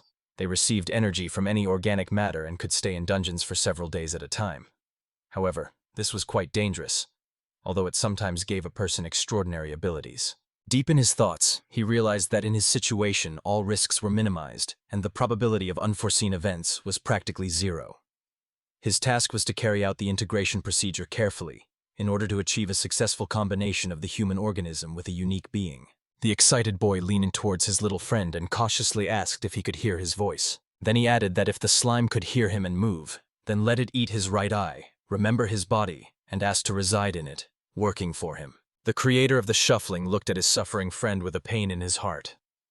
His eyes were red with tears, and his cheek, which was almost touched by the slime, was covered in wet spots from emotional tears. In a very quiet and sincere way, he spoke words of support, begging the creature to hold on and not give up. The little snail slowly crawled across the skin, inexorably approaching Paracelsus's eye. The touch created a burning pain that pierced his entire body with a sharp pulse. The smeared mucus only penetrated the eye socket more slowly, leaving behind a sharp, as if carved, trace. He trembled wildly, realizing that although his vision remained, the pain was so intense that tears were rolling down his cheeks uncontrollably. Every moment that the mucus remained in his eye was accompanied by unbearable spasms that shot through his entire body through his nervous system. Relaxing in the hot water, Dahlia felt for the first time the fatigue of the last few days gradually disappear. The bath, filled with aromatic oils and herbs, finally brought her the relief she had been waiting for. Suddenly Goldie turned to her and asked if she could hear her. The girl said it quietly, but her voice was clear and distinct, and it suddenly intruded on her pleasant feelings. Dahlia was lost in her own thoughts and could not understand where the voice was coming from. And suddenly Goldie said she had placed a magic circle on the back of her former companion's head, thanks to which he was now connected to the energy of the surrounding world. The girl pondered in confusion, not understanding when exactly Goldie had managed to throw a magic circle around her neck. The answer came suddenly. Goldie completely calmly admitted that she had done it without any permission. Frightened by what she heard, Dahlia asked the girl in a trembling voice if it was true that she was not only in charge of an army of zombies, but also of the Dark Knight himself. Goldie only nodded silently, confirming the student's worst suspicions. She calmly explained that in order to achieve important goals, she needed to leave Paracelsus and Dahlia together for a while. But now everything had changed. With the power of Paracelsus's recipe, she would finally have the tools she needed to carry out her plans. And she would certainly win. Goldie asked the girl to steal the recipe from the mentor, because he was not indifferent to her, and if she asked the young man, he would gladly give her this formula. According to Goldie, the recipe is kept in his breast pocket. As a reward for this service, Goldie promised to help the girl get out of this world, assuring that there would be no difficulties with money and everything else. The confused and upset girl found it difficult to voice the question that bothered her the most. Why would the other girl go to such extremes and try to manipulate her? In response, she heard only that it was impossible to explain the reasons for this. Dahlia angrily turned to the one who constantly wonders why she lives at all, patiently waiting only for the day when she will be eaten by zombies in this creepy, damp house. She can no longer remember the world beyond these walls, the place where she was born and raised, and has long forgotten the freedom and joy that were once familiar to ordinary people. The girl told him that she had escaped with Paracelsus and was now free to travel the world. He reminded her that she was the enemy and that it was she who had taken the lives of all their comrades. And she confessed that she felt an incredible relief, because she finally understood what was worth living for. Dahlia confessed that more than anything else, she wanted to kill Goldie and spend the rest of her life with this man. She was sure that it was the memories of her close friends that proved that she really existed. Goldie listened carefully to her and asked to give him these last precious moments together. Joy filled Paracelsus's heart when he felt the pain in his eye begin to subside. Looking around, he noticed that the vision in his right eye had returned, and it even seemed as if everything around him had become brighter and more contrasting than before. He looked around with wide eyes, amazed by the new way reality had changed. Everything around him seemed incredibly clear, as if the world had been illuminated in incredible 4K quality. While experimenting with his vision, the young man noticed an interesting thing. When he consciously focused his eyes on objects far ahead, his vision actually became clearer for distant objects. Suddenly the boys saw something incredible. Far away on the top of the hill, two tiny sunbirds were engaged in a fierce fight. They were waving their tiny legs and pushing each other like real wrestlers. This discovery intrigued Paracelsus and ignited his thirst for new knowledge. He decided to find out what his new abilities were capable of and to test how far the boundaries of his vision extended. The young man staggered, losing his balance. His left eye saw like a normal person, while his right eye had become accustomed to incredible sensitivity and precision. Because of this difference, the picture before his eyes was split, and the boy could not maintain coordination. Dahlia opened the door anxiously and looked at her mentor. She immediately asked if he was okay. He smiled and reassured her, saying that he was fine. He had just tripped. Remembering that he had forgotten to leave a change of clothes for the girl near the bathroom, the guy felt a little ashamed. Dahlia approached her mentor with an unusual request. She told him that she suspected a magic circle had appeared on her neck.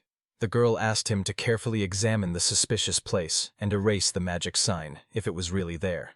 The guy listened to Dahlia seriously and quickly agreed to help. The girl thought, perhaps if magical energy was not supplied, the magic circle would remain invisible to the naked eye. Deciding to try another method, the girl suggested directing the magic precisely to the spot where Paracelsus's fingers touched her skin.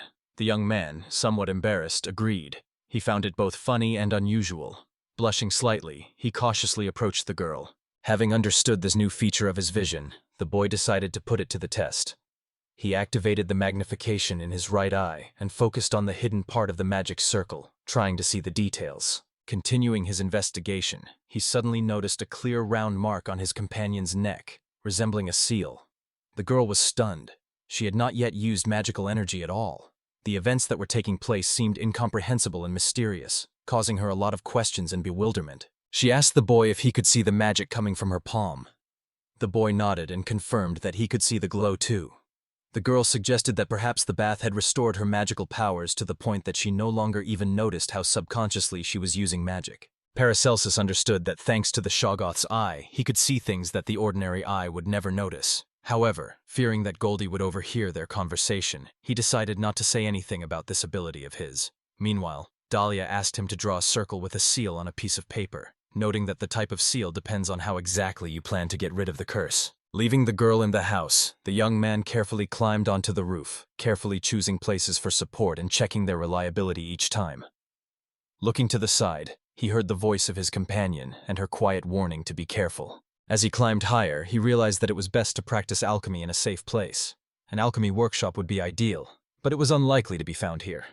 In addition, there were many religious buildings around, which meant that the subconscious influence would be too strong. Paracelsus paused for a moment, hesitating between his thoughts. Should he continue his journey in search of the ideal alchemical laboratory, or a shop where he could purchase the necessary ingredients and equipment?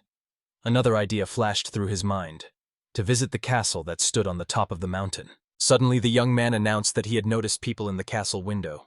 Dahlia, not knowing where to look, blinked her eyes uncertainly, trying to find what the young man was pointing at. He asked his companion to wait, while he himself went closer to examine the castle window more closely. In a moment, his eyes opened wide with surprise. A child was standing there. Paracelsus froze in place, not believing his own eyes. In the window, he saw familiar faces: Dahlia and Sylvia. They were in the castle. The girl standing next to him did not understand what exactly excited the young man, because she was not clear why what she saw in the castle window caused such strong emotions and anxiety in him. The teacher asked her if she had ever been to that castle before. Dolly said no, she had never been there. Moreover, she hardly ever went outside, and as far as she remembered, there must have been a high wall in front of that castle. She said that the area around the castle was a real horror. Not only ordinary zombies roamed here, but also various monsters that no living creature had ever seen before. The girl continued her story, explaining that there was an almost circular area around the cathedral. They had tried to get outside of it on their own several times, but had failed each time. Therefore, they only searched for food and explored within this area. The young man realized that it seemed that the other inhabitants of the city had also been unable to break through the wall.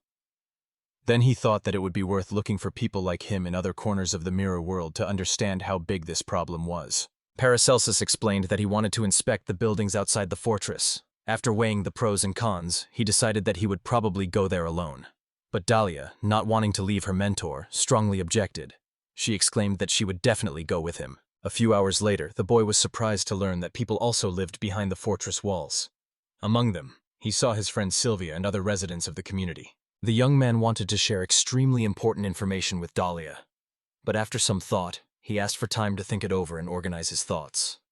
The data he had obtained during his research seemed both very valuable and dangerous at the same time. As Paracelsus walked along the wall, he noticed that there were several other places nearby where girls lived. I decided to assume that there were other places like this cathedral somewhere, harsh, with minimal living conditions and enclosed by high walls.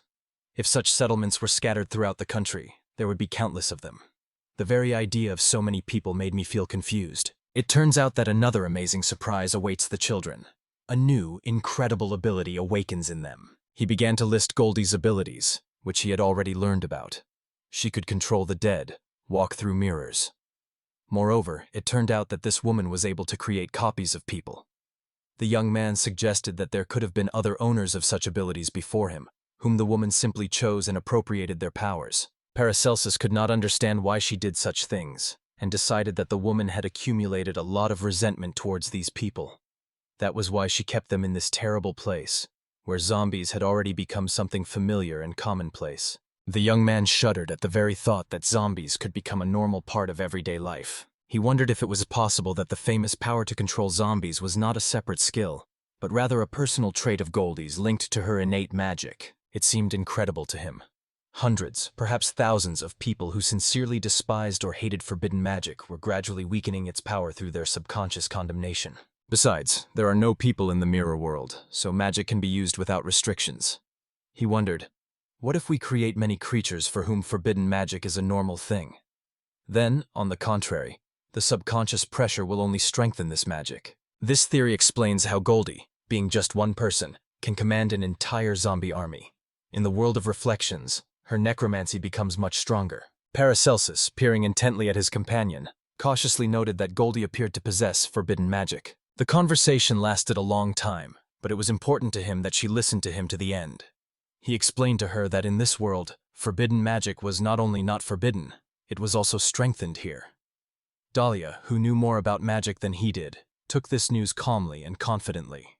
The young man said that, of course, one could assume that all three of these powers were given by God. However, he thought that the version according to which this place served as the basis for forbidden magic would not hurt either. In the case of Goldie's power, it could change all of reality, so it did not need any basis. Dahlia realized that not only they, but also other people were trapped and imprisoned by forbidden magic. and all for the same reason. Paracelsus asked about those who were there, and trying not to shock the girl, he replied, "The same people live on the other side too."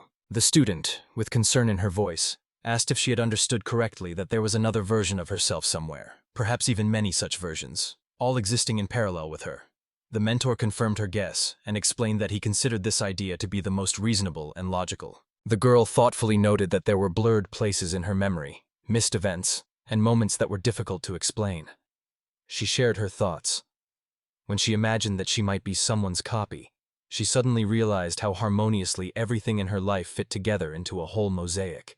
Although Paracelsus had expected the news to make an impression, the student's reaction was much stronger than he had expected. The girl looked confused and upset, as if she had realized for the first time that her life was just an illusion with clear boundaries. Suddenly, Goldie's familiar voice came from the magic seal, flattering and slightly mocking. She noted that she was incredibly surprised at how the boy had come to this all on his own. She added that at first she wanted to give them time to enjoy their date, but now she realized the guy turned out to be much more insightful than she thought, and she shouldn't underestimate Alchemy. Paracelsus, not hiding his excitement and joy, gently grabbed Daly's head, gently running his palm over her face. His fingers gently touched the skin around her eyes, carefully searching for the slightest changes or damage. Watching the boy's efforts, Goldie noted with indifference that trying to remove the eyes was futile. The magic circles were carved not only on the eyes, but also on the vital organs, as if shadowy threads had run in a web throughout the victim's body. Moreover, she cynically added that she would be truly sorry if the boy, through carelessness, hurt the girl needlessly. Her warning sounded almost like a threat, forcing him to stop and think about the consequences of his actions. The young man was genuinely interested in why she had let them leave, even though she knew perfectly well that the lie about the book had long been exposed. Goldie calmly explained that she understood that even if they became friends, she couldn't take away his talents or his preferences. Instead, she decided to take a different approach. She planned to play the long game, take advantage of the time, and gradually gain a strategic advantage. She added that it was not right to blame Dahlia, as her affection for him and constant presence were also parts of a carefully thought-out plan. The young man frowned, realizing that the enemy could have used charm magic. Goldie continued to tell me that she had learned a lot about Paracelsus through these events. She was, of course, also interested in the boy's second ability, but she carefully concealed her curiosity and decided to move on to the next stage of the plan. The girl with a smile called the young man a kind-hearted hero, noting that he sincerely wanted to resolve all disputes peacefully and received confirmation from him. After that, she happily noted that she was pleased to hear such similarity of views. Goldie made a request, asked to lend her her ability for at least 1 hour, assuring her that this would be quite enough. She promised. As soon as she got what she wanted, she would tell him all her circumstances, and then he would be able to decide for himself how to proceed. The young man agreed, hoping that her intentions were truly pure. The enemy invited the young man to come to the cathedral, where she intended to wait for him. Paracelsus believed that everything would be much simpler and more effective if she had immediately voiced her demands. Dahlia stood with her head down, silently saying words of apology. She blamed herself for following her mentor, thinking she had only created unnecessary trouble and problems. Tears rolled down her cheeks, mixing the childlike purity of her face with shades of shame and remorse. The young man confidently assured him that there was nothing to fear and suggested that they first return to the cathedral. The student agreed. Goldie realized that Dahlia's charisma made her a more valuable hostage, and now she hoped that Paracelsus would give her the recipe himself. She also added that once she had the recipe, the Dark Knight could dispose of it as he pleased. The boys continued on their way, but fatigue was getting the better of them. They had been walking for so long without sleep that they could no longer bear the physical exhaustion. So they decided to make a short stop to at least get some rest before continuing their journey. The mentor created some slimes for protection and asked Dahlia to draw magic circles so that they would be protected in case of danger. Since the agreement did not specify that they had to arrive immediately, it was best to rest first. Dahlia noticed that the mentor seemed to like these slimy creatures. The slime that eats waste, loves human waste above all else, and cleanses the body better than any bath. It usually lives in the Paracelsus intestinae. To take care of the cleanliness and tidiness of his student, the young man gave her a little helper. He explained how important hygiene procedures were, because a clean body helps maintain health and harmony of the soul. Dahlia readily agreed to this. The girl was extremely ticklish, so she asked the snail to stop and not clean her. Paracelsus asked what kind of creature it was. Dolly explained. It was a rune seeker that appeared where magic circles were located nearby. Its appearance depended on the type of these circles. By passing magical energy through different parts of the body, she is able to accurately determine the location and type of magic circles. Dahlia continued to explain that she had 2 magical seals behind her eyeballs and 3 more inside her abdomen. These circles were what gave the sorcerer information about her surroundings and sounds. Paracelsus was surprised, because he did not notice anything dangerous in these magic circles, and asked if there were any explosive ones among them. The girl smiled in response and said that if there were, she would have died long ago, because without even suspecting it, she conducts magic through her own body every day. She added that she was starting to understand a little bit about how it all worked. If you add a magic formula through the skin, you can adjust the magic circles so that they only transmit approximate positions and unintelligible words. But there was one more detail. Dahlia decided that her presence would only be a distraction now, so she asked if she could go with him. Paris immediately replied that, of course, the girl should stay by his side. He believed that separation could be too dangerous. If she were suddenly kidnapped, locked in an unfamiliar place, and tortured with magical seals, he simply would not be able to stand it. Besides, the guy didn't want to give Goldie another trump card, so he decided it was best for her to stay around. Dahlia understood his logic. The child was sincerely happy when she heard the words of praise. Dahlia added that she would like to get some sleep after finishing her drawing. Paracelsus asked her to let him know immediately if she needed any help. He understood that even if they got a little off track, they would still reach the cathedral within a day. Whatever the case, the young man believed that this was where everything would finally end. The guy also realized that the time had come to use the potion. The best luck potion is a special drink that contains all the power of luck. Its effect lasts 24 hours from the first sip. However, luck has its limits, so a large dose will not enhance the result. To get the most out of the potion, drink it in small sips only once a day. Paracelsus believed that the potion could be divided into 6 portions to reduce the cost. However, with regular use, resistance to luck begins to develop, and the person becomes a loser. Therefore, it is best to drink the potion no more than once a month. He also realized that they had no clear plan and all they could hope for was luck. The mentor assured him that it would give him strength and asked Dahlia to drink it too. She agreed. The young man informed her that a bed had already been made for her on the upper floor, and he would stay in the room next door. The girl thanked him, but actually wanted to spend the night with him. Having reached the observation deck, the boy noticed the estate of St. Herman. Because of the mirror reflection, he didn't immediately recognize it. But the mansion still stands in this world. The young man entered Dahlia's room, greeted her with a good morning, and informed her that they needed to prepare something before visiting the cathedral, so they would have to change their route a bit. Paracelsus explained that within the territory where they could move freely, there was an alchemist's mansion, and suggested that they take advantage of this opportunity. The girl asked whose residence it was, perhaps his friend's. The young man replied that this estate belonged to his teacher, who had lived an unusually long life among the alchemists and had gained the fame of the immortal St. Herman. When this name was mentioned, the student noticed how his teacher's eyebrows furrowed slightly. He understood that they needed to get there in 2 hours, and he thought perhaps there would be some powerful alchemical tool or material there from which he could invent and create something he needed.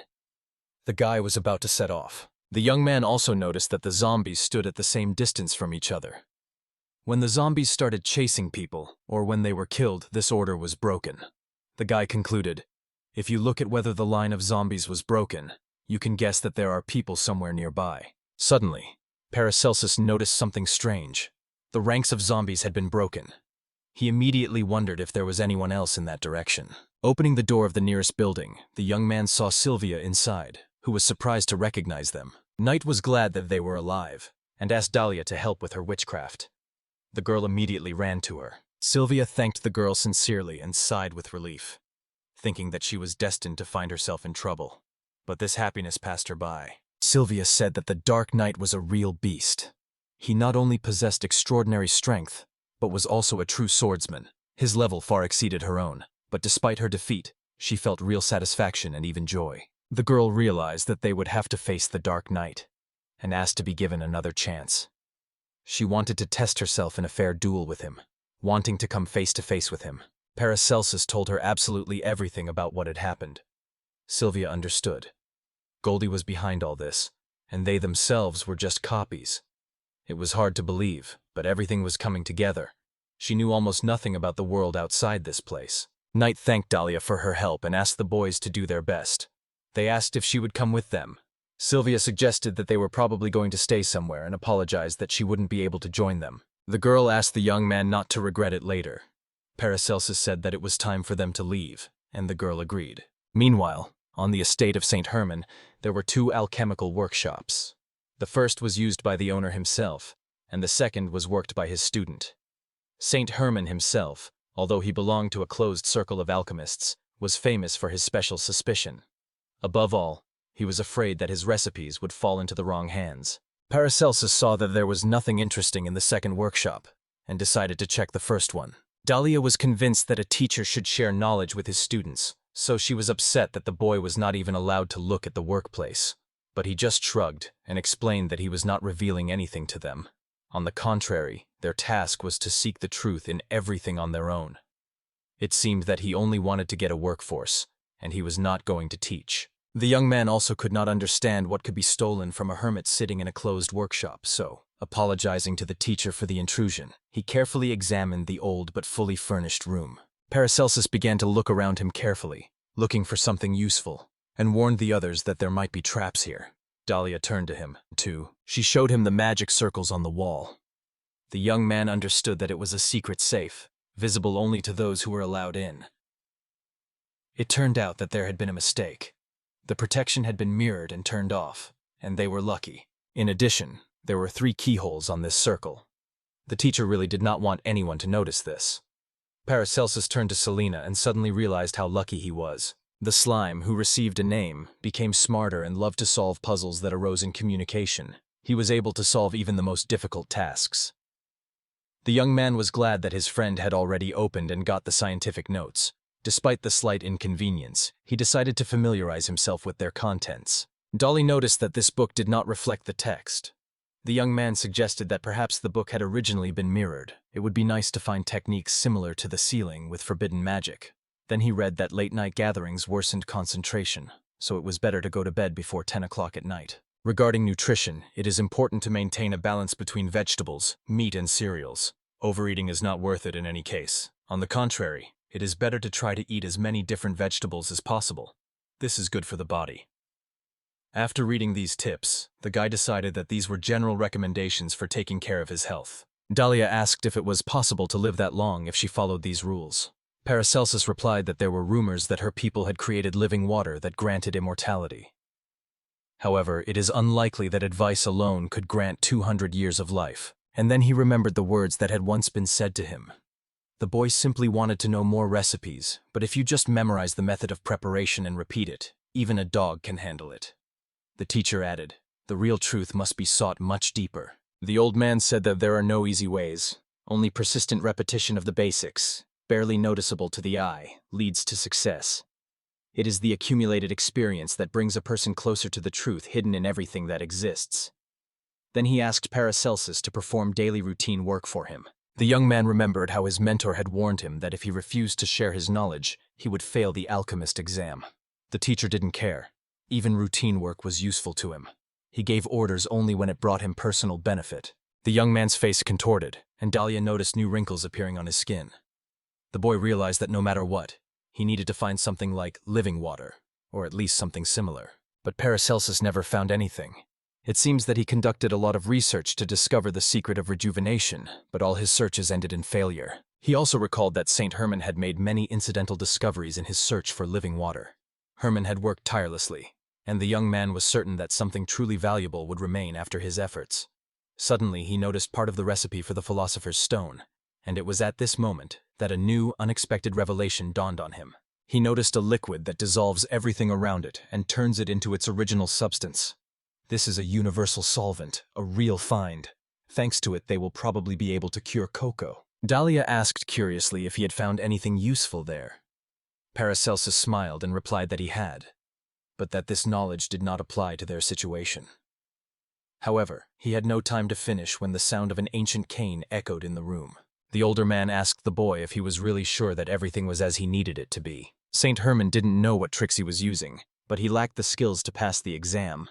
He asked why the flower was that color, insisting that if one could explore and learn some truth about the world, it would surely benefit humanity. That was the essence of alchemy. The teacher did not deny the desire for results, but emphasized, This is not alchemy at all. No matter what anyone said, he did not want to agree with this. Saint Herman sternly ordered them to leave immediately and never to come into his sight again. After that, he turned to the self-proclaimed traveler, leaving the young man and the girl alone. Paracelsus threw the book into the oven. Dahlia asked in surprise why he was doing this. The young man replied that he wanted to find and create everything he needed on his own. The mentor handed her clothes from the estate and asked if her companion liked them. The girl smiled sincerely and replied that she liked these clothes very much. The guy explained that this clothing was fireproof, and if she were to get bitten by a zombie, even though it would hurt, the fabric would hold up. In addition, thanks to this clothing, her spells would be less noticeable, and if danger arose, she would have to put on a hood and keep her gloves on until everything was resolved. Paracelsus took out a telescopic staff, a heavy and handy weapon in case the negotiations went awry. The staff had come into his hands from the weapons store, although he was never sure if it would be of any use to him. Daya hoped that everything would go smoothly. Her mentor had warned her that there were many difficult decisions ahead. In his opinion, it was time to start thinking about different scenarios. If he has to fight Goldie, he will, maybe even die. But for now, he wants her to decide whose side she's on. Daya understood him and continued to talk about the magic circle contained within her body. It posed no threat in itself, but it seemed to have been created in case they wanted to use her as a hostage. Unfortunately, she could not share the details. The girl went on to say that if she were to be taken hostage, she would ask to be left alone. She had so many questions. How long had she been here? Which memories from her past were real and which were not? When would she end? She had spent her entire life in a fog, never fully understanding anything. Dahlia continued and admitted that when she was told that she was just a copy, she felt relieved because it meant that it was all just not real. But she could not stay here any longer. If she could not get out, she asked Paracelsus to let her die.